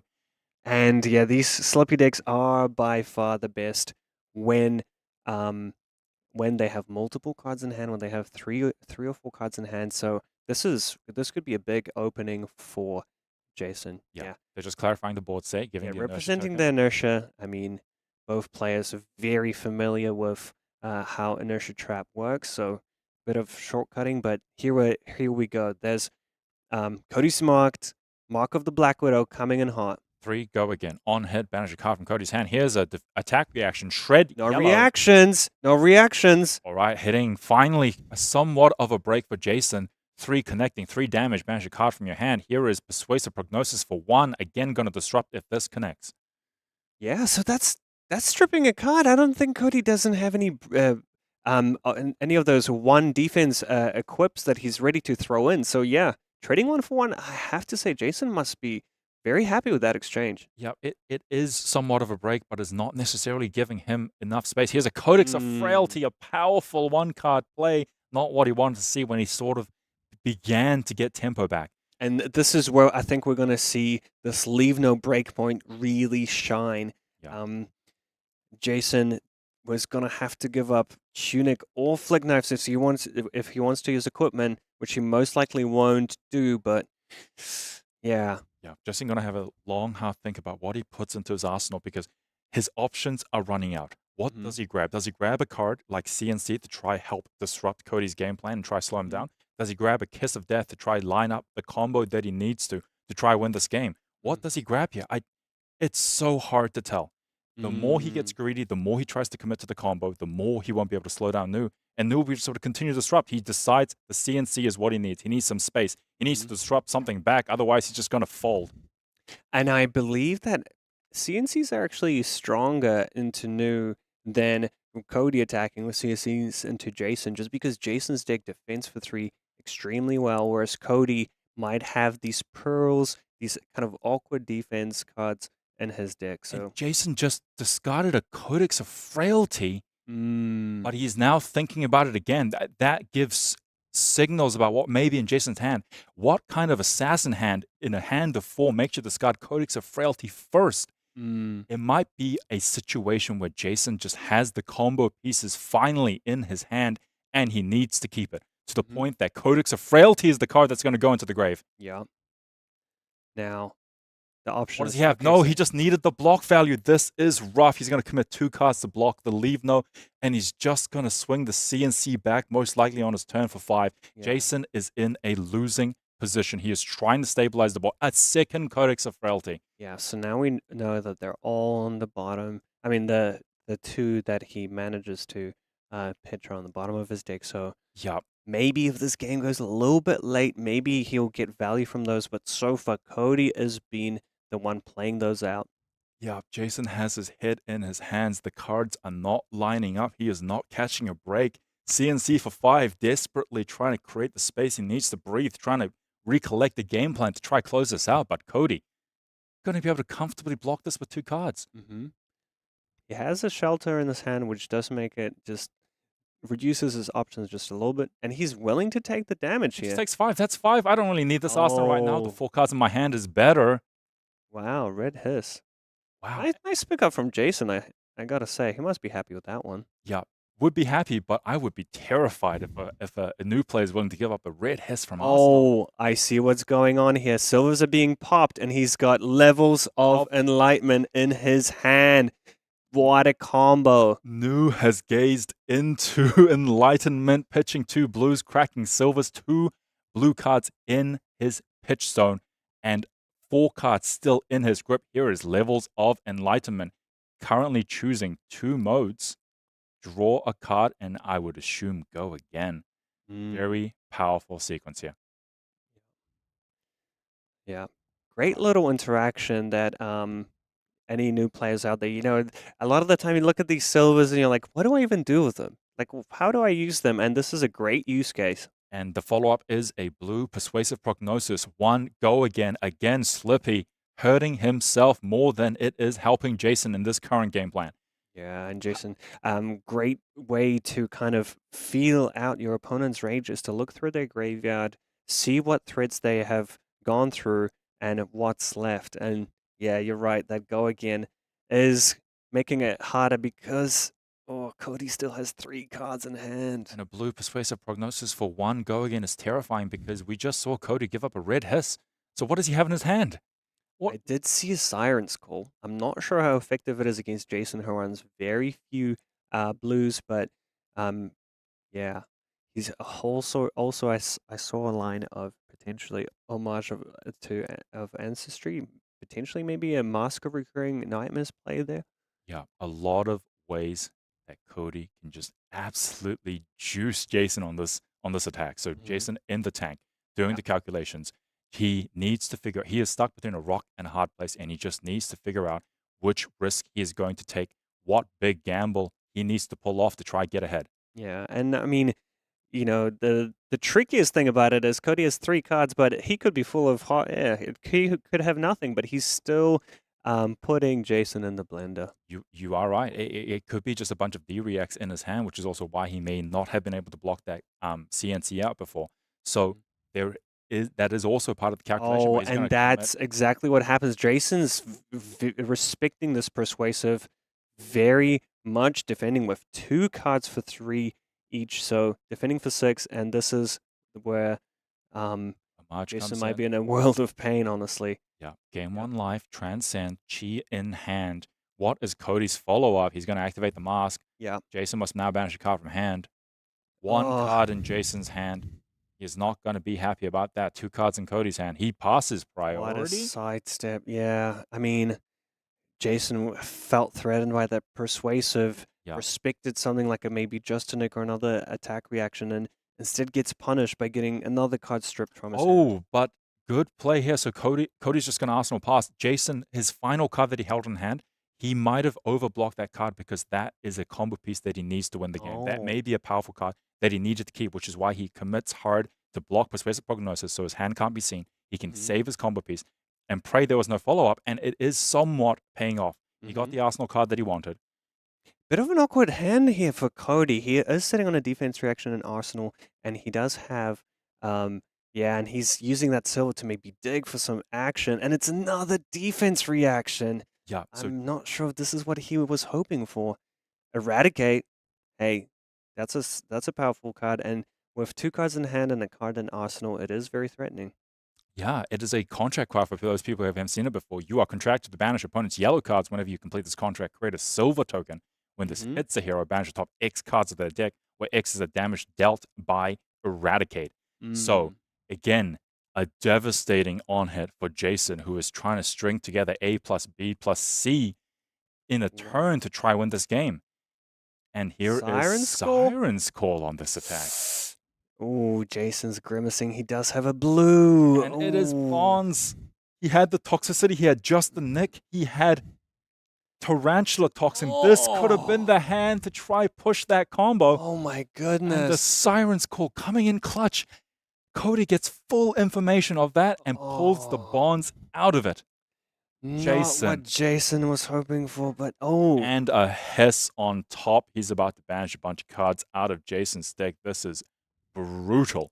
Yeah, and not even threatening with that slither, but oh no, Jason was probably hoping to keep this hand because this is the opening that he needed. And honestly, the Eradicate is actually chewing away at Jason's deck. I mean, like, if when you compare it, the graveyard is already bigger than the deck. Yep, and Jason also critically just lost Take Up the Mantle to those banish effects. Another powerful card that could have gotten him back in the game. I think he's trying to pitch these power cards and just open up some, the Tarantula Toxin, the Justinic. Yep. He's really trying to set up some, like, a all-out attack on that second cycle, potentially. So here is CNC for 6. But it really catches Cody by surprise because he has a lot of defense reactions. One in arsenal, one in hand. Yeah. Yep, and it would be important to note just the nick. Tarantula Toxin going to the bottom of Jason's deck, one of the few power cards left in his deck. The last sort of remaining bastion to try close this game out for him. His final game plan at the bottom of his deck. Can Jason get there with the other cards he needs to try close this game out? But here comes CNC for 6. Another disruption piece by Cody. He's been relentless with these pieces of disruption, not giving Jason a window to get anything going. And the toxicity is going down. Jason's giving up on that, and he's thinking to himself he has to make something work with the 4 cards in his hand. Yeah. This may be able to do something big here. Kiss of Death, one of those key cards that Jason has been waiting for, coming in for 3, go again. That would have been so slick with toxicity in the arsenal, but he just has to work with what he's got. Yeah, and that is one of sort of the downsides of this Slippy deck. As powerful as it is somewhat of a combo deck that needs certain cards to line up with certain other cards, and he needs a big grip to make it work. So when you go up against a deck like Nu that is constantly disrupting you, it is very, very difficult to get that combo off. It is very difficult to get everything you need lined up. But Jason doing the best he can, doing what he can to try find a winning line. And that Kiss of Death does have go again. Jason has 3 cards, and I believe there might be a read by Jason that Cody might have a defense reaction. He did take that Command and Conquer the turn before, and there was a D-reaction or the defense reaction already in Arsenal that he was willing to give up. So very high probability that Arsenal's either a Pearl, a card with no defense value, like the Transcend cards, or a defense reaction. Yeah, Jason's deck running thin, the threats running thin. The line to win this game, very, very thin. Can Jason string something together? Cody in commanding control of this game, but this is a Kiss of Death, a very powerful stealth card with Go Again. What will Cody do? He just says, no blocks. In response, Flick. All right. Flick Knives coming out. Oh, so he did have Take Up the Mantle. I think he's Bonds of Agony. And oh my god! What? Where did that come from? Bonds of Agony, Take Up the Mantle, +3, raises Edge, another +3, and +5 from Justinic. So let's work this out. Is this 4, 7, 10, 15 damage? Oh my god. What? What a turn. What an attack. What just looked like a simple attack for 3. Now representing a potential avenue, a potential win condition for Jason. 15 damage presented with Where a did powerful that come from? on-hit. When I saw Jason flicking that Hunter's Clave, I was like, all right, what's that going to do? And bam! It is about to do a lot. Absolutely. So much damage. What is Cody's response? What does he have? Okay. Does he have D-reacts, or is he just about to eat 15? Yes, the dagger has been flicked. Cody is currently marked, which act Yeah. allowed take up the mantle to pick Bonds of Agony out of his graveyard and put it to the chain. Wow. That is an insane play from Jasin. And just like that, he won himself some breathing room and maybe even getting his opponent low enough to really threaten with those kind of combos. I believe that all the toxicities might be gone, but all the spikes of blood rot as well. But hey, he has been pitching very diligently cards like like Tarantula Toxin and Justining to the bottom of his deck. Yeah. And we know there are still a few more powerful reactions at the bottom. Jasin is definitely not out of this game. This turn, I don't understand how a player holds 3 attack reactions like that and not just vibrate out of his seat waiting for the opportunity to play it. My face would have just been like giving away everything in my hand. And now I think he's letting that emotion. He was holding in so much anxiety, waiting he's for having that a little dance, having a little boogie. Yeah. He knows how impactful this attack is, and the defense reaction is in Cody's arsenal. Obviously, that won't be enough to stop it.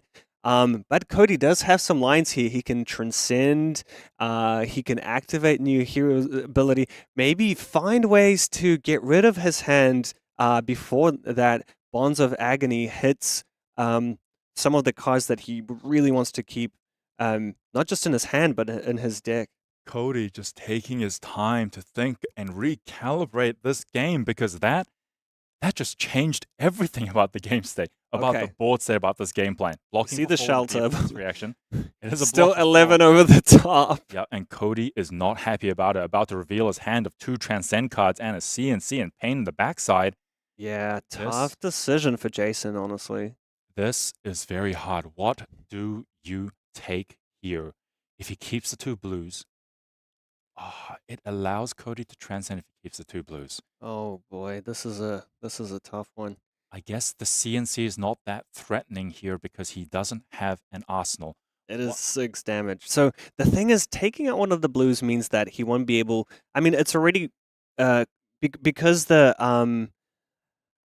path well traveled, I believe, needs a target. It might be quite difficult for Cody to transcend on his turn, but he does have Pain in the backside. So if he, man, what card do you take here? It is all of them are so good, right? Because if you take one of the blues and stop the double blue transcend, that means Cody can just swing Pain in the backside, 3 threatening 1 on hit, and then a CNC for lethal essentially. So you can't just take one of the blues. Yeah. If you take the Pain in the backside, you allow Cody to give his CNC go again, but no, that may be the option here. I like the choice of Pain. I mean, oh no, he's thinking about Stir the Pot. No, he's fully in the he's tank. really stirring the pot with that one. This is an important decision. He needs to take all the time. He needs to. CNC is a lot of damage, but he doesn't have an arsenal. He's thinking about it. Okay, so I think he's settling on the CNC, and I mean, 6 damage is 6 damage. At the end of the day, Jasin's running out of life, so yeah. What? He's getting rid of no, the no, no, cards no, no, from no. you. I'm just saying don't forget. I'm not saying, I'm just saying don't he's forget getting the rid of. Justin. He's banishing from my graveyard with Justin. Yeah. Bonds of Agony. Yeah. Yeah, all good, all good. Yeah, he's not rearranging the graveyard there, but importantly, Cody might be Jason's targeting the Command and Conquer could be a reason, could be a way to stop targets for Codex of Fealty plays as well. Yeah, and an important bonus upside of Bonds of Agony hitting is that Jasin gets to look fully through Cody's deck, figuring out exactly what more he needs to play around, what more is coming. One of the cool things in this game, this is a real assassin mirror. Both players connecting with a Bonds of Agony, so both having the full information. I feel like the skill cap on this matchup is so insanely high because knowing all this information is extremely valuable. Yeah, so Cody now with 2 Transcend cards in hand and a Pain in the backside. What will he do with this? He can actually do, if he does end up transcending both of them. He has Mask of Recurring Nightmares available. He has News, Hero ability available. So lots of interesting lines. It's about to be devastating because he left 2 Transcend cards. It means he can play Pain backside, activate Mask, and activate News ability. Let's see what Cody's line is. Oh, so he ended up... Yes. So what he did was he transcended on Jason's turn, targeting Jason's attack to give it a go again, but it didn't matter, but allowed him to transcend. So now he doesn't have to throw out the Pain in the backside to sort of get these effects. Oh. He's pitching. Pain in the backside coming in, and yeah. Pain in the backside coming in for 3 on hit. Deal 1 damage with a dagger. Very potentially relevant because it would allow Hunter's Glaive to hit to mark or Beckoning Mistblade to hit to give his next blue attack +1 and go again. This very threatening attack, and Jasin says, no blocks. Send me the bill. I am going to take this, and I'm going to try to take you out before I die. Going down to 6 Dropping down to 6. This is the danger zone in these matchups. That was a terrifying amount of damage to take. I'm not sure if Jasin is happy with that. Let's see if this pays off. That was a big gamble. So yeah, Cody, I believe he popped that silver to draw a card. Oh right, yes. So so there is some hidden information there. I really like that play because it kind of... Okay. So Jasin now knows exactly the makeup of Cody's hand. He knows the threats available. Dagger, potential for a Mask of Recurring Nightmares. So he didn't opt to defend that Pain in the backside. So something tells me he might have a decent grip there. Yeah. So dagger coming in for 1. I would assume Cody's dagger of choice from the Pain of the backside was the Beckoning Mistblade. So Mistblade gonna hit twice essentially this turn. His next blue attack getting +2 and go again. Now coming in with the Hunter's Glaive. All this chip damage relevant. On hit mark. Jasin is saying, you know what? Just send it. Going down to 4. He's still so keen to keep his hand. Now, is this going to be a Mask of Recurring Nightmares or a new activation? Jasin looking at his hand, I believe the option was to go for the Mask of Recurring Nightmares. Wow. Probably a good way to deal with the explosiveness of Slippy, trying to cut down his range to something more manageable. Yeah, Jasin just trying to figure out what to do. I wonder what the Chi was pitched for. Was it News ability or Mask? Most likely Mask. Well, we will confirm soon. He is banishing that 1 card. So it must have been Mask. Take 1. Take 1. Yeah. So Cody electing to just send some chip damage, disrupt 1 card, and then pass back, giving Jasin 3 cards in the grip. This is Jason's opportunity. He has 3 cards. He is almost out of time, almost out of deck. He has been given 3 cards. He must do a lot here to try close this game. I noticed Cody doesn't have any defense reactions, so he doesn't have that safety cushion. So these defense... Oh, and Art of Desire body, go again. 3 on hit. Banish the top card of your deck. If it's red, draw a card, gain a life. Very powerful. What reactions are in Jason's hand to threaten this on hit? Can Cody block this out cleanly? I don't know if you remember that Tarantula Toxin. And pitch. just Is the neck? that it in the hand? It's definitely there somewhere in the deck. Yeah, I mean, Cody's quite open now. I mean, most likely he doesn't have that many reds left in his deck, but it's still threatening. Yeah. What a board stake. Jasin, head in hands, thinking. I believe there's 1 shelter left in Cody's deck. I remember seeing that when Jasin was looking through that, but still, the range... Terrifying. That's the thing. That's the issue. If you can't dereact, do you just kind of play it safe and defend it with 2 cards? And one of the interesting things that both players are doing is really focusing on what's left in the opponent's range by eliminating cards from their banish zone and a graveyard to kind of keep track of what's left. Yeah, and Art of Desire body, a very powerful stealth attack. You just gotta... A lot of things go through these players' minds when that attack is thrown first. That's a pretty powerful stealth attack. Did you throw this because you have an even stronger stealth attack as a follow-up? Did you throw this first because you have a bunch of reacts that you're going to pump onto this? Are you just throwing this as a bait and you're just going to try Arsenal and set up if I overblock? And Lot of also, calculations. yeah, banishing that pick to pieces is another bit of a tell of Jason's range. Yeah, he did get rid of a stealth attack, which would have been the follow-up. So, what does Jasin have in his hand? Yeah.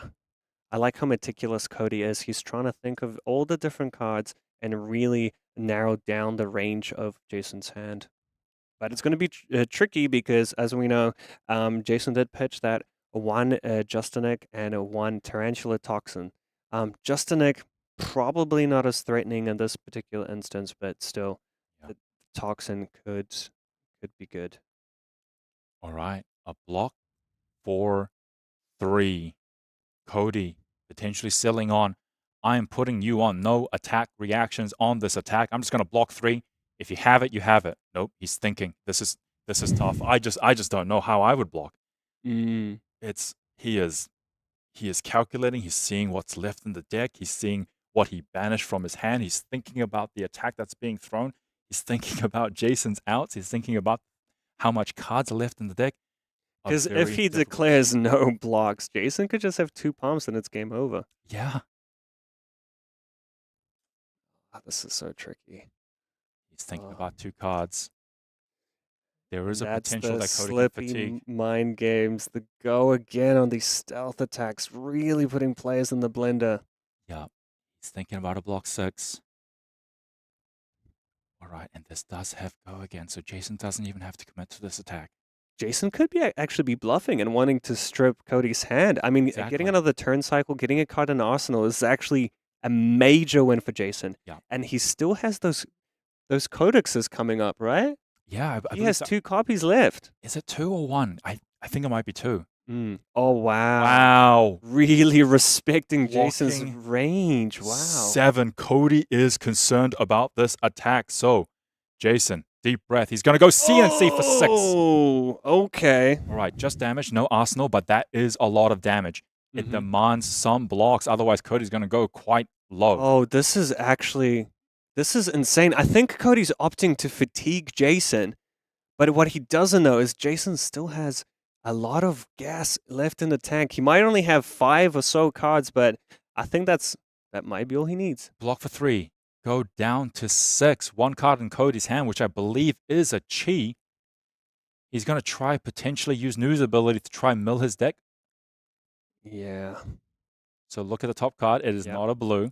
Strategic pitch by Jason there. All right. Okay. Out of Desire Body, and we know the top card again is not a blue. It was to take up the mantle. So this is just going to be 1. Go again. No real on-hit ability. Cody, a little bit on the ropes here. Jason, has he been able to set up enough gas in his final 4? So there's that Tarantula Toxin. There's just that Justinic, and I believe I see Codex or Fealty. But the awkward thing about having attack reactions in codexes is you're going to have to discard one of those cards. Yeah. Because you can't just codex, get an attack, and then use the attack reactions. It's not ideal, but maybe it could be enough for Jason to close out the game. Jason doing the math. Cody doing the math. Does Jason have enough damage, or has Cody managed to fatigue Jason? Coming down to the absolute wire. Jason does have an option of potentially chucking in that Flick Knives or Tunic just to save the last card in his deck. Is he going to need it? Wow, what a thriller. Jason probably just playing out his next turn, trying to figure out what he can do before committing to the blocks. So I believe that I'm not sure the best target for a Codex for Jason is because the Toxin and the Justinic do clash a little bit. Maybe it is a Bonds of Agony. They both work on the bonds. Maybe you can get it up to a high enough attack, but yeah. So I think Cody really wants to find out the last cards in Jason's decks. That's why he's so meticulous about looking through the graveyard and the banish zone. Yeah. He wants to know the range. He's seen the deck, so I mean, you can't expect anyone to remember the whole deck, but these players are familiar with each other's lists. So maybe just having an inkling is enough for him to be comfortable with his next defending choices. Yeah, Jasin still in the tank. This is his tournament life on the line. His shot at making the finals. He needs to find the correct line here. He's going to take another thing. I mean, I don't blame him. This is so difficult. This is such an interesting puzzle, I have to say. Yeah. 2 codexes in hand. I mean, you have those two. They're yellows. You could potentially pitch them. You have the Justinic. So many targets for the codex. I mean, basically, the world's your oyster when it comes to the targets for these attacks. Yeah. I mean, for these for the recursion. Unfortunately, I think it's hard to line up Tarantula Toxin and Justinic on Yeah. the same attack and Yeah. get max value. He can't be just discarding stuff to the Codex of Fealty. The Take Up the Mantle, which is the last card in Jason's deck, might be the card he actually needs to try win this game. Okay, So he might gives up the tunic here. Yeah. He wants to keep the take up the mantle for later potentially. And there is a chance that Jasin swings a dagger arsenal and passes to try get the cards that he actually perfectly needs Oh wow! for that lethal combo. So it's not just the one attack. That's right. That Art of Desire has go again, so he's able to play it out another one. Yeah. So now the last piece of equipment that he has is the flick knives. He's thinking about it being able to flick this dagger is important, and it will be if he wants to use the Take Up the Mantle, which is the last card in his deck. Oh, that is so rough. No, he takes it. He's going to banish it. Now, Jasin, literally 4 cards left to try close this game. 6 life against 4 cards in Cody's grip. Can he grip? There's a shelter. He got a shelter. 2 defense reactions. If that Art of Desire body connected, he would have drawn a card. That was a red on top. Wow. All right. Okay. Persuasive Prognosis. So he's opting to use both of his reactions on this Prognosis. Yeah. Come with a dagger. He's definitely hoping that Cody does not have many defensive tools, but he does. He ripped 2 D-reacts off the top. This might just be enough to just block everything out. Oh, Cody must be feeling... he's sitting so pretty right now with 2 defense reactions in hand. And he doesn't even care what he discards here. Yeah, Persuasive Prognosis for 1. Go again, but Cody will have perfect knowledge of what is in Jason's hand. He can even defend with that Justinic and just be like, do your worst. Yeah. Throw everything you have at me. Jasin, just waiting for the potential inevitable outcome. Cody, thinking about his turn. He just needs to survive. Jasin is officially out of gas. He's a block for 3 against 1.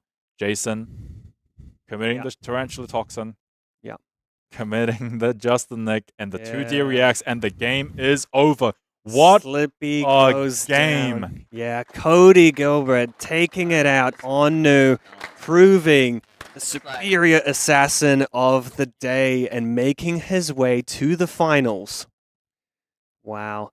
Cody, absolute dream crusher of the 3 Slippies, taking out all 3 in this one tournament. The 3 Slippies who had 100% conversion into day 2. Cody says, your journey stops here, guys. Let's Slippy, chill out. Slappy, Let the and real Sloppy. assassins in the room. Yeah. All right, what a thriller. What a game. Oh, wow. That's all the lines of play, all the levels of that game were insane. We saw bonds of agony connecting on both sides.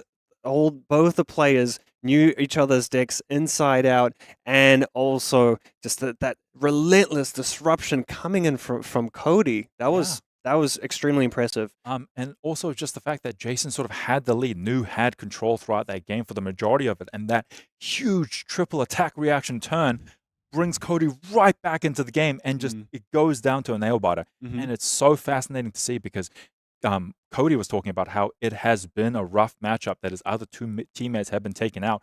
And from those learnings, he adjusted his game plan, and we saw just how close it got. But still, again, not quite enough. Nu showing why she is meta dominant, why she is one of the best assassins out there. Yeah, Slippy sliding into the top 8, making it all the way to the semifinals, but just couldn't quite make it to the finals. So you have your first finalist. New is in the finals. So yeah, we're going to keep you guys updated with how everything else is going. But for now, let's just take a short break. Stay with us. We'll be back with the finals.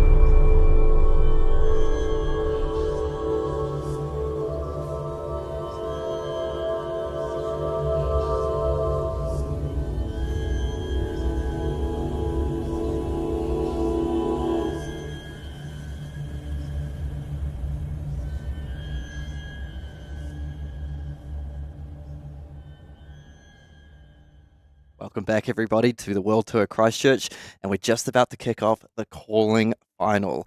And a really cool matchup lined up. We've got a local, Sean playing Cindra, against Cody from Australia on New. So we've got a bit of a New Zealand versus Australia rivalry battle going on. I love it. I love it. Not only that, we also have the ninja class versus the assassin class. A little bit of the hunted season kind of battle there as well. So good to see that. And yeah, I'm super excited for this one. Yeah, Cindra just establishing itself as one of the decks to beat at the moment, right? With that previous calling victory. Yep. And now like the run up at the Battle Hardened, now making the final of another calling. Yeah, and very strong deck. And Sean actually managing to take down Brody in the semifinals. So really nice sort of feather in his cap there. Yeah, for sure. And yeah, taking down Brody. I mean, the Viscera. From what I heard, it was a very close game. A nail biter as well. So a lot of these matchups in the top 8 and the top 4 have been just absolute nail biters. I got a chance to walk around through the top 8 games, and every single game was a thriller. Yeah, I had an opportunity to talk just very briefly to the players before the final, and Cody just wanted to give a shout out to Melbourne Flesh and Blood scene. Yeah. And Sean just also wanted to shout out to his partner Morgan, being very just supportive about Fab, and also Sean Dhaliwal, who he mentioned he's been doing a bit of coaching with. To basically just to sort of work on his game, cut down on any sort of small mistakes, and geez, we see it really paying dividends with him making the final.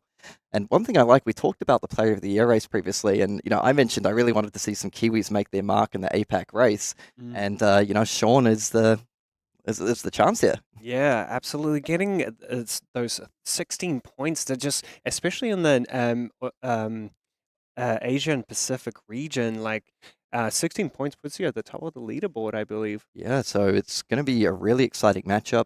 We're just taking a quick look at the deck list here. And one thing, because I know you just casted that sort of Slippy versus New game, one thing I was impressed by is the Hunter's Claver New. So how was that lining up in that game? It was really cool to see, especially for something like Pain in the Backside, when you're getting that dual threat of which dagger they're going to choose, and also, marking your opponent. Cody kind of utilizing it to perfection in that game as well. So as I look through the list, I see 3 copies of the blue Mark of the Black Widow and 2 copies of the blue Mark of the Funnel Web, and just pairs up really nicely, as you mentioned, with both those daggers. The Hunter's Glaive to get the mark, the Beckoning Mistblade maybe to turn on the go again, and then just throwing that additional disruption on top of all the classics like the Command and Conquers, the Leave No Witnesses. Surgical extractions as well. I just want to point out in that previous game on stream, we just saw the ability of Cody to disrupt every single turn. I mean, you have he's really maxing out on that disruption. You have the Leave No Witnesses, the CNC, as you said, to disrupt the arsenal, but also Mask of Recurring Nightmares, and thanks to that energy being able to disrupt the hand, he had the Siren's Calls. He's just layering all of that on top of each other to really strip cards from his opponent's hand. Now, speaking of Siren's Call, that's a card I suspect may come out in this matchup with John's very red-heavy Cindra list. Actually, I wouldn't be so close too fast to say that, because I had a quick chat with Cody before the game, and he was saying, you know what, I just need the block value. Oh, okay. Yeah, so I mean, this is just going to be go, go, go. So potentially he might leave that in just to defend with, but you're absolutely right. When it comes to playing that card out, it's not going to be very effective against the Red Lion Cindra. And Cody does actually have access to those Count Your Blessings. Now, I understand he didn't bring them into that matchup against Arakni, slipped through the cracks. Just a little bit concerned about overloading the deck with too many cards that do not defend, and also, with just a wide range of disruptive effects and being able to push damage on Jasin's side when he was playing the Arakni, and also maybe that one copy of Poison the Well. yeah, that one tech card. Now, it is going to be interesting to see whether Cody brings those in. I mean, could leave him a little bit vulnerable to these on-hits that Cindra can present, the Mask of Momentums, and also if you don't see these cards early on, and they might just kind of be a detriment later on in the game. Yeah, now these players are playing for the title of the Calling Champion, that gold foil Stonewall Gauntlet, absolutely a beautiful card. All these Player of the Year points, whole lot of cash on the line as well. Yeah. So the stakes are very high for this final matchup. Definitely. I can't wait to see it. We did have a brief chat to both players. They're both kind of not too, didn't seem, maybe they kind of didn't want to show their confidence, but yeah, Sean was very much saying, I don't know, I just need to present that damage. And Cody was saying, was hoping to line up that disruption and get an early lead. Cody did say that he really values this early lead and early disruption in this game because as soon as one player gets a lot of tempo, they can kind of continue that turn by turn. Yeah, and talking to Sean, I was just asking, how do you feel about the new matchup? And he said, I'm going to be honest, I actually haven't played it a whole lot. So I'm just going to do my thing, push some damage, and try to set the world on fire. And I'm like, well, yep, that's fair enough. Very thematic with the hero as well. Yeah, and it's so fitting that he's in that Volcall background. But some cards that I do want to note on Sean's side is he has access to the Waxon that has been really strong on stream, as we've seen, being able to defend out most of what New throws at them with the one card is pretty nice. I mean, he's got the 3 shelters from the storm, another great card to kind of keep out of the disruption that Cody can throw at him. Just that multi-dimensional impact of the card being able to use as a traditional defense reaction, or even like in a pinch being used to get that prevention to stop like a flick knives or something like that. The other cards I'm sort of looking for at Cody's list does have access to the quick dodge flexes. So will be, that can be really, really strong, particularly if you're running a lot of cards like that don't block, like these transcend cards, like the Count Your Blessings. But one card I didn't mention it as well with the mark is that Take Up the Mantle. Yeah, Take Up the Mantle, and that really opens up. I do feel like that is the reason you want to mark, because it really opens up your whole graveyard to a world of pain. You have all these options to choose from to swap that attack in. And it does actually go ahead and present that quick dodge flexes here. And yeah, I'm really interested to see if he brings in the Count Your Blessings. We saw what Sean did on stream to the Count Your Blessings Enigma player, just like completely sort of ran him over eventually with some very strong hands. The CYBs didn't come in early enough. But we are just going to go ahead and start our game. Cody coming in with the Hunter's Clave. Now, Sean was the highest seed, so he did choose to go second here. Going to go ahead and defend with that Bram with Cinderclaw yellow. Yeah. Pitching another dagger attack, pitching a red hiss here. And okay, so those yellow brand with Cinderclaws, there's only 2 copies in the deck, they're now gone. So a little bit of information for Cody there. A bit of a tell, maybe Sean has quite a few starters in his hand already, so he's trying to look for more power cards. And we spoke about the defense reactions. Sean actually having access to 3 copies of Loyalty Beyond the Grave, 3 Shelters, and 3 Waxons. So if he wants to dot the defensive posture, he can. Coming in now with the Fire Tenant Strike Fist, that's coming for 3 go again, giving the next Draconic card +1. Ronin Renegade, 3 go again. That is the name of the game. Oh, sorry, gets the +1 thanks to that Fire Strike. So coming in for 4. And we did see in a previous game, one of Sean's daggers was banished, and he managed to play through that pretty well. But Nu does have access to the Sacred Art Undercurrent Desire. Yeah, and for that annoying breakpoint, maybe that'll be enough to thread in some Mask of Momentum on hit, the on hit there as well. Going to go ahead and take 4 there. And for those who aren't that familiar with Nu, the Sacred Art Undercurrent Desire has the ability to banish 2 cards from graveyards. So if you catch them at the right time, banish both their daggers, that is massive. We saw Sean fight through 1 dagger banish, but 2 is a whole different story. And another red hiss. That's all 3 red hisses that we've been able to see very early on. Sean going for the dagger flick. Maintaining the on hit on his hot on their heels. Now, does he have a 3rd Draconic card? Oh, he is opting to utilize his Vest to get a resource point and play out Hunt or Hunter, allowing Hunt the Hunter, allowing him to mark his opponent. And Cody is happy to just defend this out. Does Cody have something like a Codex, a really nice 1-card play here? I'm just going to go ahead and pass back the turn. So Sean, got to be pretty happy with that. Marked his opponent. Does really like to get these fealties online just to make sure the deck hums along really nicely. Yeah, amazing start for Sean. Managed to strip the whole hand from Cody and do 5 damage. And it's just really showcases how efficient these Cindra attacks are, even without swinging with the daggers. Now, Cody talked about the importance of getting that early lead, early tempo. So is Sean going to be able to follow this up here? Yeah. Sean deliberating the makeup of his hand, the best way to sequence these. So another another 0-3 here presented, and it's another Fire Tenants, yeah. Fire Tenant, which is going to pump up that. Oh, I'm gonna give it a deja vu. Fire Tenant of Deja Vu coming in. Renegade attacking for 4. And again, 0-4, go again. Wow, Cody's taking this damage. And gonna go ahead and pick up that Fealty token as well with Cody taking damage. Should be unmarked. I'm sure the players will get that cleaned up shortly. And just like that, Cody's on 31. Wow. Now, I think Cody, I sort of like the way he's playing this. If he's looking to hold back cards, maybe to stop the Mass Trigger, but also just understanding the importance of tempo. Oh, I see. So Cody went ahead and kind of skipped the reaction phase and went in for and just took the damage. Let's see if the reaction step was missed, or if Cody just kind of shortcutted that one. So we might have a little bit of a judge call here, because this flick might be important, potentially to utilize the blood splattered vest to gain a resource point. Yeah, it did look like Sean has something like an Oath of Loyalty in hand as well. Mhm. And so, yeah, if he's not able to utilize the Flick Knives and get that resource, if he wants to run out of 1-5 here. Mhm. And okay, we'll just let the players and the judges resolve that one. Yeah, and there we go. Straight away for the second resource. Sean really maximizing these hands.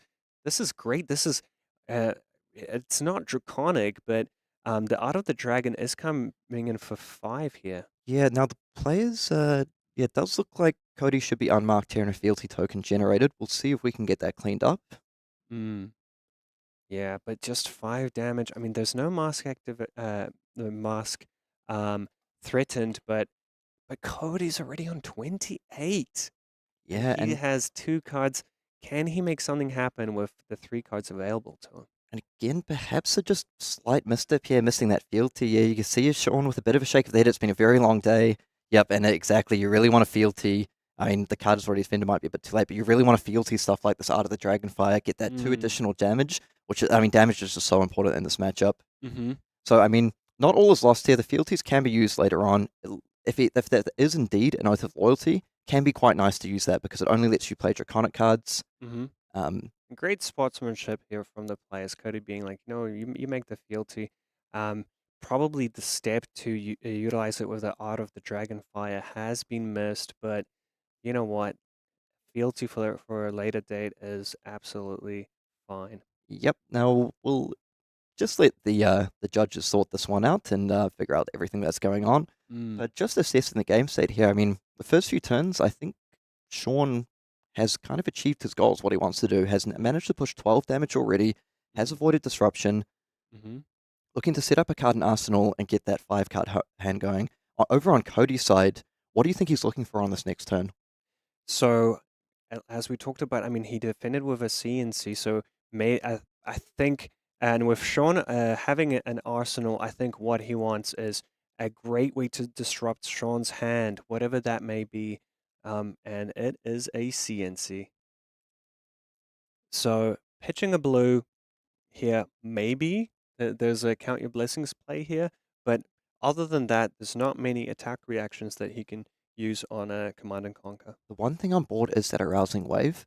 Now, it hasn't been used to defend, and with life being so important in this matchup, we'll see how much Cody sort of values that. Like, if Sean goes ahead and defends this for 6, how much he values getting the full defense plus offense value out of that, or if he just knows he needs to disrupt, try and get some tempo back. Yeah, Cody really needs to get the ball rolling, so he might actually, maybe not defending with the Arousing Wave just makes it a little less of a heads heads up play. Like, he could just still activate it, get the value from the Command and Conquer, and really kind of show Sean that he's still willing to use it and get that Arsenal card. Okay, Sean's saying, you know what? Maybe it's a little bit too risky to defend this because of that Arousing Wave. He said, I'm willing to give up this Oath of Loyalty and keep my 4 cards to just keep going. Because, like you said, tempo, very important. Maybe leaving himself exposed to Arousing Wave and dropping 2 cards was just too much of a value loss. And third turn in a row, the fire tenet coming down. It's going to buff the next draconic chain link as well. May have played into the decision to just give up on that Oath of Loyalty. Could have used the Fealty here, but quite often likes to save those for a later time. Now, just keeping track of the resources. I mean, 2 uses of that Blood Spatter Vest, if you pointed out as well. And this is the same thing 3 turns in a row. What is going on? Another Renegade coming in for 4. I think, if anything, this really outlines the consistency of the Cindra deck, Kieran. Exactly. I mean, you play a whole lot of reds, and your damage turn by turn is just so nice. Being able to line up all these go again attacks, kind of like the head jabs, as in 0-3 go agains, or in this case, becoming a 0-4 go again. Oh, so he's going to give the other attack go again. He's going to Grains the other attack and Transcend with both cards. Okay, so that's 2 no-block cards in hand now. So he has Transcended, but we'll see if Sean kind of can smell the blood in the water here and really try and push on this turn. Because looking over at Cody's hand, looks like it's just 2 chi plus to leave no witnesses. This could be a really good opportunity to try and push that Mask of Momentum damage. Maybe Cody tries to get active with the quick dodge flexes here. Yeah, I believe he does have a 1-cost attack in his hand, so we could see that blood splattered vest utilized in this chain link as well. Oh, I see. So Cody identifying that he might need to protect his life total here, using those quick dodge flexes. Sean going for the flick, and yep, he's going for the last resource on that blood splattered vest. I mean, I'm not sure if Cody runs a bit of Sacred Art. Undercurrent Desire in response to buyback would be absolutely insane here. True. Yeah, because he already played those blue cards. Both players are identifying how important tempo is in the matchup. Sean just absolutely fearless, burning through that blood spatter vest like it's nothing. Yeah. And here we have Demonstrate Devotion coming in for 4 go again, letting him set up another fealty for another turn. Yep, and generally the Cindra deck is also very happy to just not Arsenal a lot of the time. Cody trying to maximize the value from the quick dodge flex source, stopping at 2 points of damage with a resource, but still taking 2, and really prioritizing trying to keep cards in his hand. And Lava Burst! Lava Burst for 5. This is threading the Mask of Momentum, and it is going to be the Leave No Witnesses plus quick dodge used here. Yeah. But again, this is leaving Cody with just a chi in hand, so really going to want to hope that that card in his arsenal is some disruption here. Sean able to buy back both daggers. You saw him pause for a second, like, please don't banish both of these. Giving his opponent that window to do so, but ultimately Cody unable to do so. But yeah, 23-34. It's this is looking like Sean's game at the moment. Yep, so the Blood Spatter Vest is down, so the resources might start to get a little bit more awkward, but those 2 Fealty are going to be really important here. Going to kick things off with a Hunter's Clave, resource up, and Tunic available. Is it a potential Codex of Frailty play here? A Codex of Frailty into something like a Command & Conquer would be really, really nice here. Just being able to try and like slow Sean down a little bit at least. Yeah. Or a potential for a possible maybe like one of those Mark of the Black Widow plays if his opponent ends up taking this and getting marked. Oh, so it's just going to be 1 and pass the turn. Dagger for 1. Oh, Cody is... Oh, that was not what he wanted to do on his turn. And you can see Cody staying calm, but like a little flicker of frustration crossing his face there. While on Sean's side, it's all smiles. Yep. And guess what? He's hitting a red of that Ravenous Rabble. And a Fealty was used on this Ravenous Rabble, so this is going to be Draconic, and revealing a Dragon Power off the top. Say 1-4 if it's Draconic, gets +3. So lining up a really nice potential 1-7 next turn. Now he won't have access to that resource from the vest, so might have to pitch to that one, but you're right, that's just a great follow-up. And Sean's showcasing the power of Fealty to smooth out those hand cycles by making the Rabble Draconic, letting his Lava Vein Loyalty be get go again as well. Yep, and here we see you were right. The Siren's Call coming in just for that defense value here. The Flick Knives is activated. Sean just showing that interplay between the Flick and the Mask of Momentum. But even though this was blocked, it technically has hit because of the Flick Knives. So now the Mask Trigger is active for this next attack. Yeah. I believe Sean's considering a potential Ancestral Empowerment. He knows exactly what he's going to draw, and he has another Art of the Dragon in his hand. So Decisions, decisions. What is the optimal way to present damage here? Would be kind of nice because particularly if he just wants to play around the Arsenal disruption as well, those Leave No Witnesses, those Command and Conquers, the Ancestral Empowerment to draw the Art of the Dragonfire into Fealty 1/7, really, really threatening. Yeah. Oh, that was a wax on. My apologies. Art of the Dragon. This Art of Dragon scale. Scale. So this one's threatening the Arousing Wave or the Tunic. Are we going to see a defense reaction pushed in here? Oh, actually. I believe so, yeah. So one thing to note, he actually did not use the fealty on this. So this was just a vanilla 1/5. Yeah. I think getting that bit of information from Ravenous Rabble gave Sean that kind of information, knowing that there's another one coming that might be better used with that fealty. So now that hand was a little bit awkward. I mean, Sean would have loved to get that wax on into the arsenal for a bit of protection. So we do actually have a window, and this is a really nice card here. The Bonds of Agony, the Arousing Wave representing 2 attack reactions on board, card in hand, card in arsenal. This is exactly what Cody wanted to try and get back into this game. With just an egg, and Arousing Wave, this could go up to 10 potentially, and get rid of some of those. Heading a potential starter or something from the Sean side could be the way to go to really disrupt him and give Cody some breathing room and get back into this game. Yeah, this hand is a little bit awkward. We've got the Art of the Dragon Blood at the starter, but that looks like a Dragon Power and Lava Burst here. I love Sean's confidence. He's like, you know what? I could plan out all the possibilities, but I'm just going to say no blocks. And there is that Justinik, exactly the card that Cody wanted, because it's nice to strip cards from your opponent's hand, but it's ultimately damage that you want to be dealing. Okay, so Cody is stacking the Justinik trigger banishing first, and then, yeah, great. This puts Sean in a really tricky position. If he manages to strip some of the cards that have access to go again, then Sean could have a really awkward turn here. Yeah, now the one saving grace in this hand is that it looks like Art of the Dragon Blood could be the choice here to get rid of, as it could come in with a fealty as the 0/4 go again. I mean, running a little light on fealty here, but if he does get to keep the Art of the Dragon, the Dragon Power, he can just go crack fealty, pitch 1 card coming for 1/7, just to continue a little bit of pressure.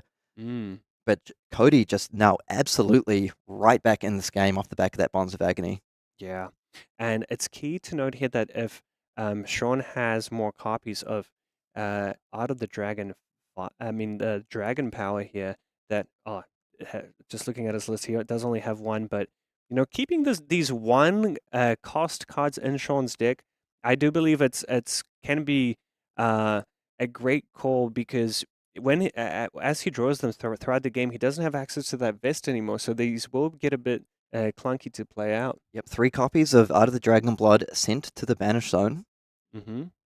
And I mean, the 1/7 is nice, but with new, if you are able to keep, say, block with a couple of cards, keep 2 cards plus a card in arsenal, you're able to line up some really nice disruption. Yeah. So as we mentioned, Sean's hand last turn just being that little bit clunky has given Cody a window. Yeah, and another kind of clunky hand from Sean as well. I mean, this is exactly what Cody needed to kind of give himself a little bit of breathing room and get back in this game. And it's 18 to 23, Sean on 23, Cody on 18. So great job to Cody for evening those life totals. Yep, so it looks like we are probably going to see a Dragon Power here. Sean just sort of considering his options. So a Dragon Power for 7 into Arsenaling Lava Burst, really strong. It does put a lot of pressure on Cody to keep up the disruption chain. And that is exactly what Cody needs to do. He needs to draw those disruptive tools. He needs to find ways. Oh, pitching the Lava Burst. Now I do actually like this because that Burning Blade Dance, the problem with Lava Burst is if you lose a couple of cards, and this is going to be defended up for 7 with the Sink Below as a clean block. If a couple of cards get stripped, that Lava Burst can just get stuck in Arsenal. Whereas with the Burning Blade Dance, you just need 1 starter and you're good to go. So Cody defending for 3, using Sink Below without using the Sink Below trigger, meaning that he's happy with his hand, and Command and Conquer threatening that Arsenal. Good enough play from Cody to make Sean go, you know what? I need to consider this. But he's picking up that pen. just like that. Fearless Sean, is he just going to take this damage and just continue on with the 4 cards he has available in his hand? And if he takes this card just like that, Cody has taken the life lead in this game. I mean, if he's able to set something nice up like a defense reaction and arsenal, just to provide a bit more defensive power. And that's exactly what's happening here. Just like that, Cody's in a life lead, and he's managed to get some value by destroying Sean's arsenal. Ooh, and it looks like a Transcend card placed into Arsenal here. Now, this is the pivotal turn in the game for me. Sean really needs to pressure, try and threaten a Mask of Momentum trigger, and kicking things off with Ignite is a really nice way to do so. Cody picking up a few 2 blocks in his hand. I believe I saw a Codex of Fealty and a Pain in the backside. Oh, that could be a little bit dangerous on this. No more access to the quick dot flexes either. And Ignite is such a nice way to try and threaten those mask triggers, opening up the ability to lead out with the stagger for the second chain link. Now, this could be a crucial block here. Stopping this dagger, Sean doesn't have another dagger to throw, so this could be a great way to kind of stop the threat of Mask of Momentum. Yeah, it's just how much you've... Oh, and actually, yeah, getting aggressive. I really like this tune of block here, as you mentioned. Preserving his full hand and just making it a little bit trickier to get that Mask of Momentum off. Display loyalty coming in for 3, creating a fealty. So Cody, I think, really valuing that Codex of Frailty. Let's see. I mean, he does have that Transcend card in Arsenal as well, so if need be, he can clear this out. And now, Sean with 2 cards in hand, so still plenty of time to threaten that Mask of Momentum. And Sean deciding that now is the time to flick. Okay, so choosing to get quite aggressive with the flick here. Not wanting to save it for that, for that Mask of Momentum trigger. A really cool play here. Okay, so he stopped. Okay, it was Passover. Okay, because he did pause when he went to buy back the dagger. Yeah. The priority was held, and there comes the powerful Transcend card from Cody. Pass over, such a crucial card in this matchup, getting rid of Sean's dagger for the rest of the game. We saw Sean fight through this against Enigma, but Nu is a bit of a different beast entirely with the level of disruption they bring. Yeah, so this sequencing is because Sean does have the second Ignite, so he can actually extend this chain even further and potentially continue to threaten that Mask of Momentum. Okay, now will he commit the dagger here? Yep. He's willing to, he feels like now's the time to pressure Cody's hand, and who knows, maybe defending that Mask of Recurring Nightmares could have been the way to stop that Mask of Momentum threat. Okay, so we have a Mask trigger here. Cody with a really nice option to a 1-card hand off the Codex of Frailty, but no, he's going to be able to keep multiple cards here. Yeah, display loyalty only coming in for 3, which is crucial because it does not have that breakpoint on it. But yeah, 2 fealties for Sean, really showing his loyalty to the Emperor. So take up the mantle, just going to be pushed in front to defend here. Now Cody with access to 3 cards in hand total, does have that Codex of Frailty. Has some pretty nice plays in the form of the Beckoning Mistblade with that Mark of the Black Widow as well. Now this is the play I really like. Pain in the backside with 2 different daggers. This is one of the cool new additions for Nu from the Hunted set. Now, having that access to, am I going to mark you? Am I going to give my blue attack go again? And yeah, Sean realizing that this could be exactly what Cody wants to do. So he's happy to throw his equipment in there. Wow, but I mean, Cody's going to be pretty happy about this block, I believe, because now he gets to lead in with the dagger and a Codex into something like Leave No Witnesses. Sean has committed his defending equipment outside of the Flick Knives. So something like a Codex into a Leave No Witnesses is a really nice tempo play here. Yeah, for sure. And yeah, Sean taking it, he's going to get marked. Might not be as relevant here, but still, Codex, great way for Cody to just kind of claw back into the game, really pressure Sean. And as you said, Kieran, Sean with only the Flick Knife, so he's going to have to discard a card to the Codex, and if he wants to protect that card in Arsenal, he is going to have to defend it with 2 cards. Unless he has a Wax on? Probably not. No, it does have that Ancestral Empowerment. Looks like another Ignite in hand as well. Ooh, this game is getting like really tight really quickly all of a sudden. That Codex is just so strong here, picking up the Ponder as well, setting himself up with an Arsenal card plus another full grip. Yeah, Cody, cool, calm, and collected. Despite the early life loss, he's managing to find the pieces of disruption, chaining the pieces of disruption, and slowly regaining that value that he's lost at the start of the game. And we have to talk about the Mask of Momentum block here as well. That Mask of Momentum gone for the rest of the game makes things a lot easier for Cody defensive-wise. Yeah. Another thing to point out is that Sean does not have any daggers. So he is most likely going to have quite an awkward hand on his turn. Oh, okay, so he's just opting to just take the damage, as he has been doing before.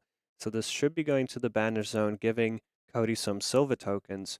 But yeah, even with 3 cards in hand, Sean is saying, you know what, I can't keep on losing tempo. If I try to defend this out, Cody gives Cody the window to really punish with more disruption. So he's going to try his best to push with the 3 cards he has available. Yeah, now Ignite's a really nice card to have in this kind of hand.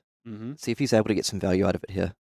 Yeah, with the 2 fealties, that is great, actually. And Rising Resentment, exactly what he needs, a starter, so he can go Ignite into the Art of the Dragon. Oh, is that an Art of the Dragon? That is really, really nice to have here. Yeah, no wonder Sean kept his hand. This is already so threatening.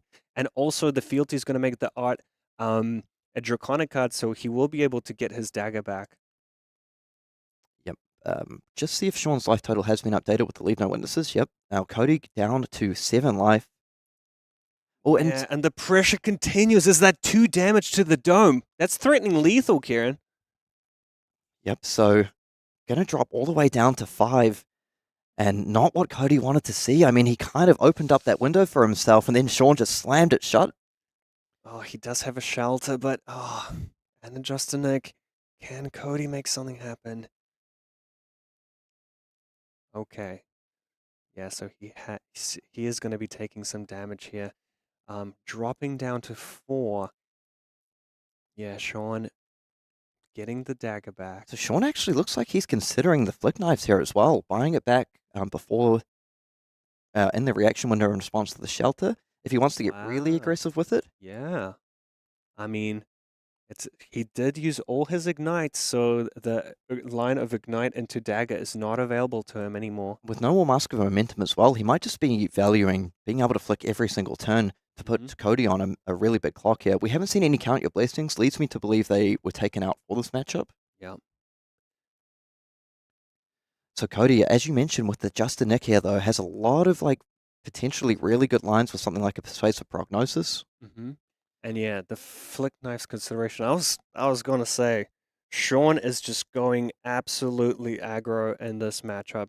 He's been taking every single CNC. He's been taking every Leave No Witnesses, and the levels of enlightenment coming in for 3. Now we're unsure what modes he's gonna take just yet. I believe it's Go again, and maybe it's something into something like a CNC. Yeah, I mean, if we were unsure about that last card, and it's even Codex. better than a CNC. It's a Codex into CNC, getting Sean a cut into his arsenal, making that Command and Conquer so much more threatening. The Fealty can shut down daggers.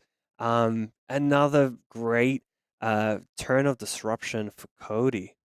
Really, really scary here. I mean, Sean would have just absolutely loved to see some sort of zero-cost attack to be able to use that wax on. Yeah, and these, one of the weaknesses of the Cindra deck is so many 2 blocks.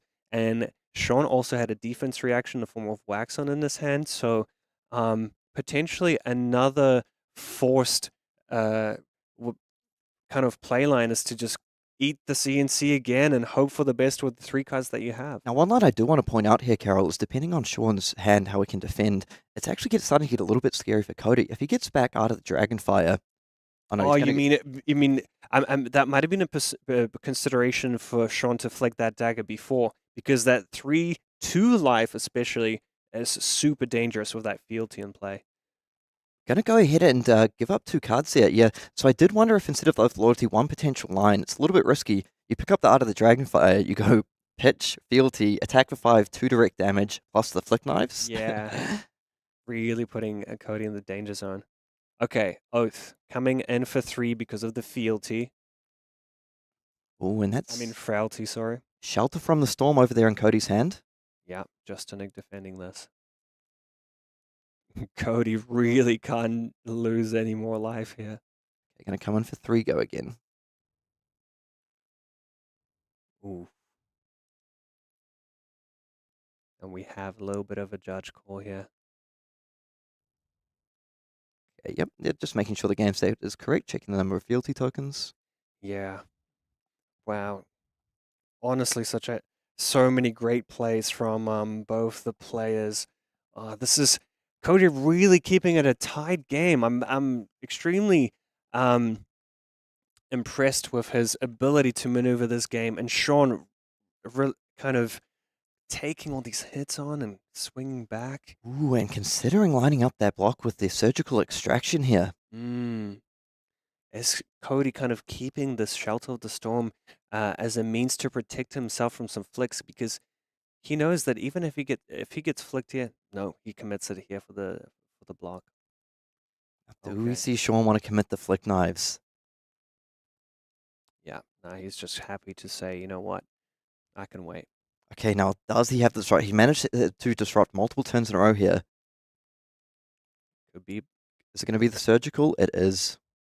Okay, so we've seen 3 red hisses, 1 resource floating for Cody. A really big pickup for Cody in his arsenal would be that Venomous Bite. This is going to be an absolute disaster for Sean if he puts 2 cards in front of this and gets blown out by the Venomous Bite here.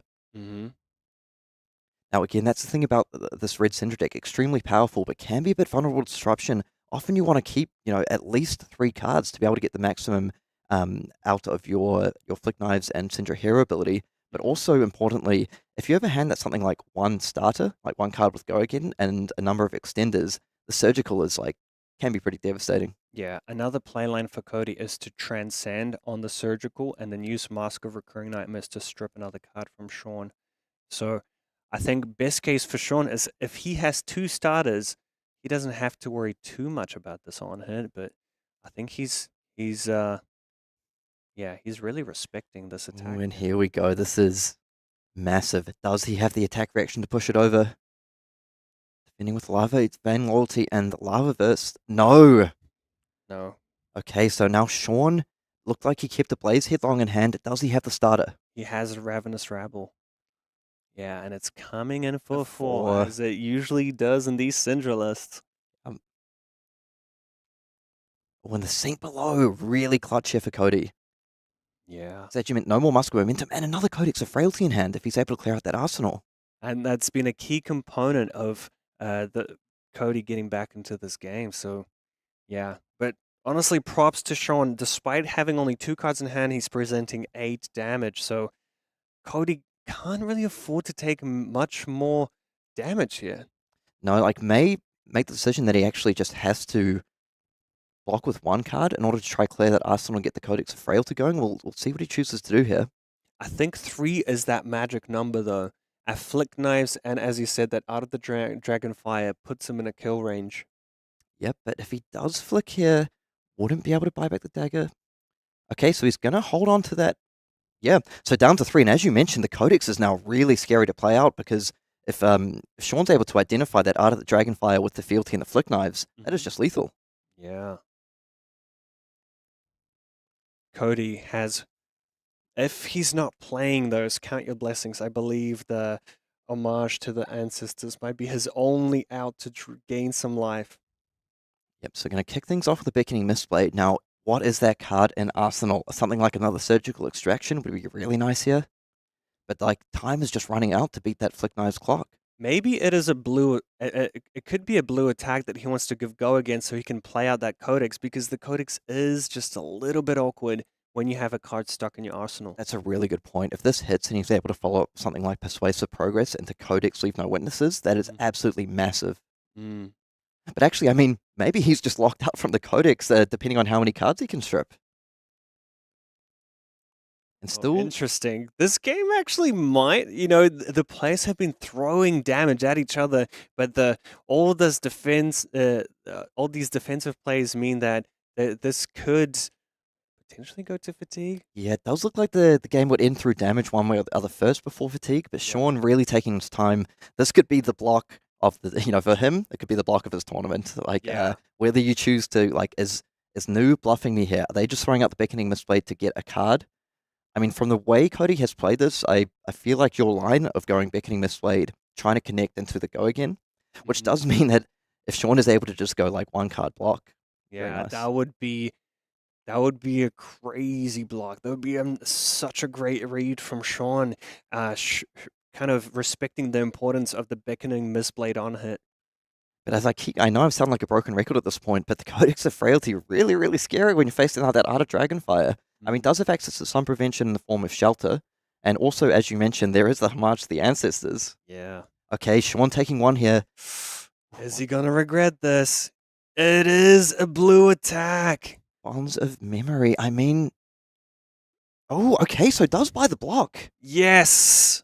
Wow. And Cody able to play out his third Codex of Fealty, I believe. This is exactly what he needed to stay in this game. But as you said, the Art of Dragonfire is there and available.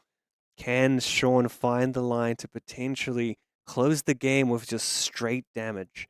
Now, Cody does have a few more outs than just the life gain in the form of potential shelters as well. Yeah, no, I mean, he's considering it, but the issue is... He's looking at it. He's looking at it. The issue is here, because he defended the Bonds of Memory, which, did threaten to gain some life, so I totally understand that. Good point. The issue here is if you want to protect this Art of the Dragonfire, you're going to have to sort of give up 2 cards. Has he? No, he hasn't discarded, so he has to discard. If he gives up 2 cards to block up Leave No Witnesses... He can't play it out. Can't play it. Wow.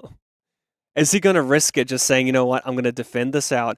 I've got potential lethal just through the flick and... But no, because he's going to lose the fealty, Kieran, if he does that. Yep, wait, is that a wax on? Oh my goodness, the wax on is absolutely massive. One of the few cards that can shut down that Leaves No Witnesses. And now, unless Cody finds a shelter or homage, he's got lethal on board.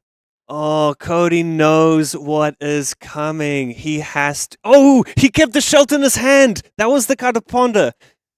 He has the prevention available.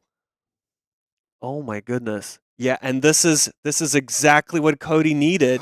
Massive. So huge. Oh my god. Drawing that shelter and keeping it in his hand, he stayed so calm throughout that whole thing. Still going to take 1 damage. Still going to take 1 damage, drop down to 2, but this is really, really nice here. Yeah.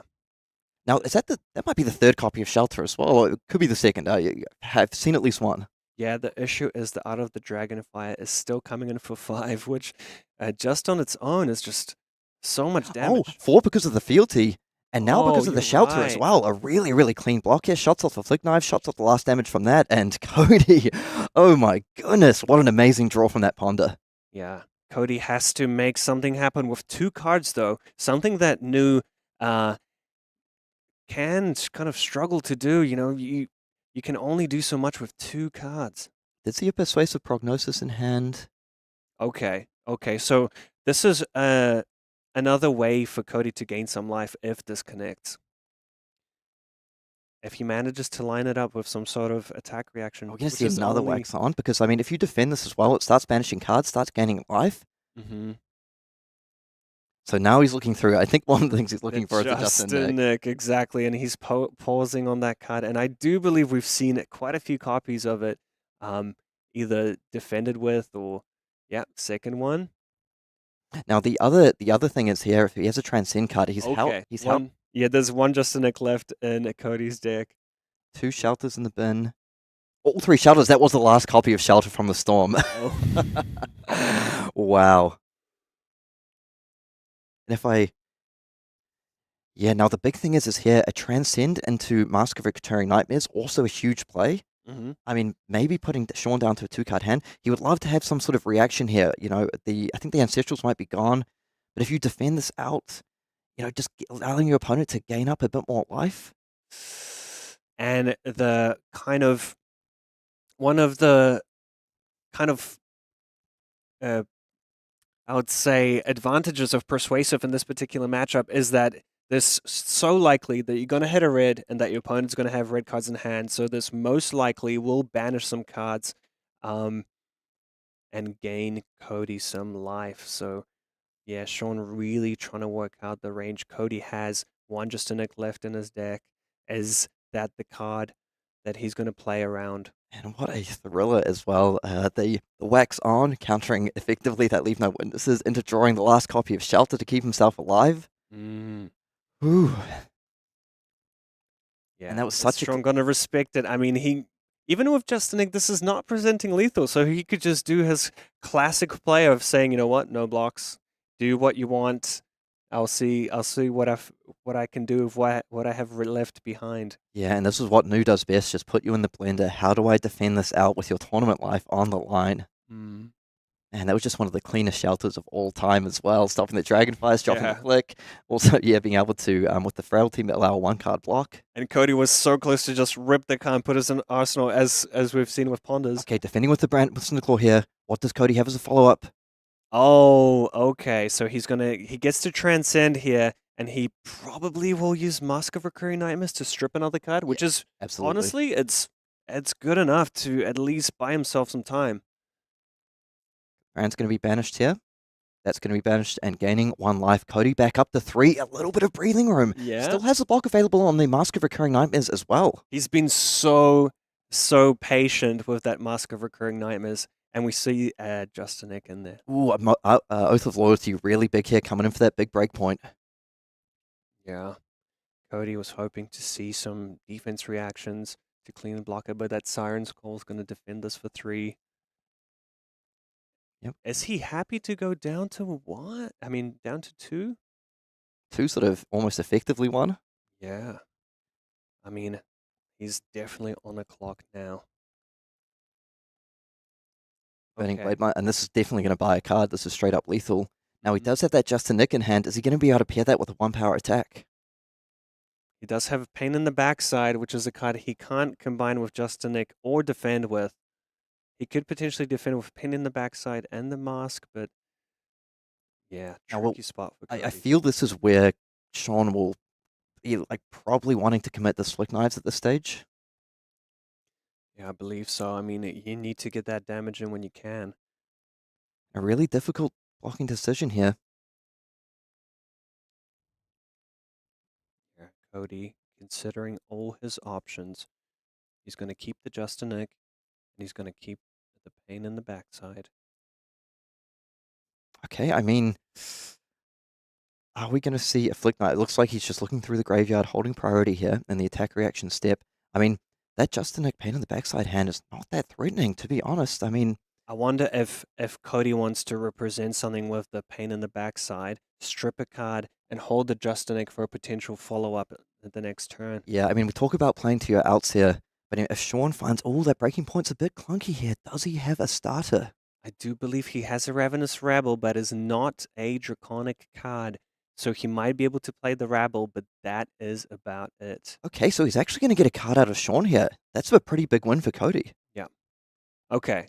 So he has the Justinic set up in Arsenal. All he needs now is Persuasive Prognosis, the perfect target. He does have a starter. Okay, Rising Resentment coming in for 3 go again. Well, this one's going to go down to the wire, and yet actually choosing to commit that breaking point, I was a little bit surprised here, but as you mentioned, maybe just doesn't want to leave himself open to, something like triggering that Hunter's Clave into Mark of the Black Widow. Suddenly you're giving up a card anyway, and you've taken 4 damage. But Cody does have that perfect pairing of Persuasive Prognosis and Justinic. All he has to do is survive this turn with 1 card in hand. So what he's considering is how many attacks for 4 can Sean have? He's used all these Oaths of Loyalty. Okay, what is happening here? Okay, so I think he's trying to play around something like Ancestral Empowerment potentially, but actually there is Display loyalty coming in. Okay, display loyalty coming in for 3. Mm-hmm. Or he may come to regret that. It looks like there must have been one Ancestral Empowerment copy left in the deck for him to make this block. You're right. I mean, yeah.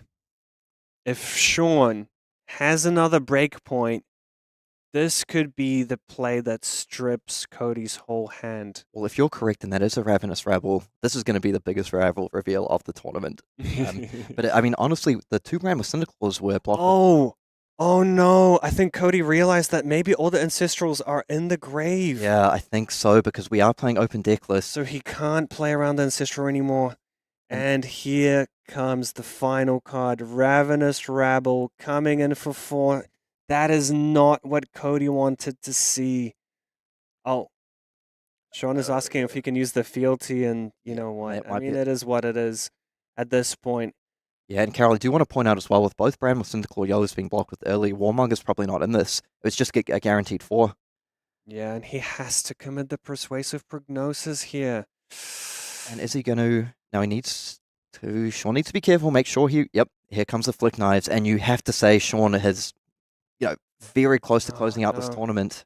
Cody, understanding what happened here, he had his out, and he might have just missed it, unfortunately. No, but, I mean, speaking of fatigue, I mean, you have to think he's going to be able to buy back this Flick for lethal. But there are a couple outs here. There is that one Homage to Ancestors. Yeah, Rising Resentment, so... Yeah, this is coming for 3 go again. He has the Shelter of the Storm. Just, Sean, his ability to pump out damage is... This could be it. The Blaze Headlong coming in. This is representing lethal with the Flick Knives, and that's it! Oh, no, he's extending... Oh, Sean just...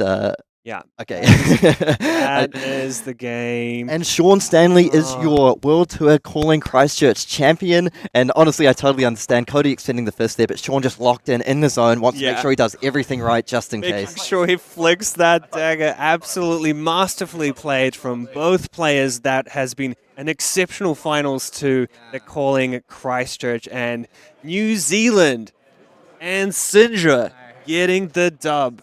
Yep, and that's 2 calling wins for Cindra now. Yeah. And if we just hear the players. And that takes 2 cards off top and 1 from your hand, making 3. Yeah, so Cody's running Sean by that Break persuasive. the fealty with the thing so I could flick the dagger by that, and I just flick the next turn too. So, yeah. But it was very close. Damn, that was what a race.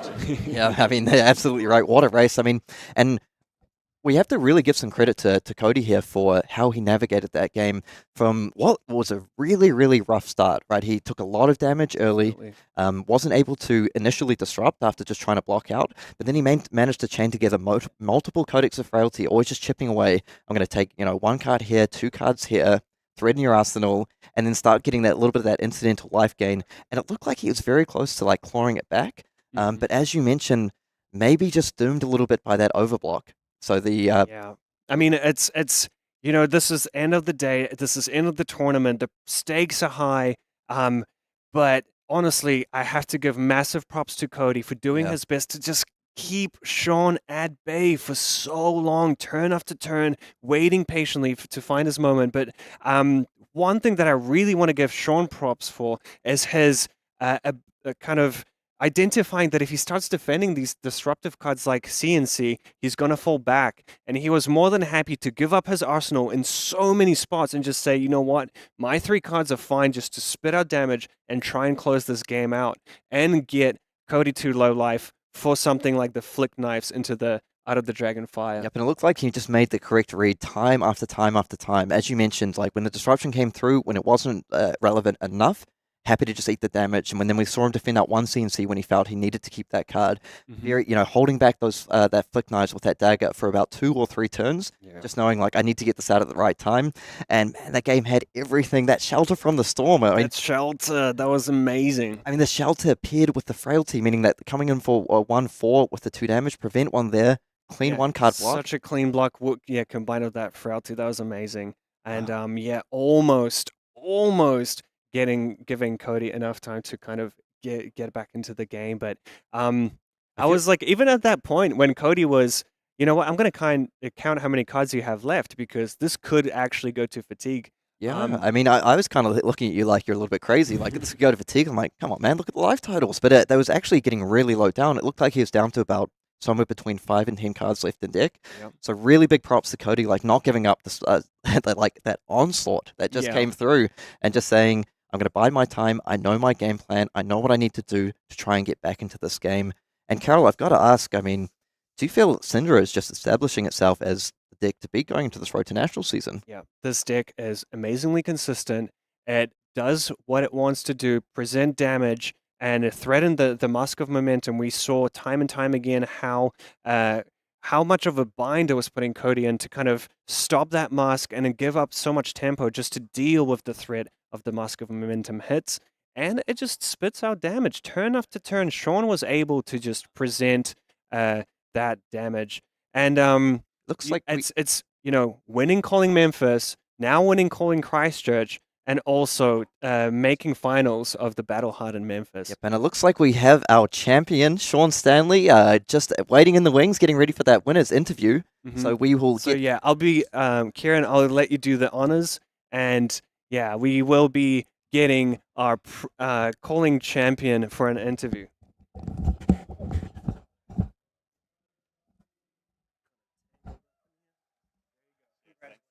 Okay, and here he comes, the man of the moment. Okay, Sean. Wow. How does it feel to be a calling champion? I can't believe it, honestly. I'm just like, my goal after like lots of practice and training was like, I want to go to a calling and make day 2. Like I had very humble expectations going in, switching heroes, deviating from my normal like big Aura Dragon Queen style with Enigma, and then practicing with some people and finding Cindra really, really spicy after watching Memphis, and just kind of learning the lines, iterating on it all week. I still don't feel like I have enough reps on it, honestly.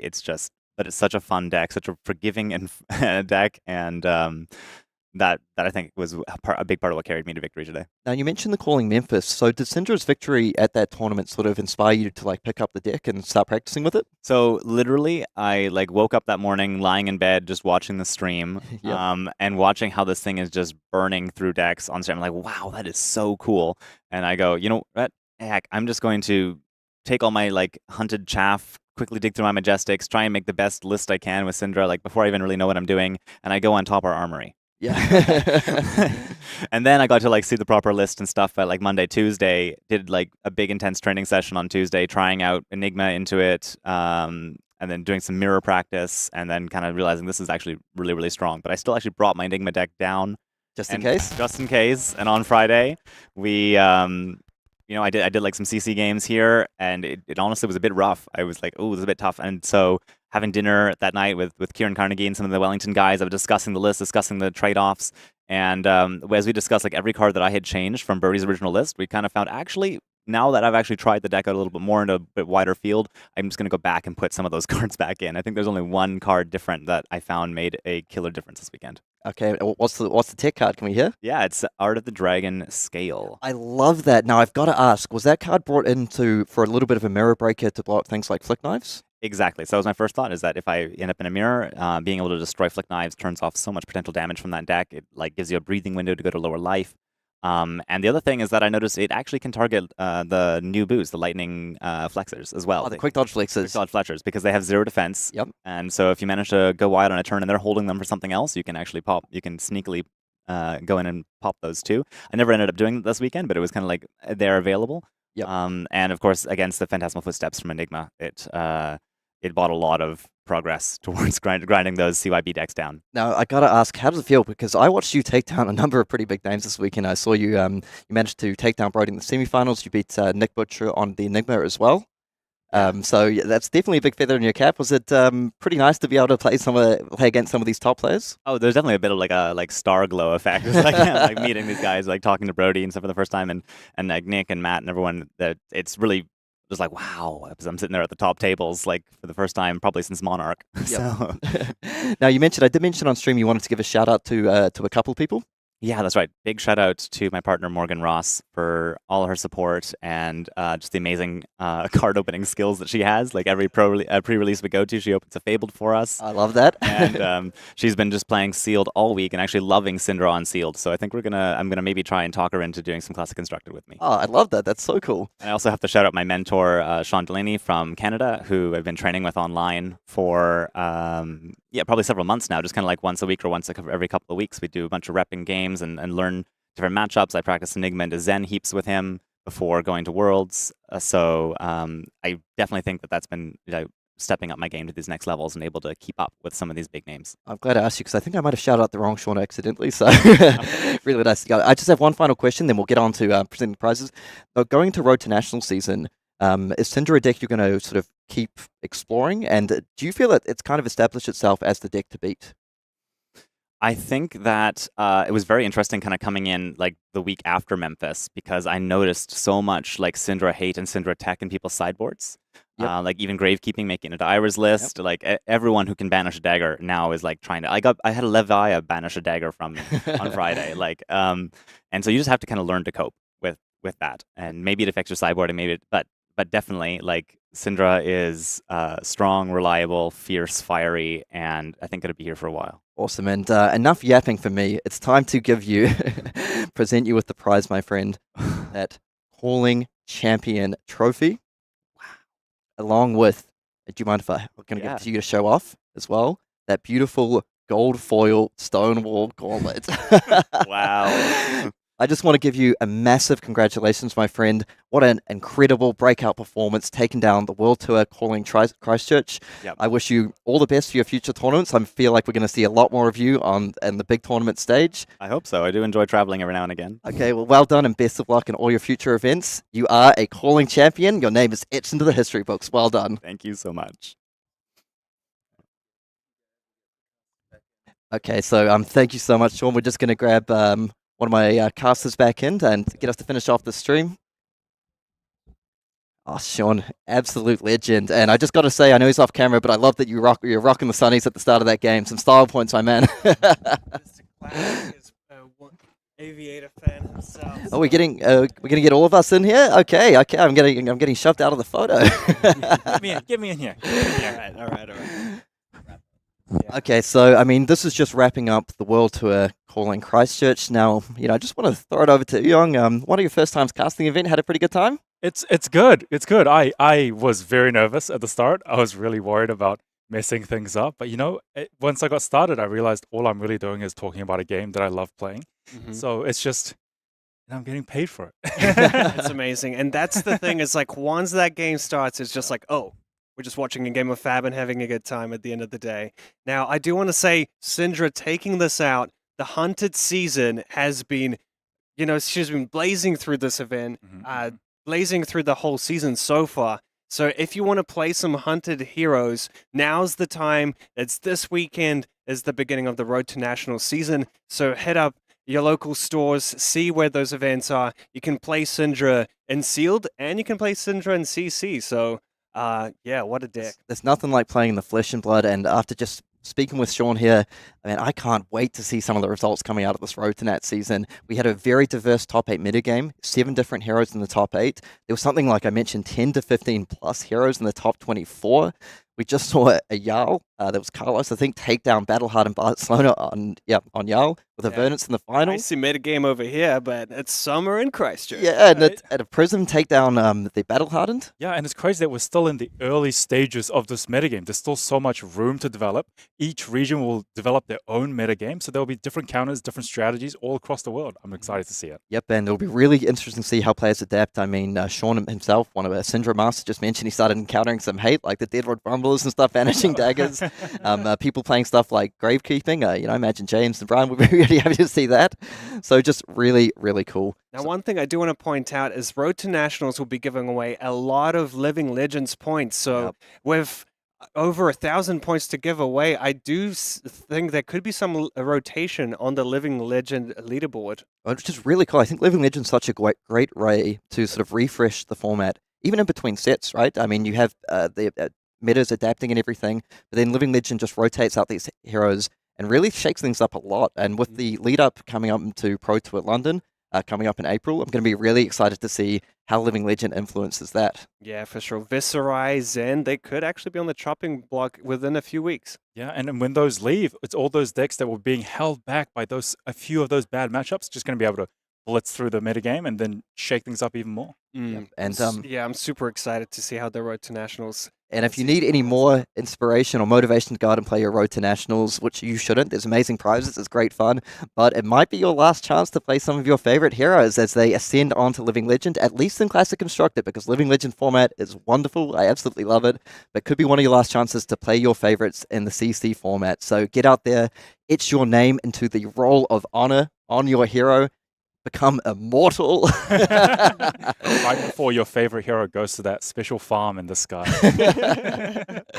But anyway, thank you so much to everyone for tuning in. We really enjoyed casting this weekend. We really enjoyed all the comments, all the fun we had with the chat, with the questions. But we are going to wrap it up here at the World Tour Christchurch. Can't wait to see you all at a future event. Check out TCG for all the details of High Seas coming up. All our social channels. It's absolutely hype. We'll catch you next time. See ya.